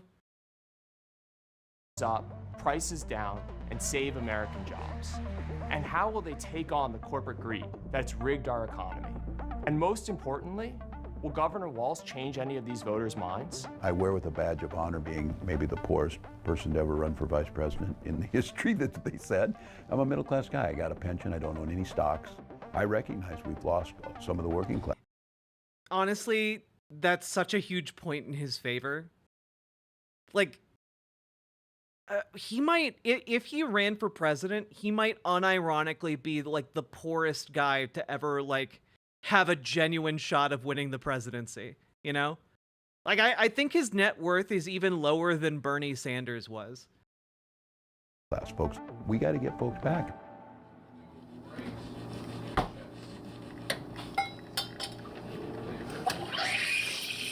I'm Gordon Rohde. I'm third generation farmer on our farm. I'm also I'm a retired AFL-CIO, skilled union laborer. So I haven't really totally made up my mind, but I'm leaning more for Trump, I think, because of the situation with the economy. So how'd you get back on the farm, if I can? I worked construction full-time and farmed with my father. So my sister and I own it now together, and we're still operating. What do you raise? We have beef cattle. What should we do to make it easier? What would be the big thing? I think the biggest problem now is the price of the equipment has become so expensive. When fertilizer went from $450 to $950 a ton, that was devastating, you know. And then our chemicals tripled at that time also, you know. My farmers are getting about $4.10 a bushel for corn. That's what they were getting when grocery prices were 30% lower. They were still getting $4.10. Oh my God. He actually knows the price per bushel of corn in Minnesota.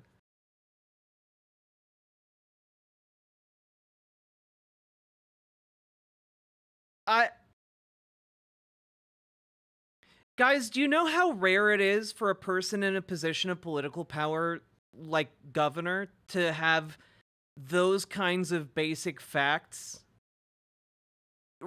that they can rattle off in the middle of a conversation like it's nothing? That's crazy. Dude. This guy is unironically god tier. Like with just being able to quote that to this guy, I bet secured that guy's vote. The fact that he's talking with the vice president candidate and is like, oh shit, he actually knows how much corn costs. That's crazy. I trust him. Like, this is the kind of stuff that genuinely builds trust in political candidates. And that. The farmer's not getting any more money on this. Now, input costs went up for that farmer. See, look at him nodding along. Just as much as they went up for the middleman who's in there. I'm soying out right now. You guys can't stop me. Corporate profits have seen a bigger rise at any time in our history. So it's as simple as this. Somebody in the middle's taking more money. They're asking for a tax cut in the middle. Farmers aren't getting the money, and they're passing on the cost. So she's talking about stopping the price gouging on these things, making sure the prices are fair, making sure wages are keeping pace with that. And then It's no secret that Democrats have lost working class voters, especially rural Americans. What stood out about Walz's approach to winning them back was his knowledge of their lives and specific struggles. Simric, I grew up in the suburbs, but like rural suburbs, if that makes sense. Like, for context, I grew up like, I don't know, I could drive 5 minutes and be in cornfields, but like still in kind of like a place relatively close to a city. So like the fringe of the suburb where like the rural meets the suburb. Yeah. he got into the weeds of farming with Gordon. Farm Bill, what do you guys do on crop insurance? What equipment do you need with potatoes? Like, how do you bring them in? Is it like sugar beets? You used to be able to make a living off 50 head. Guys, do you bring them in like sugar beets? Bro,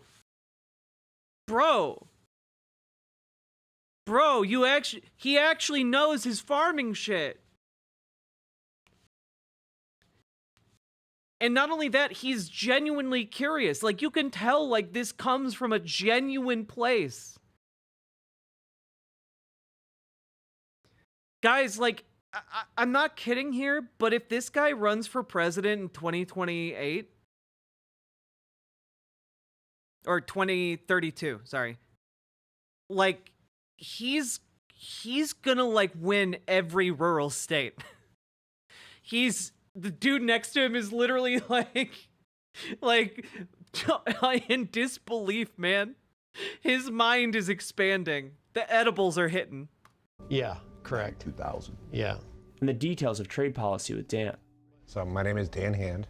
I work at Mack Trucks in Macungie, Pennsylvania. I am a registered Republican. I'm going to support who's going to support labor. Volvo just announced that they are building a plant in Mexico. Yeah.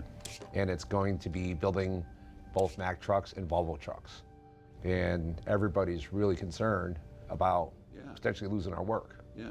And we're wondering as far as what the administration would do to help strengthen our plant domestically as opposed to with what's coming out of Mexico. Yeah, no, this was a big deal, and this is a double punch to you. In many of these cases, these folks were given a tax break, your tax dollars, tax breaks, to then offshore your job. And look, this started in the 80s and the 90s when we were saying that Dude!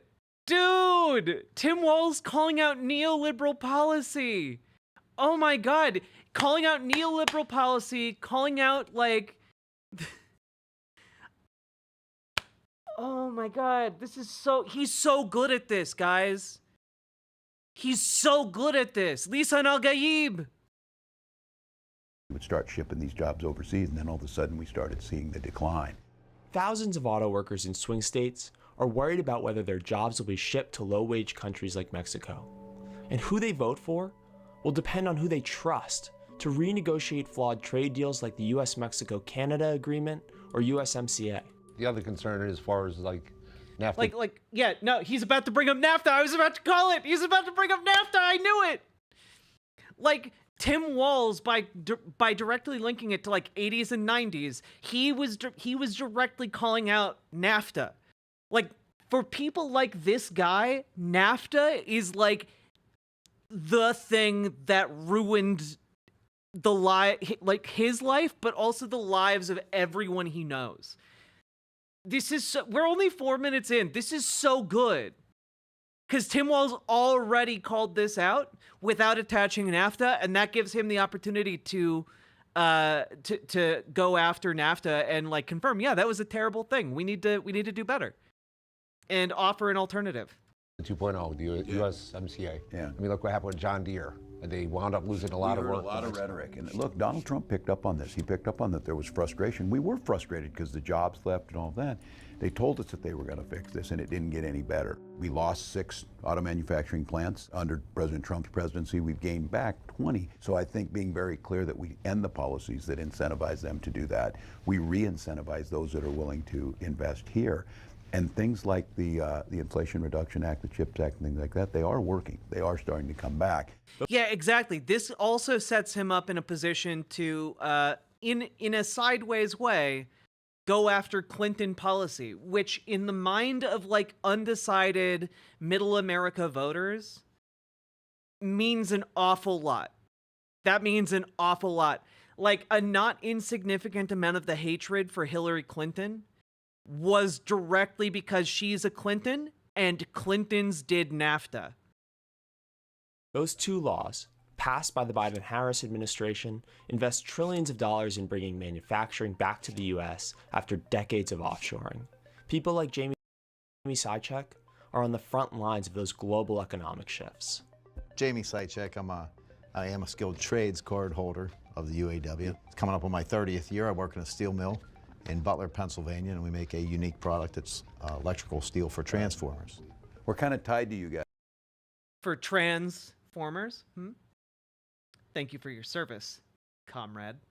With our taconite in northern Minnesota. Yes, I got to be totally Oh, I drive by the taconite harbors all the time.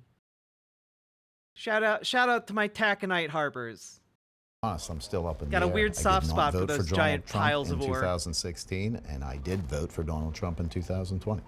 Over the last 50 years, American steel jobs have been decimated by cheap foreign steel. The mill Jamie works at has been in limbo for years. Last Cthulhu, thank you for the Walz sub. would be the first VP to have played Crazy Taxi. Not only that, Walz would be the first VP to be in Crazy Taxi. It's true. Keep in mind, folks, he just got modded into Crazy Taxi. I have a video about it on my channel, youtube.com/riverboatjack. year with the Department of Energy, we had a rule regulation proposed that was nearly going to wipe us off the map. Everything was going to come from overseas. What was the resolution on that? The resolution ultimately was this past April. The rule accommodates the products that we make for this. Spherical But this Man, is I'm the heart feeling behind good. It was a very long, hard fought. Felt like a fight. To get that conversation to happen. All right. I think American workers like me and people in labor and just middle-class workers need to know that an administration that's in charge has a voice at that and will be a consideration from day one. If we're looking at Not after the proposing, fact, not when you're right, fighting it, before proposing anybody proposes. policies and regulations, that those have impacts on jobs and real people, and we need somebody that's going to consider that from the ground up. Well, you certainly got my assurance, and I know the Vice President has lived that way, and Joe Biden certainly did, is that we need to have you at the table, and we need to avoid these things. We need to make sure that your voices of labor are heard. We talk about this being the most pro-labor. Certainly not perfect. We've been through some of these, but I think you've got the assurance that things work better. We know this, if you guys are at the table on the front end. And I'm really bullish because we're going to have to put steel in the ground on all of these, clean energy projects, and then there's golden opportunity there for jobs, American jobs. Yeah, like the way he's tying in their concerns to like practical like applications of what their jobs relate to, like, yeah, we're going to invest in gigantic infrastructure projects. We're going to need that steel that you guys make. Like, we need you. We need your jobs so that we can make these other jobs. Like, this is a great way that resonates, I think, with undecided folks. On green steel, clean energy, American energy production. Sustainable and jobs for sustainable. generations. I'm third generation in my plant. My dad. Yeah, that's the other thing. A lot of these folks care about like the legacy of like their labor line, and the idea that like their job might go away in the future is sad because it means like they have to uproot their entire lives, but also like the lives of everyone who comes after them. Like it won't be the life that they grew up with, that they care about, that they hold dear in their heart. Like this guy is the third in his family to work this same job, and he wants to be able to stay in his home. Like we talk about the importance of homeland to certain groups of people. Well, like to this guy, like his father and his father before him, like all worked in this same area, and that's really important. There's a sense of belonging there, a sense of earned place. And that is very, very compelling to folks like this. And honestly, I'd argue to a lot of folks, not just folks like this. Thank you for not being condescending about these people like certain other creators. You're welcome, Simric. I don't see anything to condescend to them about. Like, they have... I think they're actually, like, unlike a lot of other folks, I think they have very tangible, very common sense asks that they want to see delivered on by government, right? Like, they've been really fucked over by neoliberal policy for decades, and they have some shred of hope that maybe that could be undone. And that hope is currently being blown upon by Tim Walz to kind of maybe turn that spark into a flame, into a little fire of hope, My grandfather worked there. There should be jobs there for 3 or 4 generations No, to and I come. think you're right. You're thinking about your kids. What jobs are they going to do? And then couple it with how they're going to buy a house. I don't want them coming out of school with debt. I want them having a skill and something to do. We're really pushing it. I know the Vice President's pushing it, this idea of skills, more apprenticeship programs, more opportunities to get in, build a stronger economy. They'll be thriving. Vice President mentioned addressing the price gouging. A lot of people are struggling buying just basic everyday needs. I mean, I know she was saying that she's going to attack the price gouging, but how? Wait, what's the difference between these undecided voters and the undecided we dislike? I mean, frankly, I don't dislike any undecided voter. Like, I view them as more likely to vote than people who are just completely disconnected from politics. I actually think more highly of these people because they care about the politics. They just don't really see a viable path forward for, a future that benefits them, And so the key to, in my mind, the key to winning over folks like this is painting a picture that they can believe in of how you're going to make their lives better if you win, right? And I think that is really important to them. It's really important to the campaign, but also if you then deliver on that promise, these people will be ride or die for you. Like, these people come from the kind of folk where your word is your bond. You seal your business with, spit and a handshake. And then that agreement stays in place for the next, 120 years, right? And that might be maybe a little bit idealistic. Obviously, there are exceptions, but like for the most part, that's kind of like the cultural environment for folks like this. Gross, you know what I mean.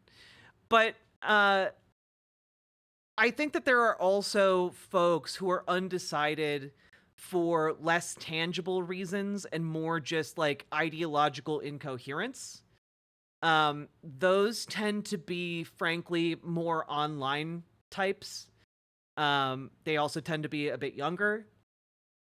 And I get more easily frustrated with those folks because you can argue in circles with them for hours and nothing matters. So that, to me, I guess that would be a distinction I would make. But I like these guys because I understand how they work and I understand how to deliver to them. And like, I can watch this and be like, Tim Walz is nailing it with this particular demographic. And I like that. How exactly? When we're talking price gouging, it's a fairness in the market. And I just give a couple examples of this. The one is we saw the hurricane coming and all of a sudden. Yeah, it's like it's the entire dynamic of like the New Deal solidifying the New Deal. Probably the guy on the left here probably solidified his father and his father's father's support for the Democratic Party for life. They were probably ride or die for the Democratic for life because of the New Deal, right? Because of the way that built manufacturing in their towns. And the way like that economic boom and investment into rural America really like changed their lives and improved the quality of their lives. So I think that, you know, one of the main disconnects for folks like this guy is that in his lifetime there has not been a New Deal like effort.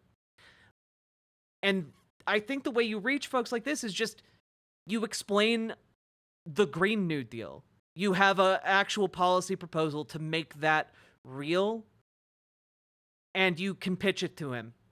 And if he believes you, if he knows that you're walking the walk and talking the talk, and then you deliver for him, like he's going to be there for life. When we talk about the working class of America, like these guys are one of us, chat. And when I see him like torn, I see a worker who has been screwed over for a long time.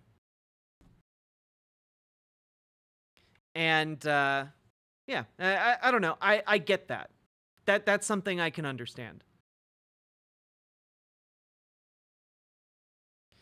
Yeah, and exactly. Like if he were to vote for Harrison Walz and then Harrison Walz don't deliver on a promise to tangibly improve his life and the life of his family and the lives of his kids, then he's never going to believe anything they have to say or anyone who's associated have to say.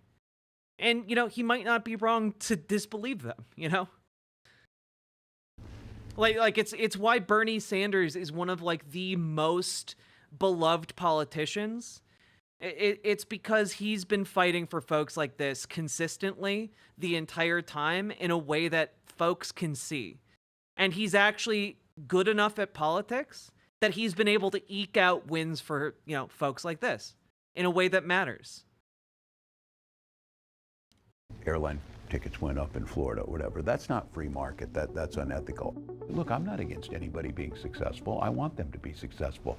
But they shouldn't be making insane amounts while they're jamming the price on that, especially on things you need to get. I talk about the last one I give you the example of is insulin. In Minnesota, they were charging for that little vial of insulin a month's worth, they were charging $800. We capped it at $35. Now people are saying, well, how's the company gonna make money? It costs $5 to make it. So 37 states already have these policies in, but we don't have a federal ban on doing this that can stop some of that. That's the initial hit on that. But the biggest thing is making sure wages are keeping pace with it, making sure that your taxes are going lower, making sure that healthcare prices aren't going up. Okay. So, you know, when I think he might, you know, I think he maybe should have brought it back to corn and getting price gouged on corn. Maybe that would have been my note there. But I think also a lot of these folks probably are familiar with someone who has diabetes and who's been struggling financially as a result. So I think this is also fine. So Steelers gonna win it? Is that the word? I'm just curious. Look, I will admit this. I thought I was smart. I thought I was smarter than Mike Tomlin. I said, what's he doing putting Russell Wilson in? And that's why Mike Tomlin's getting paid money to be a Steelers coach, and I'm not. So thank you all. Look at him. Look, like, I'm not a sports person. I could never do that, but look at him, dude. Look at him. Like, you saw every single guy at that table, like, crack up, and I have no idea what he just said. Like, that was like watching a wizard cast a spell. I have no idea what any of that meant. Well, okay, thank you. Really grateful. Thank you so much. Thank you, guys. Do you have your wallet? What do you want? Something? No, I have Apple Pay though. Oh, that works. We got it. Yeah.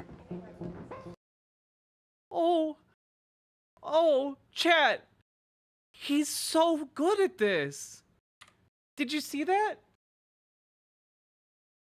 What do you want? Something? No, I have Apple Pay though. Oh, that works. We got it. Yeah. They were buying their drinks for this next segment, and she didn't have her wallet on her, and he's like, "Oh, that's okay. I'll buy it for you." Like, and I don't think this was a prearranged bit, because he didn't know that the restaurant would pay.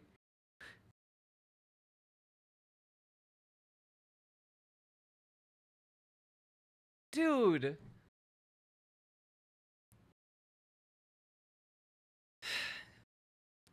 The kindness and consideration he constantly displays. I mean, he's so good at this. It's crazy. Oh, thank you. I feel like I don't usually do this till November, but since it snowed back home, hot chocolate, so I know I'm breaking down. My name is Jewel. I work at Giant Eagle, and I am part of the UFCW. Wait, what is Giant Eagle? Oh, it's a supermarket chain. Okay. Yeah, we don't have those here, so I didn't know. Union 1776. This will be Jewel's first time voting in a presidential election. She's currently undecided. Good job. I work as a personal shopper, so every day I go around picking out groceries for one or more people, and I see people are restricted just based on what they can buy at Giant Eagle because of how prices are at our store. This is such a fascinating person to sit down with. This is the kind of person that would be completely and utterly overlooked by a Republican campaign. Completely and utterly. And like, this is such a good get because she has such an in-depth experiential knowledge of price gouging as it relates to groceries. This is really good. Guys, we need to cover more Perfect Union content, I think. This is above and beyond what I expected, and I already knew that they were really good at this. Like, not only is Tim Walz doing a good job, but like the setup and arrangement of this entire segment here is legendarily good. We talk about this a lot, the cost, and especially after the COVID pandemic, a lot of things like groceries, the prices went up. How do you hear people talk to you about it? I get a lot of negative feedback from our customers about the prices, and I wish I could do something to change them. It just is unfortunate that we are in a place right now where the prices aren't like they should be. We're hearing this from folks, and the Vice President talked about, making sure price gouging stops, but just as importantly, making sure that taxes are fair for you rather than the top.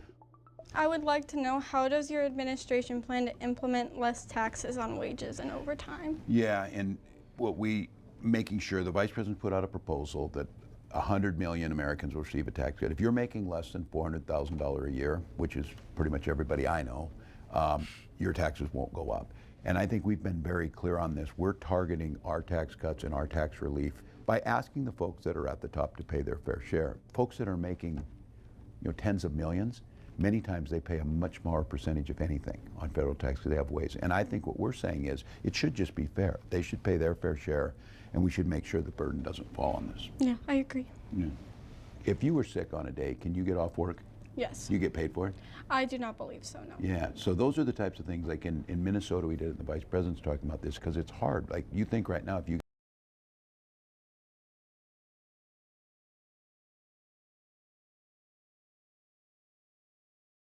Yeah, like if you need to take a sick day in Minnesota, your employer has to give you sick days that are paid, And she doesn't have that right. But he's like, that's just common sense. We want to extend that nationally. You should get sick days if you need to stay home. It's so good.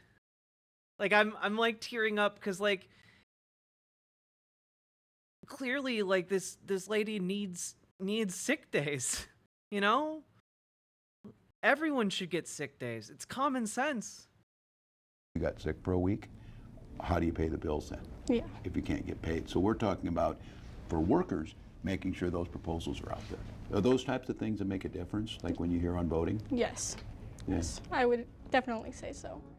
Healthcare or women's reproductive rights and things. How, if I can ask, and feel free to answer however you're comfortable with on there, how do you see that as that discussion's happening? Whereas abortions happen, I feel like they are justified as long as it's not being taken advantage of. And I just believe that should be there for medically necessary needs. No, and I thank you for trusting me with the answer, because I said this is one that, and I would just say how I feel and how the Vice President feels. We feel very strongly that that's your decision, that you should have the freedom to do that with your doctor. Yes.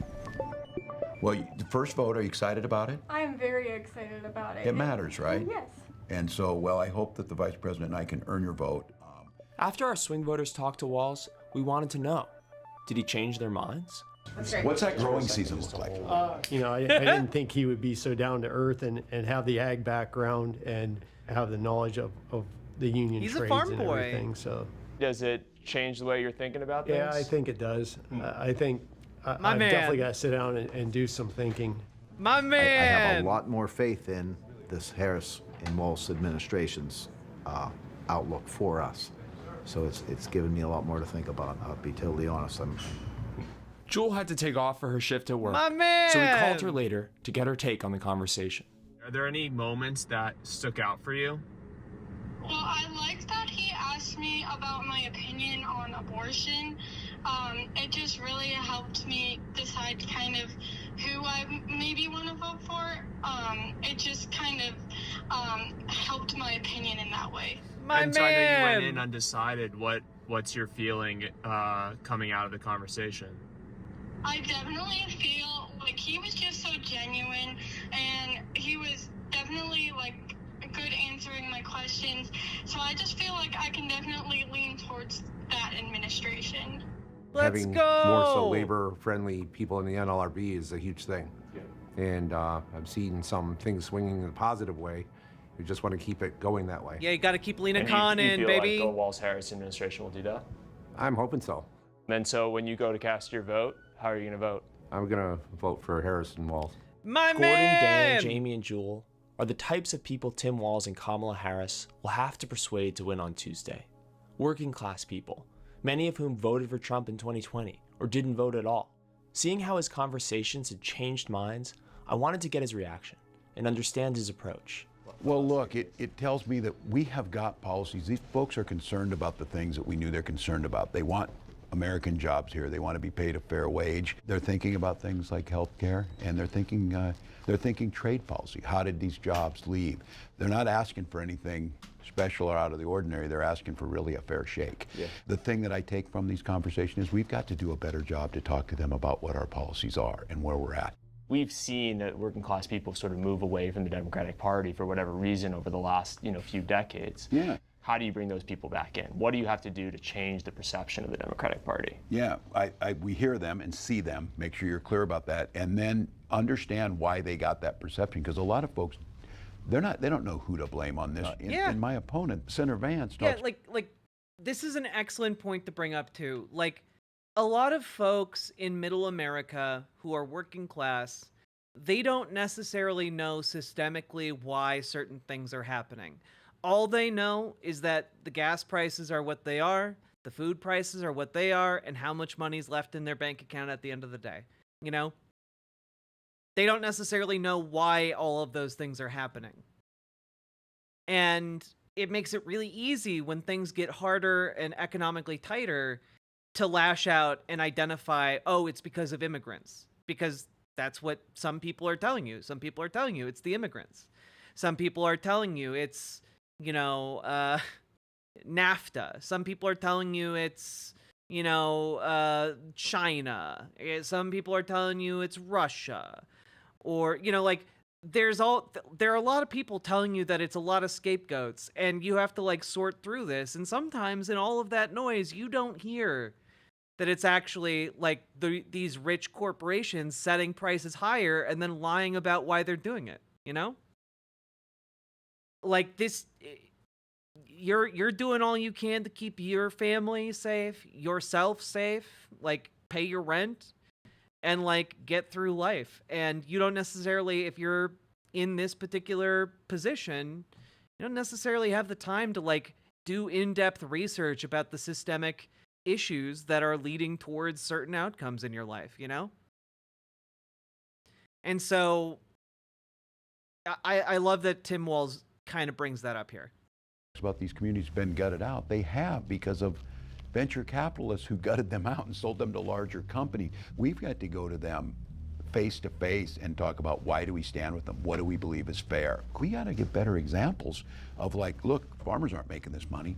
Truck drivers not making this money. Corporate profits went way up. They're making that money. This is not us being anti-capitalist. It's us being fair in the market, because that's distorting things. And then maybe I need to incorporate some more of that rhetoric into my content.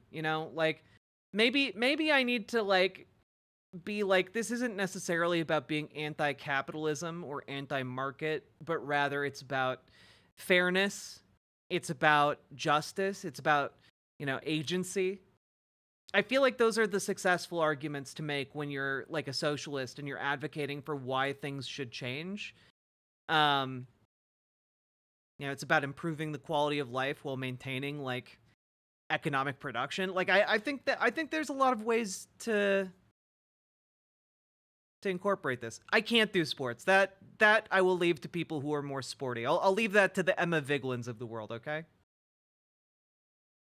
I would say this, something we saw in Minnesota. You've got to have results. You can't talk about it. You got to pass legislation that impacts people in a way that they see it. See, I was talking about that. If they don't do it, then like these people are lost for a generation. If they follow through, and I feel like Tim Walz is a guy who will move heaven and earth to follow through on a promise. I get that vibe from him. Then they're yours. They're with you for life. They're ride or die. Got to get it done. You can't just talk about it. Yeah. Governor Walz, thank you so much. Thanks for your so time. much. Appreciate it. Appreciate it. It was great. Thank you, guys.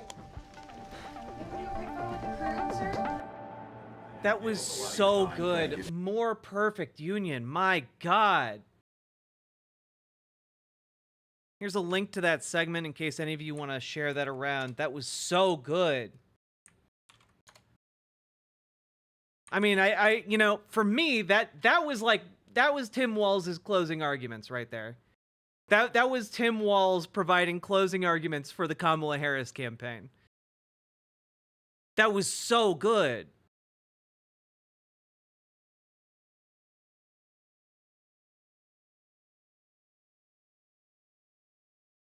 Imagine Trump trying to do that.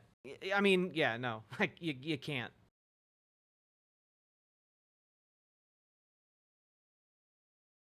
Incredible. Like I'm just kind of flabbergasted still. That was so good.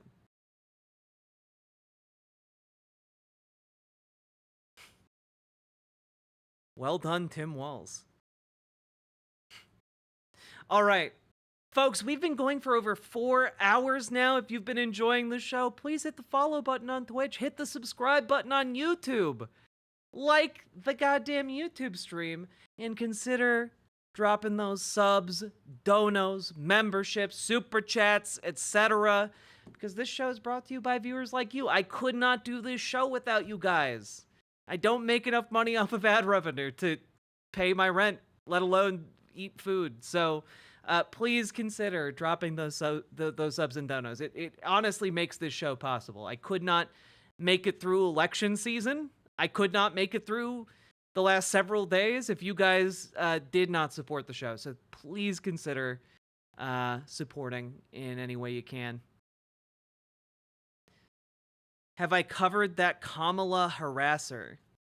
I don't know what you're talking about. We're here for you and your wardrobe and my political acumen, right? I'm gonna take off these gloves though because they're hot. Oof.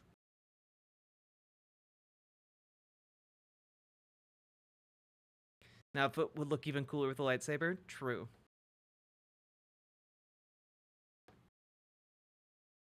Whew. All right.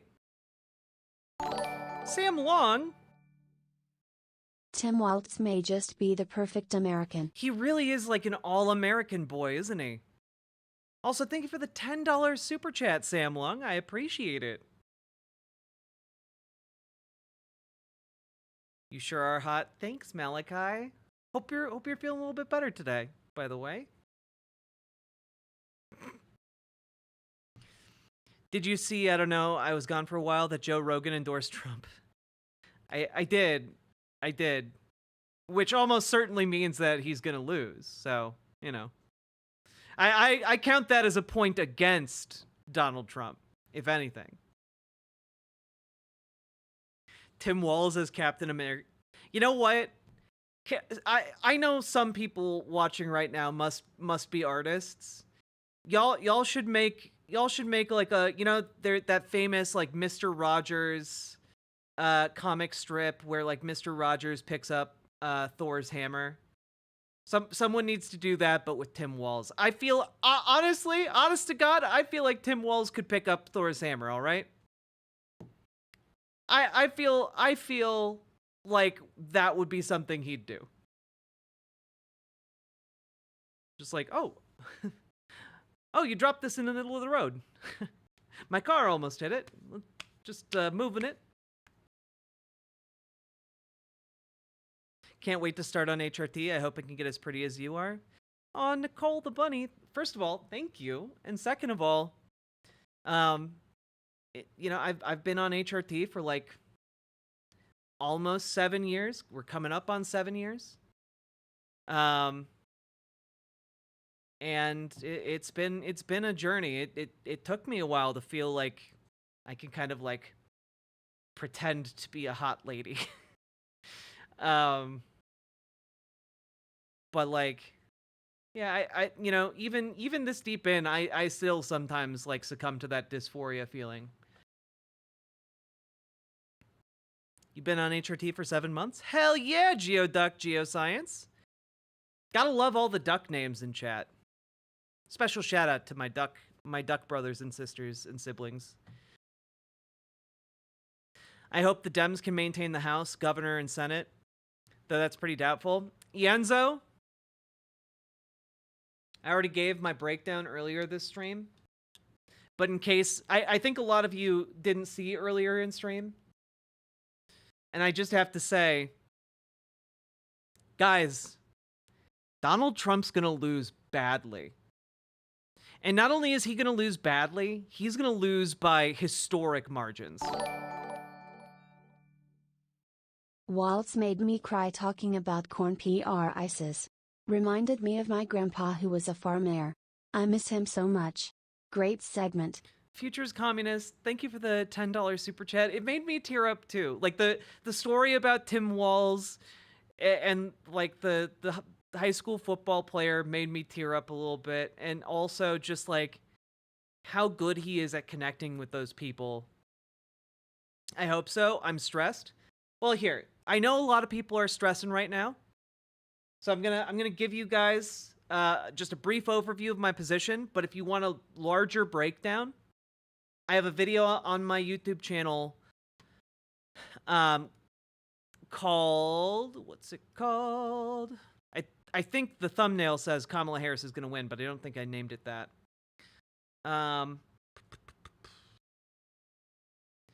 Yes, I called it The Case for Kamala Harris Winning the 2024 Election.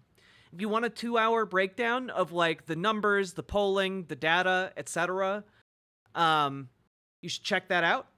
I had on like a election analyst from Polling Analytics, GamerG in our mod chat, came on to help us do that. She works doing polling stuff too. So you can watch that. It's really, really good. It lays out a case. And I'm just going to give you my brief overview. If you don't want to go watch that video, you should though. You should, and you should share it around. But here is my breakdown, okay? You ready?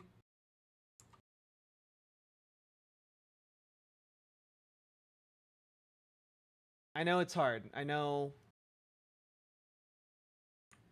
things are going wacky right now. Okay. So here is my conservative map. Okay? This is not my final prediction. My final prediction I'll release tomorrow on my Twitter. But this is what I came up with when I looked at it, several days ago. When I looked at the data, when I looked at the polling, I think that this is roughly where we're going to be. I think we're going to see on election night Kamala Harris with over 300 electoral votes. Okay? That is my conservative estimate, though. And it is now outdated and superseded by new data. Okay? So, and I just have to say, all of that new data leads to a better looking map than this. Okay? So, when I look at the data, which includes what I've seen so far is the Iowa Seltzer poll, which is considered the gold standard of polling that has been correct every single time it has bucked the, polling aggregate consensus. The Seltzer poll has proven itself to be more correct than the aggregate. So, with that poll, plus polling that has started to drop today and into early morning tomorrow, we have the venerable polling outfit Marist Poll on behalf of PBS putting out a new poll today. We also have an NBC poll. We also have polling from several other states that, again, indicate that the mainstream aggregate consensus polling is off. Potentially off by a lot. And so to kind of break it down just a little bit, again, we don't have to do it all the way, but to break it down a little bit, the Iowa poll indicates that the aggregate polling might be off from anywhere from 7 points to 13 points. Largely fueled by older women defecting from the Republican Party and voting along abortion lines. And that shift, that shift is seismic in scale.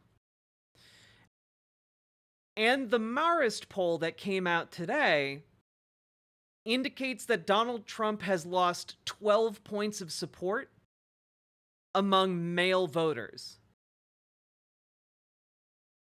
Which means that if this is indicative, which the Marist poll is a national poll, keep that in mind, which means that even if that's half true, even if it is half true, and Donald Trump has lost 6% among men, in October, he was leading Kamala Harris by 16 points. Now he's among men. Now he's only leading Kamala Harris by 4 points among men. If he has lost even half that amount, we're in no circumstance does he win this election, electorally anyway. Okay? So those two polls plus additional polling like the NBC poll, which to take a look at real quick. Yeah, the final NBC News poll of the election cycle showed Trump hemorrhaging support from Black and Latino voters, and it also showed that Kamala Harris has secured 87% of Black voters. So guys, the supposed gains that he was making among minority groups have completely evaporated.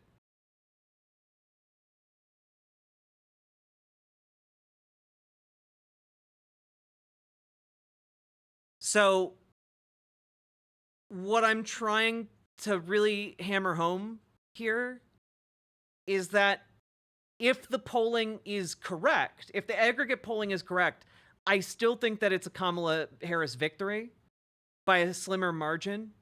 But guys, enthusiasm for Kamala Harris is at Obama levels. Enthusiasm for Donald Trump has gone down since 2020. I do not see a scenario here where a base of people more energized than Joe Biden in 2020, significantly more than Joe Biden in 2020, is showing up in equivalent numbers to MAGA folks. So what I'm trying to indicate here is that I think that there are a lot of fundamentals here that are aligning in favor of a Harris landslide. And I give that scenario, a few days ago I gave it about a 15% chance of happening. Now I think it's about 30%, possibly even higher than that. I'll check in again when I wake up, but like that's kind of where I'm at right now. And I mean, it's if he's lost 12 points among men and he's completely cratered out on women and minorities are going to him less and less, and he's lost, an additional 3% of white non-college voters since 2020, which is, again, all of that data is backed up by other polling. There's no way in hell this election is a 50-50 election. That the math just doesn't math on that. None of this is to say you shouldn't vote. If anything, it's to say more of you should vote for Kamala Harris and Tim Walz. Largely because if we are in a landslide scenario, that landslide goes down ballot. It goes down the ticket. People who vote Dem are more likely to vote down ticket Dem. Which means we are opening the door to some truly wacky scenarios. For example, if the Iowa polling is not just confined to Iowa, but is indicative of a national trend, suddenly we see things like Kansas being in play. Suddenly we see things like Florida and Texas being truly purple states. Suddenly we start seeing like Indiana and Missouri going into play. Ohio going blue. We start seeing wacky stuff. And I was saying this weeks ago, if Kamala Harris just shaved like an additional 1 or 2% off of white non-college voters. But the trend we've seen since I made that prediction, since I looked at the data and came to that conclusion, the numbers have gotten exponentially worse for Donald Trump, according to the polling. So what I'm trying to convey to you is that while this is my conservative map, this is my landslide map. And this landslide map is also... This landslide map was just if the Iowa polling was indicative of a nationwide, skew in the polling.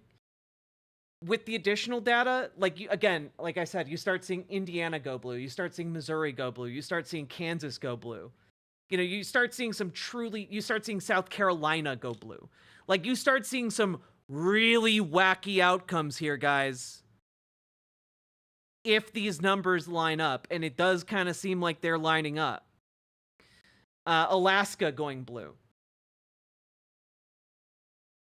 So, again, there are a couple ifs here.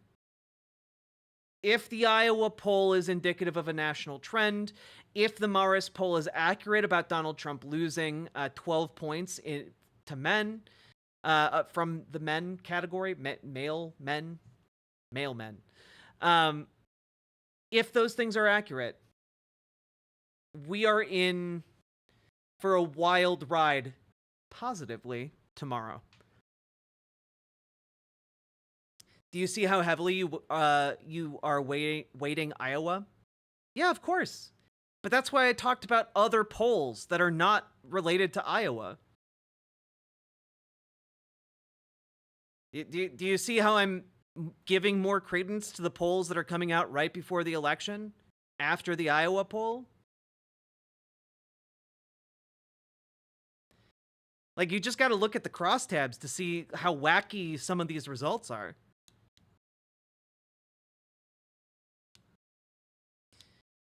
If Iowa goes blue, the polling was off by 13 goddamn points. And that polling is by outfits that have been polling other states and national races, which indicates a massive bias in how things are being calculated. How do I find the crosstabs in polls? Usually there will be a link in any story about polls to the polling data itself, and then you just have to look at the polling data. I thought the polls said it's pretty much 50-50 with a 1% difference.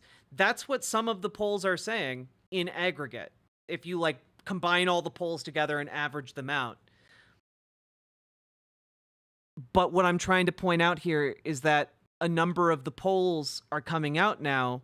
Like we covered a story the other day about a prominent pollster, I forget his name, he's one of the big ones, who acknowledged that the new poll that they were putting out right before the election was the polling data that they had, but admitted to underweighting women and minority voters, which is a huge problem in an election that is absolutely colossally fueled by women turning out to vote on abortion lines.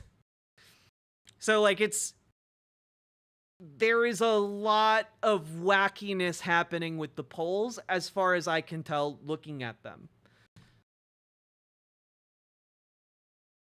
And the reason people keep talking about this Iowa poll is because the Seltzer poll is the poll when it comes to national polling. It has accurately predicted swings for over a decade now, both for Republicans and for Democrats. It's accurately predicted it one way or the other for the most part.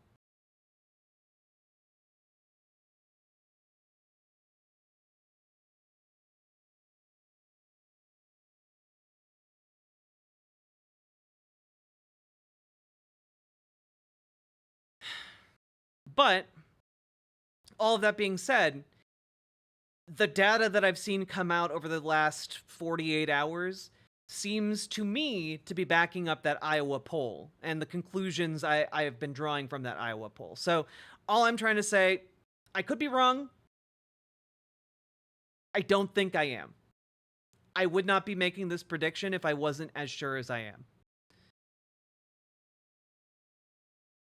Yeah, I did a 2-hour-long breakdown of polling data with GamerG, Christina from Tricolor Analytics. So, again, if you want to look at my reasoning, you can definitely go over that video. Again, it's the case for Kamala Harris winning the 2024 election. It's over on the YouTube channel.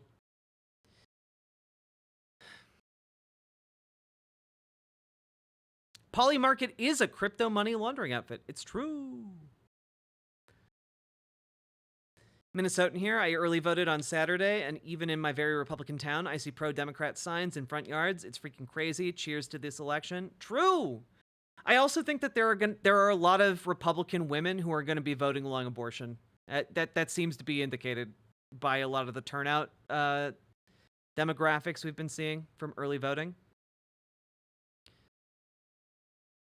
My reasoning leans very heavily on Iowa. It's true.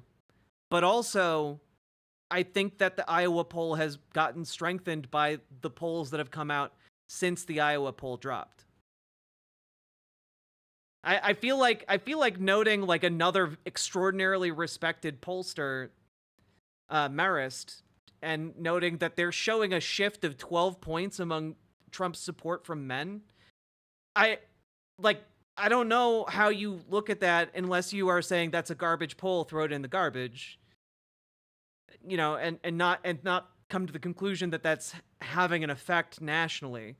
That's just not being shown in the aggregate polling. If there is a shift of 12% among men supporting Trump, like that should be reflected in the polling since October, and we haven't seen it. Except in the Iowa poll, and in the Marist poll, and in the NBC poll.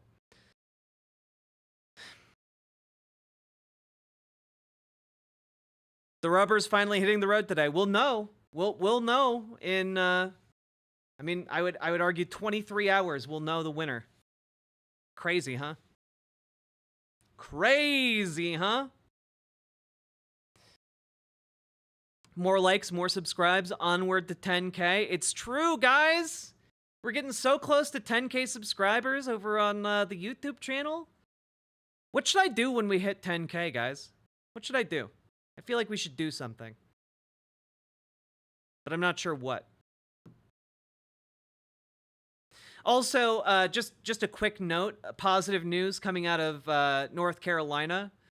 Mark Robinson is officially cooked. Like, going into the election, he's polling at like 30%. What do I think about New Hampshire? It's way better than Old Hampshire.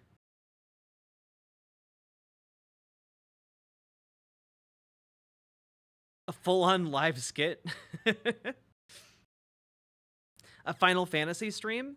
Well, I'm gonna do a Final Fantasy stream after this election, so unless it'd be cool if we hit 10K tomorrow, but I don't think we will. It's finally election night. I mean, I guess it's technically nighttime and it's technically the election day, so yes.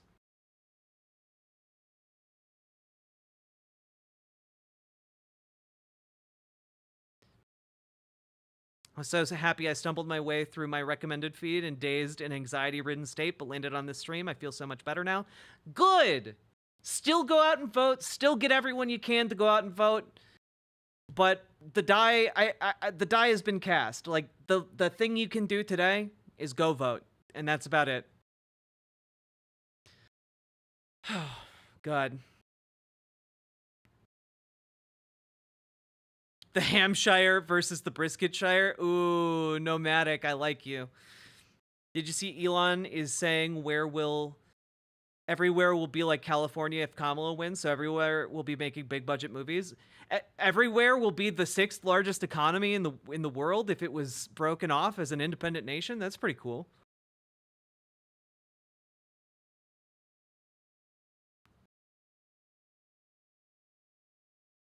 Dixieville Notch, New Hampshire already started voting. Did it really? What are the results? Just out of curiosity.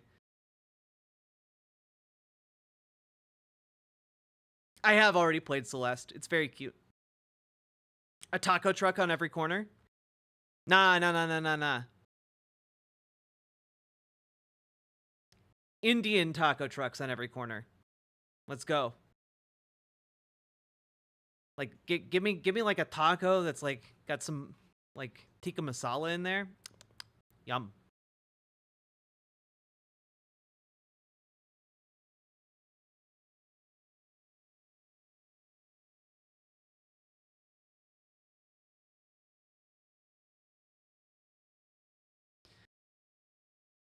Oh, it's a tied race. 3 votes to 3. Because there are only 6 people living there? Okay. That must be really frustrating to the residents to have their population double and suddenly being locked in a dead heat.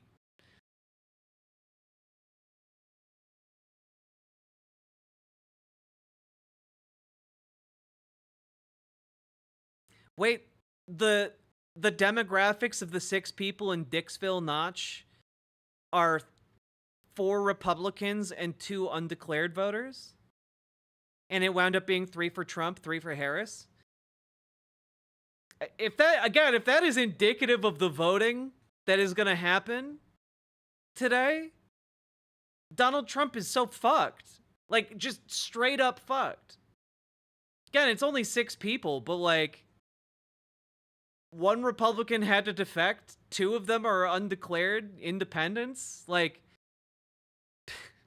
Kamala Harris winning 100% of independents in Dixville Notch. Damn, dog.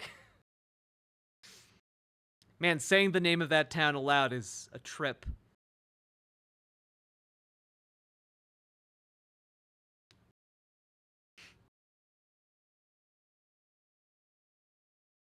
Dixville.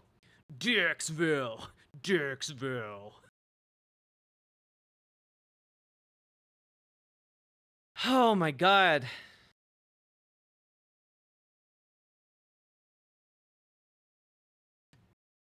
We're gonna, by the way, we are gonna have YouTube content going up tomorrow, or I guess today, until like I go live with election coverage. It's gonna be wild.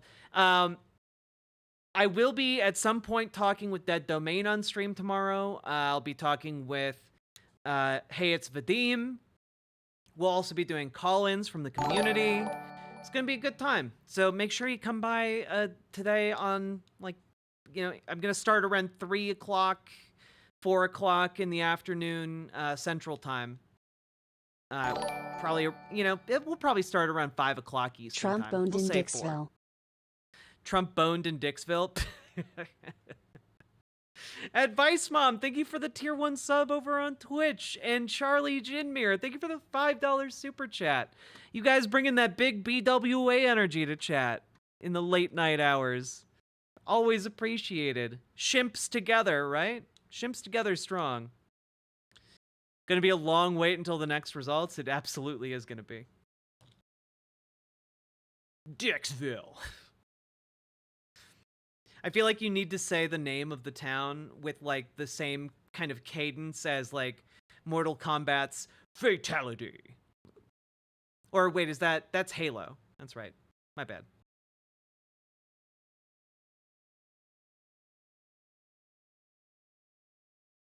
Saw Kansas early vote results. It's possible Kansas could go blue if independents are voting for Harris. Yeah, guys. Also, keep in mind, most normies don't early vote. You know, most normies don't early vote. We're seeing some, like, let me put it this way. The people voting, well, Trump only helped my state from the wildfires when he discovered Reagan Country, Orange County, as a conservative stronghold. Yeah, Trump did that a lot with disaster relief. He withheld like billions of aid from Puerto Rico after it got hit with Hurricane Maria. Asshole. Good night, Charlie.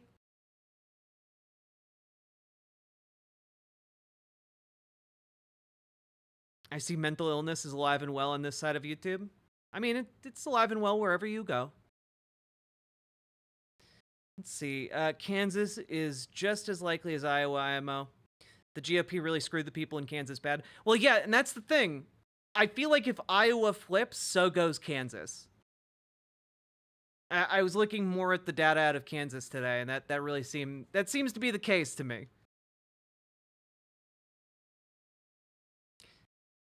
No, Brianna Huffman, it's 3-3 in Dixville Notch, but keep in mind the demographics of Dixville Notch are 4 Republicans and 2 independents, so yeah.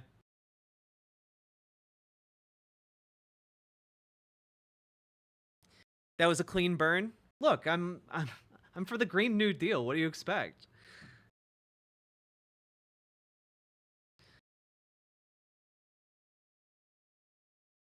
Let's see. Get the Halo announcer on Cameo. Wait, is the Halo announcer on Cameo? That's so cool.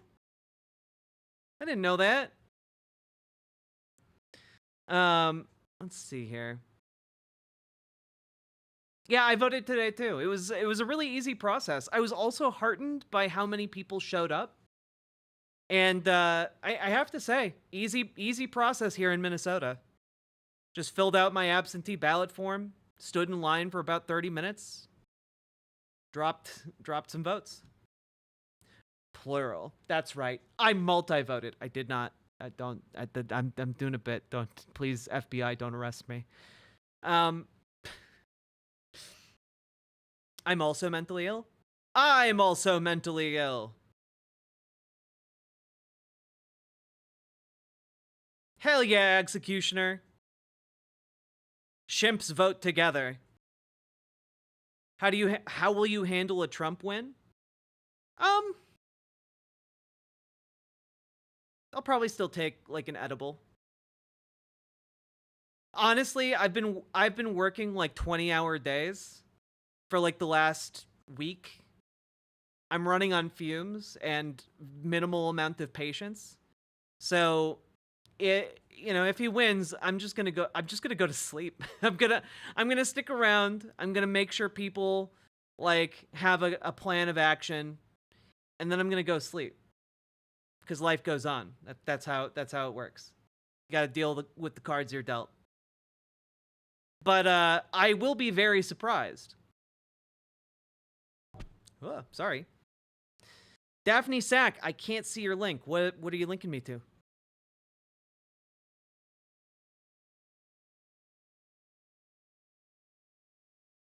Biden swept Dixville? Well, he's very popular with Dix.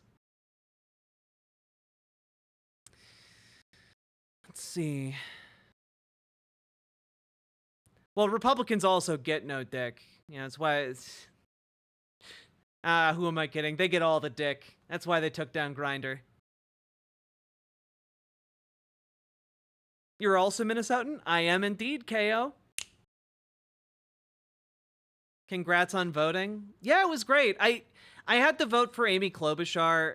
I really dislike Amy Klobuchar, but there is like such a deep and abiding like respect for her here that she's just going to be in office until she dies of old age. And like it is what it is.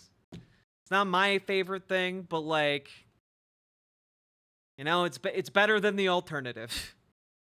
Also, if you are voting today, please make sure to look up school board positions, because often school board positions are not indicated, like a party isn't indicated a lot with school board members who are running.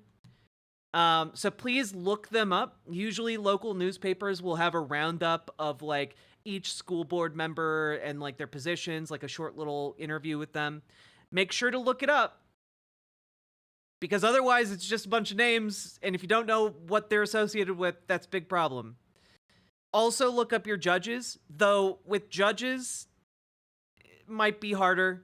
It also, you can make a list on your phone of like each person you want to vote for, and then you can like look at your phone and fill in the bubbles associated with your picks. Okay, like pro tip, that will help you a lot and help you avoid panic voting for judges that you don't know anything about.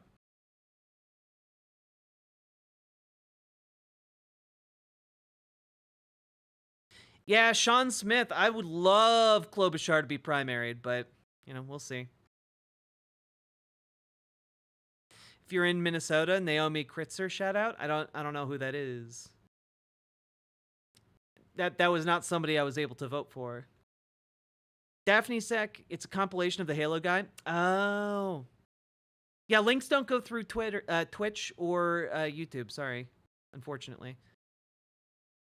We had to shut that shit down because white supremacists kept posting like gore or like links to grab people's data. It was really not fun. I used to live next to Klobuchar, Jewish Voice for Peace, did a morning ritual on her front lawn for Palestinians, so naturally she sold her house and moved. Huh. Good work, Jewish Voice for Peace. Will you purify yourself in the waters of Lake Minnetonka? I don't feel like that's my place.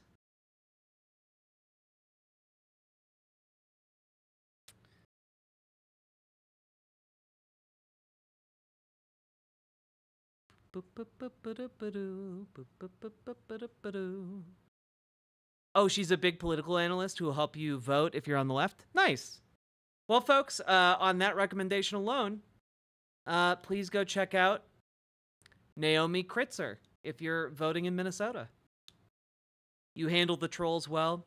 Well, Little Big Donk, I can usually tell when like they're the kind of troll you can like interact with and maybe like have an actual dialogue with, or if they're the kind of troll where it's just not worth your time and it's time to just call them like a moron and maybe entertain yourself with like some back and forth insults.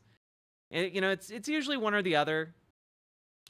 And sometimes it's just like, oh, you're just here to be transphobic. I see. Bye. You know, sometimes it's just not worth engaging. Not politics related, but your necklace is so pretty. If you don't mind me asking, where did you get it? I actually got it from my partner. My partner gave me my necklace. She's allergic to non-silver metals, and it's not made out of silver. So, like, I can wear it, and she likes seeing it on me. And yeah, I don't know where she got it though. Probably like some vintage store or thrift store somewhere. Have I ever been to Lake Wobegon? No. Reverse werewolf? Mm-hmm.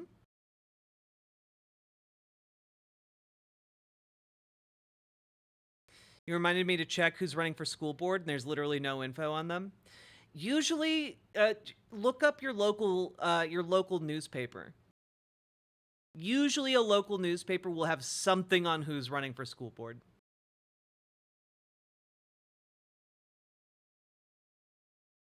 Hey, I just turned 18. What are some great health insurance that cover trans healthcare? My previous one was from Alabama that didn't cover it. So KO, that's something that really varies on a state-by-state basis. And I have to be honest with you, I have no fucking idea. As a 30-something-year-old adult, I have no idea. I have Health Partners, if that helps you at all. Health Partners has been pretty good for trans healthcare. They don't cover like all gender-affirming surgery, but they cover most of it. Cover mental health care stuff.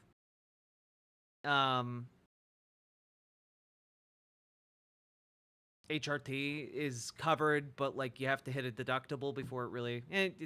Health insurance sucks, and it makes me mad.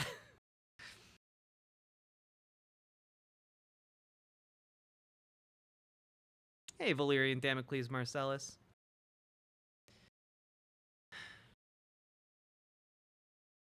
Oh, my Riverboat.gg chat wasn't updating. I was wondering where you guys were. I was wondering why no one had talked in like 10 minutes over there. Aaron Reed suggested Googling their name, but also add transgender in the title of the search because it shows if they're anti-trans lunatics. Good idea.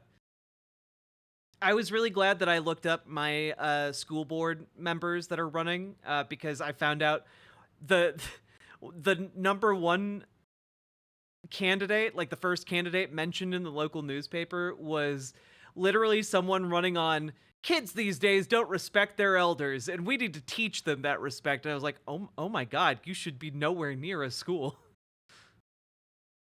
I live in Minnesota. Oh, Health Partners is pretty good.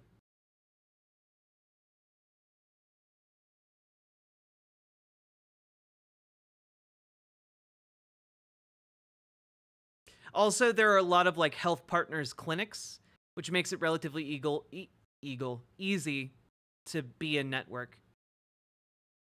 Although it depends on where you live, I guess. Yeah, Smelanie, like she was literally like just like I've been here for over 18 years, and when my kids were going to school, they understood how to respect their elders, but not anymore. And I was just like, oh my God, what's wrong with you? What do you? Is Health Partners in other states too? I think so. Though, you know, Minnesota also has a state marketplace for health insurance through like the Affordable Care Act. Mileage, you know, it's complicated and weird, and I get deeply uncomfortable anytime I have to navigate it. So, yeah. VegCom, thank you very much for the raid. Welcome, Raiders. My school board options are awful. Yeah. Thanks, Republicans, for encouraging the worst people on the planet to be in charge of schools. I'm exhausted, VegCom. How are you?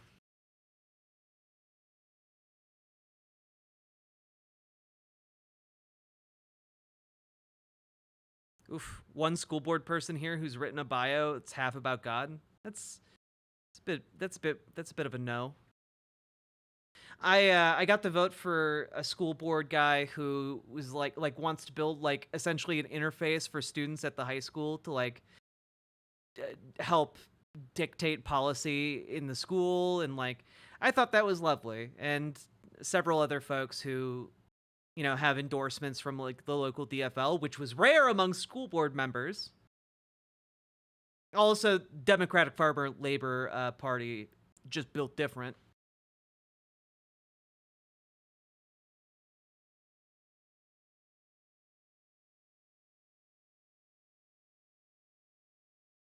Wait, did you say that Vadim will be on stream tomorrow? I love him. Creationist Cat was such an awesome YouTube channel. Yeah! We worked together organizing for Jamal Bowman in New York, and he's really cool, and just good vibes, you know? So he's going to be on tomorrow.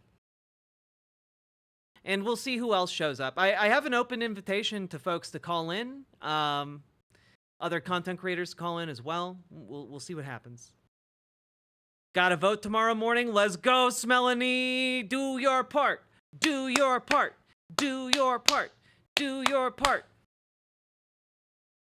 I care about this election, so I showered so that I don't have to worry about that tomorrow. I'm going to be doing that tonight. Well, maybe I won't. We'll see. Well, maybe I will, because then it will wake me up and I can edit more videos. Yeah, Democratic Farmer Labor Dems are built different, you know? They just build them different in Minnesota. It means I could call in and plug my channel? Absolutely. We'll be taking community calls and calls from other creators as well. I promise to turn Missouri blue with a vote that hits with the force of 1,000,000 votes. Sent out your mail-in ballot earlier this evening? Hell yeah. Looked up school board members like you mentioned, but still nothing. Ugh, that sucks, Minty Trash. I'm sorry.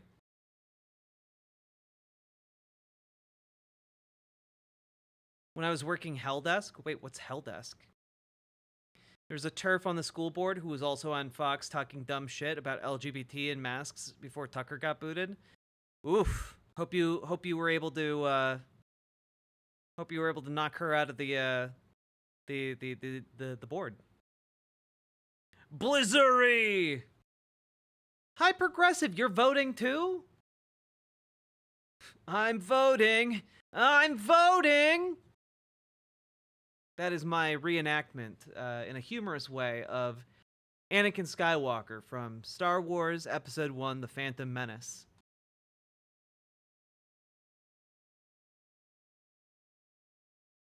What are y'all drinking tomorrow? I am drinking... I'm going to be drinking a lot. I'm drinking Old Hell Roaring. It's a local whiskey from a brand called Spirits of the North. It's my favorite whiskey. And I also have the option for you guys to punish me with Doritos vodka and Baja Blast Chaser. I reserve the right, though, to cut myself off of that, because both of those are absolutely foul.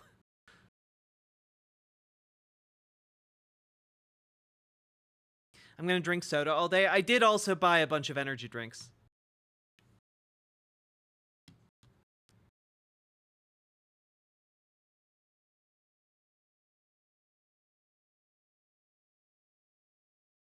Doritos what? It's Doritos liquor. So it's liquor distilled from Doritos. I bought it as a gag gift for my partner, but she turned the tables on me because she then was like, "Oh no, this is foul," after we drank it together, and then was like, "You take it and get Stream to punish you with donos so that you have to drink it." And I was like, is this just a way to give me the gift that I gave you? And she was like, yes. I was like, oh, okay. But it's Doritos distilled liquor and Mountain Dew Baja Blast alcoholic beverage, which I need you all to understand sounds like it might be a good idea.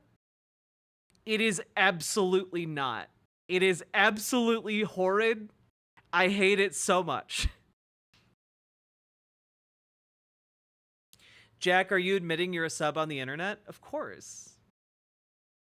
Not. I'm a Switch.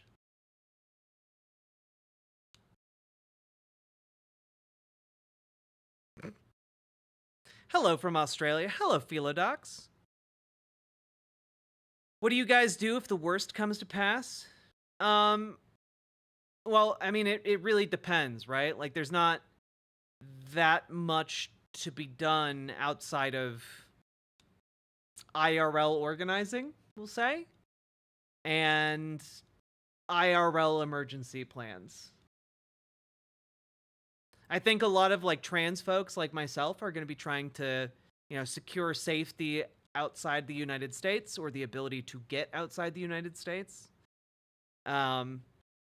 I imagine like some of the like I fundraised a bit for a nonprofit either earlier this year or late last year called Rainbow Road or Rainbow Passage, sorry. And their premise was getting trans people out of unsafe red states that had passed anti-trans legislation. I imagine that they would probably expand operations to get people out of the country who would otherwise be unable to.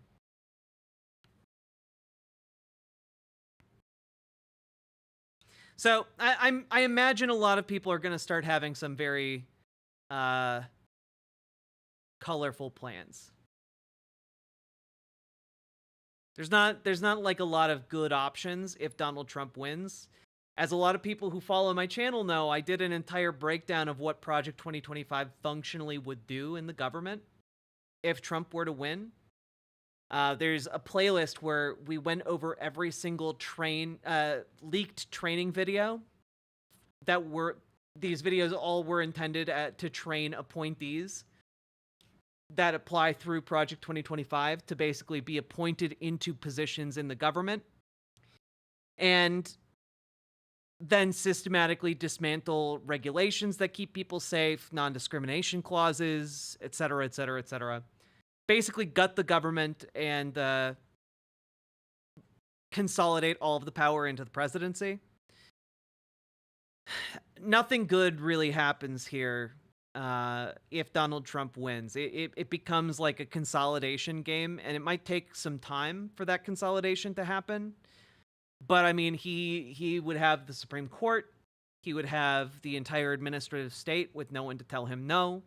He would have his cronies at the head of the military. Again, no one to tell him no when it comes to using the military against the American people or, say, launching a nuke at North Korea and trying to blame another country. Something that he did try to do when he was president.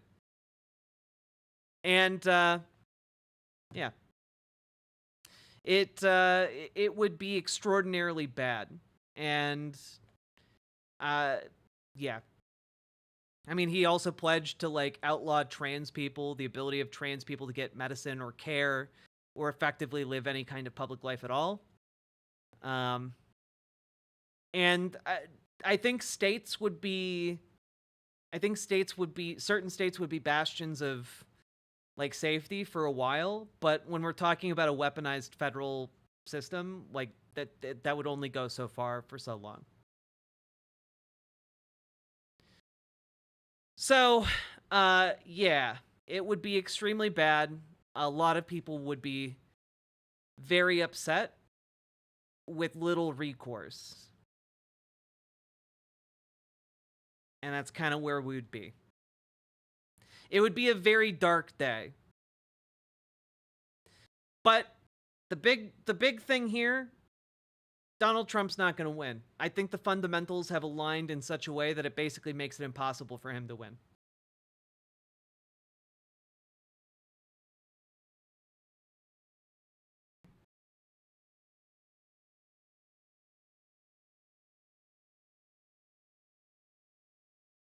Comrade, this is the Moscow Soviet Union.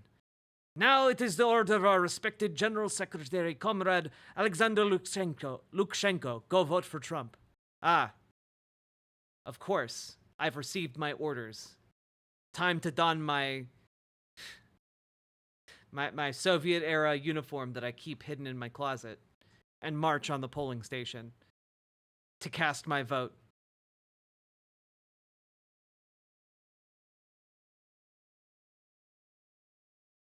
Yeah, again, if you're doomering, Gamergy and I did a lot of work to break down the polling data. The case for Kamala Harris winning the 2024 election, it's really, really fucking good. Go watch it.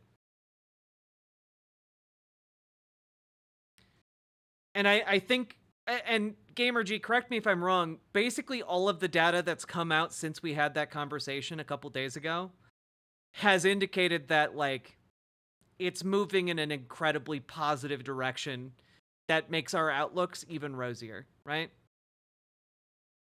Thanks, Dragonfly. Watch it. It will crush the doomer. It's true. Time to implement the MAGA communism, comrade. Grigor Niet Russian, is that you? Do you think we'll get a January 6th too? No. I think we might see like independent like militia attacks. You know, along the lines of like that militia plot to kidnap Gretchen Whitmer that almost succeeded. I don't think we would see January 6th too, largely because Biden's in the executive now. Like if a bunch of violent protesters showed up in Washington D.C., like the National Guard would just be out in a matter of like an hour and it would be done. Like, nah. Also, yeah, guys, don't bet on the election. Don't put any money in the election that you're not prepared to lose, okay?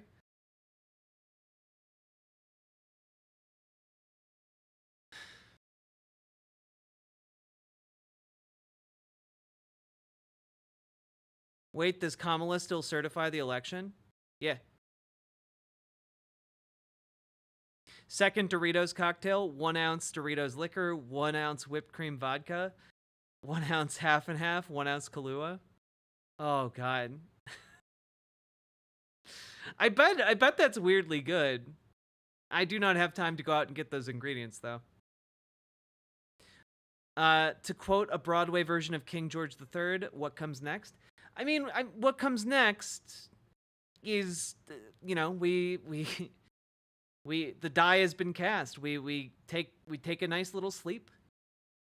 We wake up tomorrow. Maybe we move our bodies a little bit. Maybe go for a run or something. Go to work, and then cast your ballot. And suddenly, we'll be live around 4 o'clock, 3 o'clock, 4 o'clock, somewhere in there, Central Time. And then it's just us talking about the election results, watching live coverage from different local news stations, national news stations, etc. Keeping an eye on whether anything spicy were to happen. And also, you know, obviously taking a look at how things are shaking out as they shake out.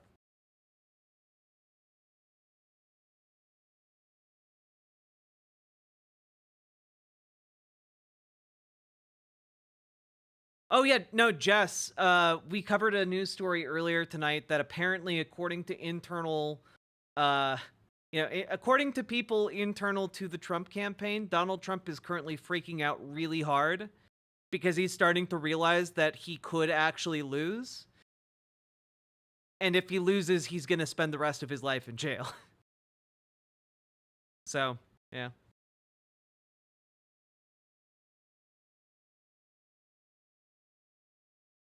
Like how you kick ass. It's nice seeing you thrive. VegCom, I'm doing my best, you know? Doing my best.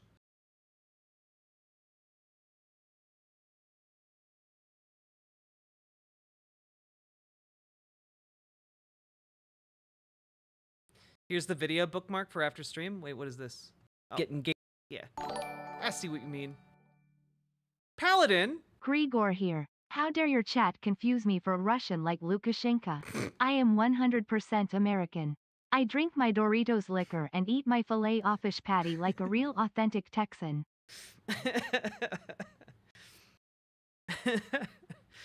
Oh, I apologize on behalf of chat, Grigor, Niet Russian. I apologize. They are but simple shimp. You know, shimp of the land. Morons.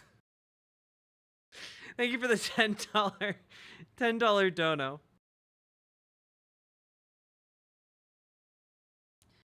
Bad news, chat. You burnt your bacon. No! Why does Texas have to catch strays? Why would Texas have to catch strays? That's just the home of the greatest American alive, Grigor Niet Russian.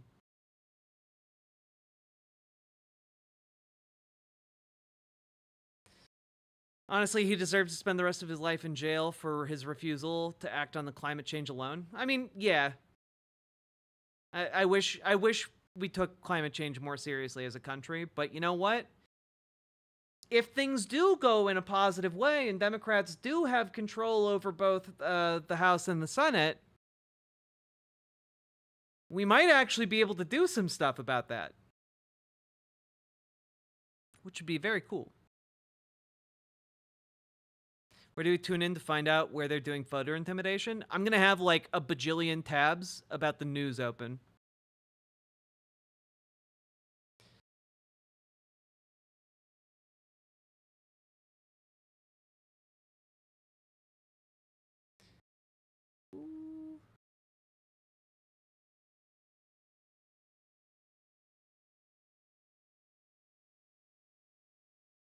All right, folks, we've been going for over 5 hours. I thought maybe we'd get to some more content, but you know, I'm bushed.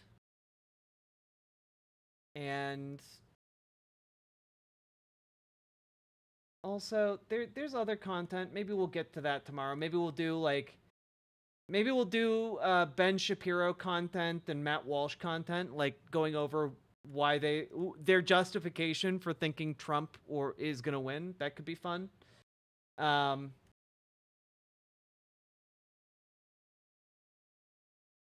we'll be doing a lot tomorrow. It'll be a lot. Okay. Organizing. I was also going to go over like this Steven Crowder Piers Morgan debate, but I feel like that's pretty garbage. We don't need to do that.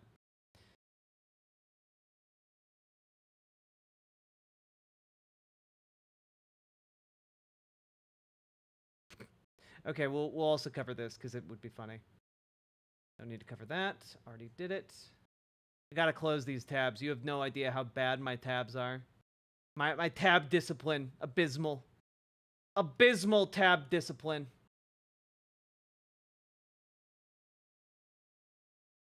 I wonder if the 8th What's a Girl to Do episode will drop on election day. That'd be fun. What's a girl to do? All right, folks. I appreciate all of you. I can do this when I'm not on a live stream. You guys are wonderful and great. And I will see you all tomorrow. You have to be here now. If you're watching me say that, you're contractually obligated to be here tomorrow. All right. Good night, folks. We're going to raid you in to a new home. Happy little home. You know what? We'll raid you into Tofu Ghost here, okay? We'll raid you into Tofu Ghost. Get in there, you silly billies. I signed in blood. No! See you tomorrow, you crazy kids.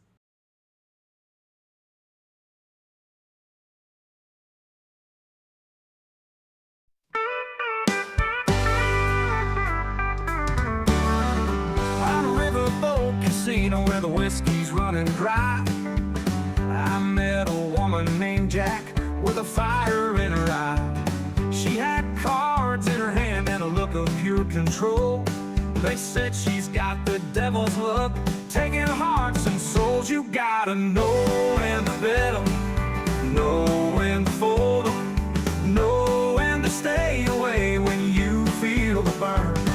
She'll take all your money, leave you broke and lonely. There ain't no second chances, girl, when it's her turn.